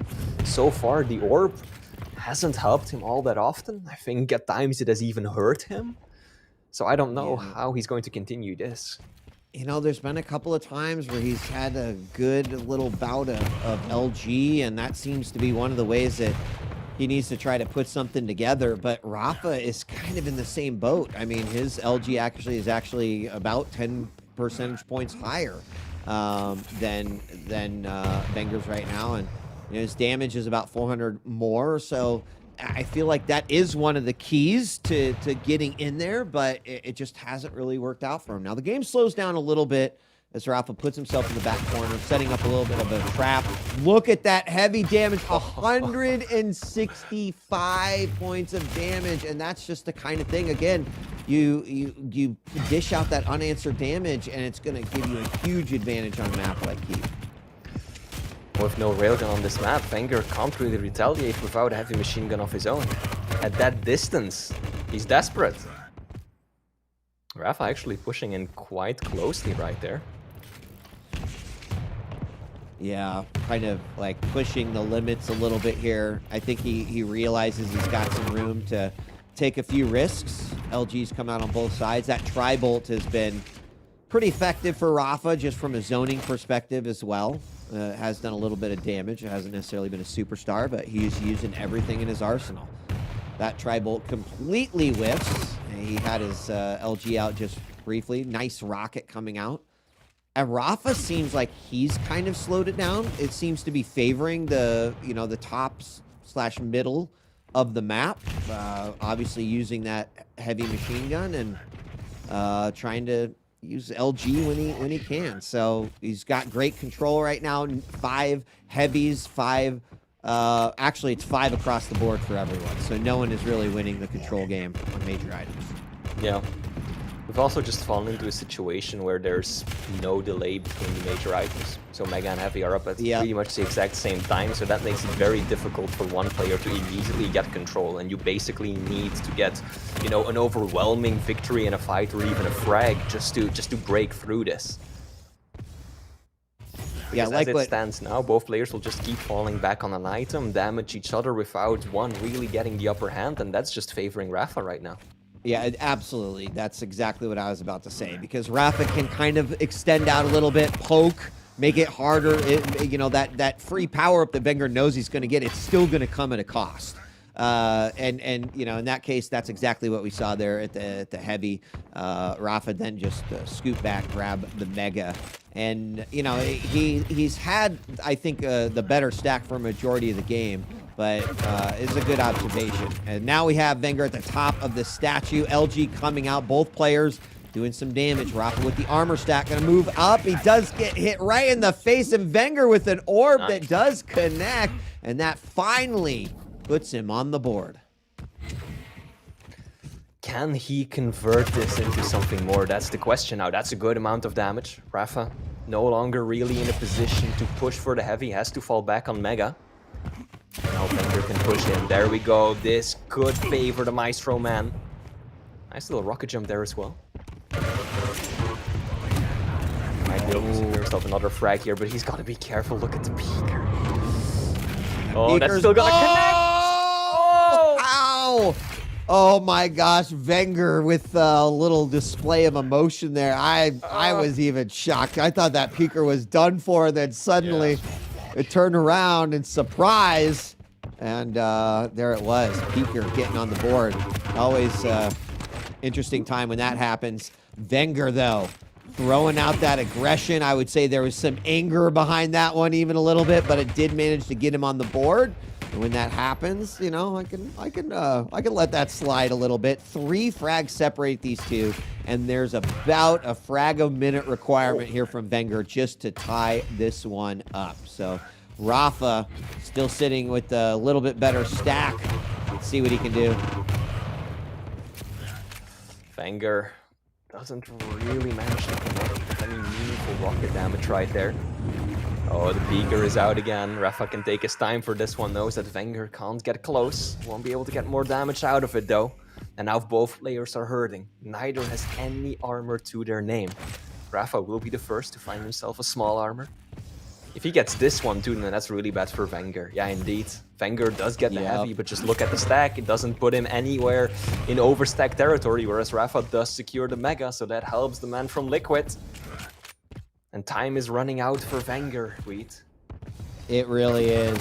2 minutes. It's going to be tough, especially chase down a Strong on this map. It's a bit rough. And also just pointing out, Rafa's been on top of the vials most of the time. That's why we've seen so much peeker on this map as well. There, Rafa's going to scoop in, grab that heavy. Knows his opponent just nabbed Mega. But 90 seconds, and Rafa can do exactly what he's doing here. Chill out in the middle, force his opponent to come to him, take the better angles, and play defensively in that regard. And that should be able to secure him victory and series victory. We're still going to go on to a third map, but quite a mighty one here for Rafa. That first game, 1-10, just not what we expected to see. The second one, still a dominant Rafa. Now there's a minute left to go. Wenger, if he doesn't find something in the next 10 seconds, this series is going to Rafa. You also have to, of course, keep in mind the difference in mobility and just movement speed, right? If it's gonna come down to the chase, there's nothing Wenger can do to catch up with Strong. The crouch sliding is just too fast. Yes, Wenger has the orb, but the orb has travel time as well, and you can only use it once every 45 seconds. So even if Wenger catches Rafa off guard once with the orb, he's still going to be running circles around the Italian for the remaining half minute. So this will indeed go in Rafa's favor. Gonna put him 2-0 up as we are approaching the final map in the series. Yeah, we're going to go on to the third. There it is. That's going to seal the deal. 10 seconds left to go, but Rafa will squeeze this one out. Lower scoring game than I thought we might get, but 2-6 is still going to go in Rafa's favor. So he is going to take this series, Flea. We're going on to game 3, so don't go anywhere. But, I think that Rafa played just absolutely immaculate the last 2 games, and let's see if Wenger might be able to bring it back. But what do you think the big difference there was between those 2 players in game 2? I think that the ability usage really determined the outcome of the match to a large extent, right? The orb used by Wenger just very often didn't really get him much, right? He would get a few frags with it, so it definitely did help in some situations, but often he would orb close into Rafa and still drop the frag, or he would orb up to try and get close with the shotgun, but Rafa was anticipating it and was ready for him with a rocket. So the orb, yes, it worked out in some situations, but other than that, it also served to his detriment. Whereas, of course, the Strog and the Peeker, I don't really think there were any situations where Rafa used the Peeker in some kind of a detrimental way to himself. He always got damage out of it, always managed to apply pressure, even got a few frags with it too, and Wenger just didn't really have an answer to that most of the time. So I think that the ability usage was a very critical factor in Rafa's victory here. Yeah. Again, right, that's why vials can be so imperative on that map too, in those situations. So anyway, map 1, it goes to Rafa, 1-10. Map 2, also Rafa, 2-6. And now we're moving to map number 3, Ruins. And of course, Scale versus Rafa, or versus Sorlag on this one. So let's see what Wenger's going to be able to do. We know the type of aggressive Scale he likes to play. And I think, Rafa's pretty comfortable with the movement that Sorlag has. And of course, using the spit to zone, especially on those major items. So Rail comes back into play on this one as well, Flea. Just based off of what I've seen, I would never have expected to say this at the beginning of the series, but I think it is highly possible that there's a 3-0 coming out here by Rafa. Could very well be the case, yeah. Rail is going to be important. Wenger just wasn't able to do as much damage or use it as consistently as he should have on map 1. So hopefully having a bigger target to shoot at and a larger map to make use of it will help him in the end. I really hope it does for his sake, and that he can use that scale bearer to good effect, because we know that scale can be effective on ruins. There's a lot of long corridors when you can build up a lot of speed, right? Even down towards the bottom area, especially around heavy, so many walls to bump your opponent into and just rush on through to get away with the frag. So it's definitely a solid pick on this map, but so is Sorlek. A lot of stack, a lot of mobility, damage dealing ability as well. So let's see how this one pans out. I think we're going back to the lobby just for a second to change the server that we're playing on, but then we are going to get into the final map of this series. Yes, Rafa will be our victor, but let's see if it's going to be a 2-1 or a 3-0. Yeah, that will put Rafa overall at an 8-2 series score. Wenger 6-4, but again, I think Wenger, I still want to see him fully form this season. It's unfortunate given the fact that he has been kind of picking his game up a little bit better. But Rafa clearly affected by some losses that I think that he was not super keen on taking. And they can go two ways, Flea. It can send you in the right direction and be the motivation to say it's never happening again. It can also just put you into full tilt mode and tear you apart, but that clearly is not what has happened here in Rafa's situation. Still excited to see the ruins in general. But yeah, I mean, there's a lot of long hallways, Flea, but there's also like a lot of places to just not be able to course correct, and I don't know. It's let's see what happens. I love that you're here to just every single time something positive comes up about scale, you're right there to be like, okay, but just keep in mind this and this. No, it's good. It keeps it balanced. I've seen some great scale games, like some stuff that's really dropped my jaw, made me go like, wow, okay. I do like the ultra aggressive scale play. Like, I kind of dig it. I just go back to, I think sometimes like you just feel a lot more powerful with scale than you are. And I feel like of all the champions, if there was some sort of statistical spreadsheet that was like the most mistakes that have ever been made by a champion, I feel like scale wins that one, right? It's just like it's like, now's the time to do it. Nope, didn't work out, but I don't know. I get what you mean, but let's see how this will turn out. Are we going to see some more critical mistakes added to that tally of yours, or will Wenger secure his last and only map in this series? Kicking it off on the Maestro player's point of view, neither player going for full aggression, and I like what Wenger's doing, kind of trying to hold down the LG and the rail, because he knows that all Rafa has to work with is the rockets, gets caught off guard.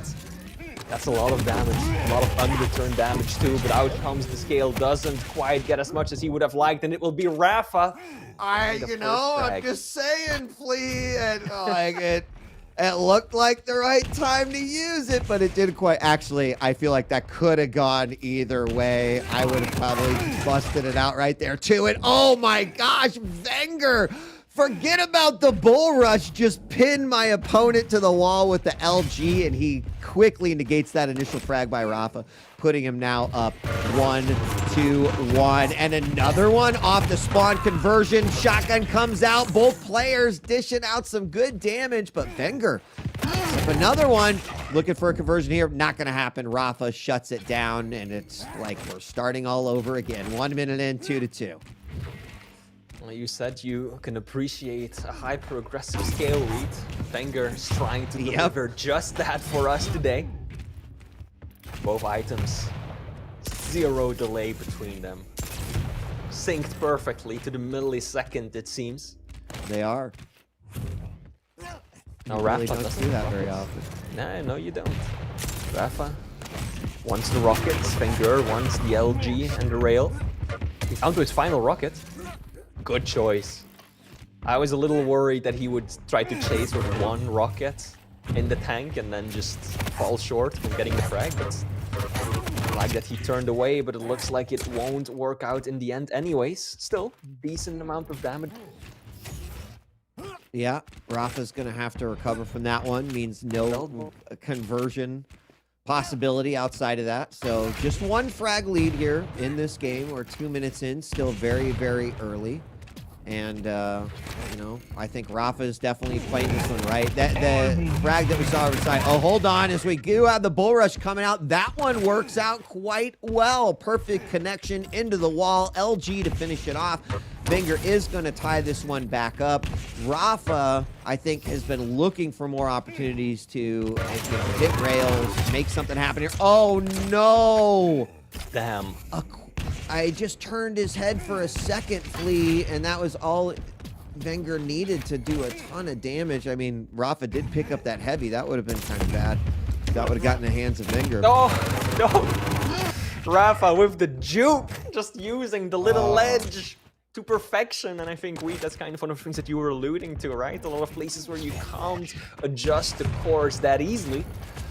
And now Rafa beautifully pulls a rodeo, sidesteps the bull rush, and allows himself to tie the game back up.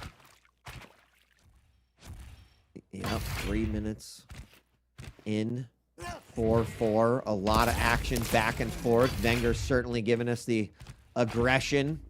Rafa trying to play this one as intelligently as he possibly can. And Wenger, all right, Wenger's putting something together here. This has been good so far. He's finally taken the lead here, Flea, 5-4, as he is able to connect once again. You know, Rafa's got to be thinking to himself, okay, I need to obviously put some distance between myself and Scale. But hasn't necessarily been given the opportunity, right? The one chase through the teleporter happened early on, and that was beneficial. But even in these types of situations, look at that LG 1 HP escape from Rafa. And that was pretty low there for Wenger, too. But both players disengage as Wenger holds on to the lead. Happy to see that Wenger has kind of recovered his rail accuracy. He was at 65% just a moment ago. Oh, misses that one. Bit of an inopportune time for Rafa to come through the teleporter right there. Wenger just popped in a really bad spot. Rocket to the face when he was not prepared for it whatsoever. Now Heavy will be the first item to spawn. Oh, so sneaky by Wenger. I like what he was going for right there. Just waiting until Rafa kind of leaned over the edge before picking up the rail and then instantly trying to get the shot off. Unfortunately, he didn't connect. And in doing so, Rafa now secured both of the major items. And this is always one of the most critical stages whenever someone plays Rafa. You want to put an end to this quickly. Because if he can continue this cycle, it's over. Yeah, a great rail exchange by both players right there, but Rafa did find himself back in the lead. We're halfway through this matchup, and Rafa seems like he's been able to zone a little bit better here in the last minute or so, and as you mentioned, just kind of running the board quite a bit. Around the corner, he sees it, lands the rocket, bull rush comes out. Good reaction from Rafa, and he cleans up with another pair of rockets. 2 frag lead now. And I think that was, you know, good decision. I loved the trap from Wenger, just didn't quite work out the way he planned. I think in retrospect, of course, Wenger would have been better off not going for the bull rush. I think if he would have stuck with just the super shoddy, I probably would have gotten the frag right there. Of course, it's very easy for us to say in retrospect, but I think that might just be one of those situations, where you were talking about, mistakes as a result of the ability gone wrong. And now Rafa has gotten himself a pretty decent lead. 3 frags up over Wenger. Oh, nice rocket too. That's going to be the signal for him to push in, but Wenger retaliates with some good rails of his own. Is he going to be able to? I thought that was excellent. Yeah, that was excellent there by Wenger. Good decision. 2 frags now. Absolutely still doable. An exchange of rail fire back and forth as we're now looking through the eyes of Rafa. And, you know, certainly he figured out pretty early on, like, okay, just going toe-to-toe with Wenger is not going to be a winning strategy. There we have the bull rush come out. 1 hit. LG damage does go down on Wenger, but he's able to clean up no problem. Now a 1 frag game. And this one is probably likely to stay close for the rest of the match here as we hit our 3-minute warning. Rafa immediately getting himself all the weapons he needs. Wenger won't be able to deny a thing. Now taking a look at some of the stats, it's actually relatively balanced in terms of damage output. Wenger slightly leading the pack right there, but Rafa has got most of the items picked up. And look at that beautiful bounce into the midi. Taking down Wenger, extending his lead. Once again, 2 frags up. But this is a precarious lead, Towie, that can easily be changed. 1 bull rush, Wenger can easily tie it back up. Not from that position. All he needs is the LG. Yeah, it's a great rail to open that up. 1 frag now, plenty of time here. I do think that, you know, Wenger's got to be wary of that acid. I think that there's a lot of good shots coming down. There's a big hit into the bull rush, into a double rail to tie the game with 1 hit point remaining. 9-9. Cannot breathe yet. He does grab that heavy, but oh my gosh, could be spit on and go down. He's back up at least to a fightable stack. Another great rail through the teleporter. Got to be careful here. Is Rafa going to chase? Another set of rails exchanged and both players low, but Wenger in the danger zone. In a tie game. Oh, man. Yeah. And that was just classic Rafa right there. When you asked, is he going to chase? Very often he does not. A lot of players would have dropped to try and get the frag. Rafa, knowing exactly that the light armor is up behind him, that he can put himself in a good position for heavy, just leads Wenger to his own device, turns around and goes for, yeah, just stack, denying it to Wenger, giving it to himself. And he knows that there will be another opportunity shortly to get the frag in a much safer and more guaranteed manner. I love the shots both these players are going for here. Top to bottom, bull rush is up. Heavy land and 1 minute left to try to bring this to a tie game. That is still a fair amount of time, but you can imagine there is some moves here by Rafa, and unfortunately, the bull rush does let him live to see another day, but Rafa around the corner with a shotgun blast to make it a 2-frag game, and that could be the end here for Wenger. He's really got to bring it going. There's an in-your-face rail, but unfortunately also takes a bath in the acid flea, and that might do it for a 3-0 series score for Rafa. Indeed, Rafa delivers North America at least 1 win today. Truly the people's champion. Wenger had a good run, especially on the last map, right? Map 1, I feel like he was too consistent or too inconsistent with that railgun. Rather, map 2, he was just outplayed when it came down to the ability and the champions. And then map 3, he kept it really close. I feel like that definitely could have gone either way. But in the end, Rafa got the 1-up over him with a few very, very messy fights in the end that were just back and forth, both players escaping with 1 point of health at different occasions, right? Rafa getting a fight that he, by all accounts, should have won, and then Wenger just bull rushes in and lands 2 rails at point-blank range just to turn it around. So very much a back and forth game in those final few minutes, but Rafa ultimately getting a good 3-0 win on the board, and that is going to help him out a lot, I think, in the leaderboards. Wenger is truly a top competitor, and getting these valuable points are going to be important for Rafa. Well, let's bring back Detective 40 Lions and get a breakdown of the murder that we just saw. 40, Rafa with the 3-0 series win. Wenger had his moments of brilliance, as Flea just pointed out, but your thoughts on the match overall? I thought for the 30 minutes, I only saw Rafa be uncomfortable for maybe 3 or 4. You know what I meant? Like, most of it, he was in control. Whether it was he was playing defensive or he was giving up items, I'm not talking about that. I'm saying, like, the pace of the game was exactly how Rafa wanted to play it, in my opinion. And it just showed. Map number 1 and 2, you know, easier than map number 3, as Flea alluded to. 3 was absolutely Wenger's closest shot of it. But overall, it was just Rafa being Rafa, playing a perfect game time and time again. And I think Wenger, you know, he's going to watch this back because that's not the performance that he wanted. And hopefully he'll get his shot again, because this one for Wenger, I could tell, was a big one. He's the current reigning champion. He's never beaten Rafa in the Quake Pro League, as Flea said before. So I think this one hurts more than most. But shouts to Rafa, man. Or Flea. I mean, we could look at it on the other side of the coin. Flea just jinxed him. Either one. However you want to. Someone had to give it up for EU in this matchup, okay? I'm not gonna apologize for that. I felt it for my man Wenger. You know, I love Rafa just the same as everyone else, but come on, there's 2 American casters here and then me, so someone has got to show some love to Wenger. That's fair. Zero bias here. Never.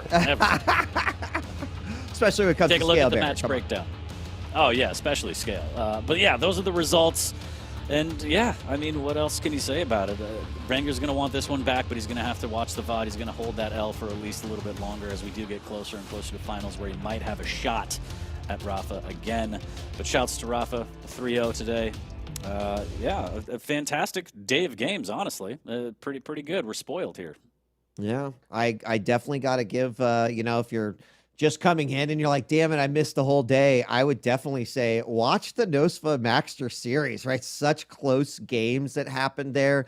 If you want like a lesson on just control overall, I think that the last 3 games we just watched a great example. And also, if you just want to see what Immaculate Rockets look like, just every single game this entire day, as you guys pointed out earlier and we saw coming out for Nosfa. So it was a good Saturday. It absolutely was. A lot of 3-0s. The only one that wasn't. Oh, look here. Perfectly timed. So we started off Sparty versus Razy. Razy getting a 3-0. CNZ taking down his teammate. 3-0. Kills him. Taking down Cygib once again. 3-0. And then the only one that was 1-2 was Nassa versus Maxer. And Reed, as you rightfully said, that would be the series to rewatch today, first and foremost. But then, of course, can't forget about Wenger and Rafa too. Especially that final map was so close. Yeah, fantastic day of Quake as we take a look at the breakdown. But unfortunately, all good things sometimes come to an end, gentlemen. That's going to be the end of the day for us. I'm going to let you take it since, welcome back. You took a little break. We missed you a lot. So any closing thoughts on today? Just great to be back. Thanks again for everyone that comes out and watches these games. Obviously, big shout out to the players who are putting in time and effort all week. If you get a chance, many of them stream throughout the week. Definitely stop by, show your support for these players, whether it's after a victory or after a loss. I'm sure that they appreciate it. Obviously, big shout out to Bethesda and PGL, all of the casters, and of course, you who tune in every single week. We appreciate you, and we cannot wait until the next one. So thanks for joining us for week 12 of season 3 of QPL. We'll see you next time. We're out of here. Peace.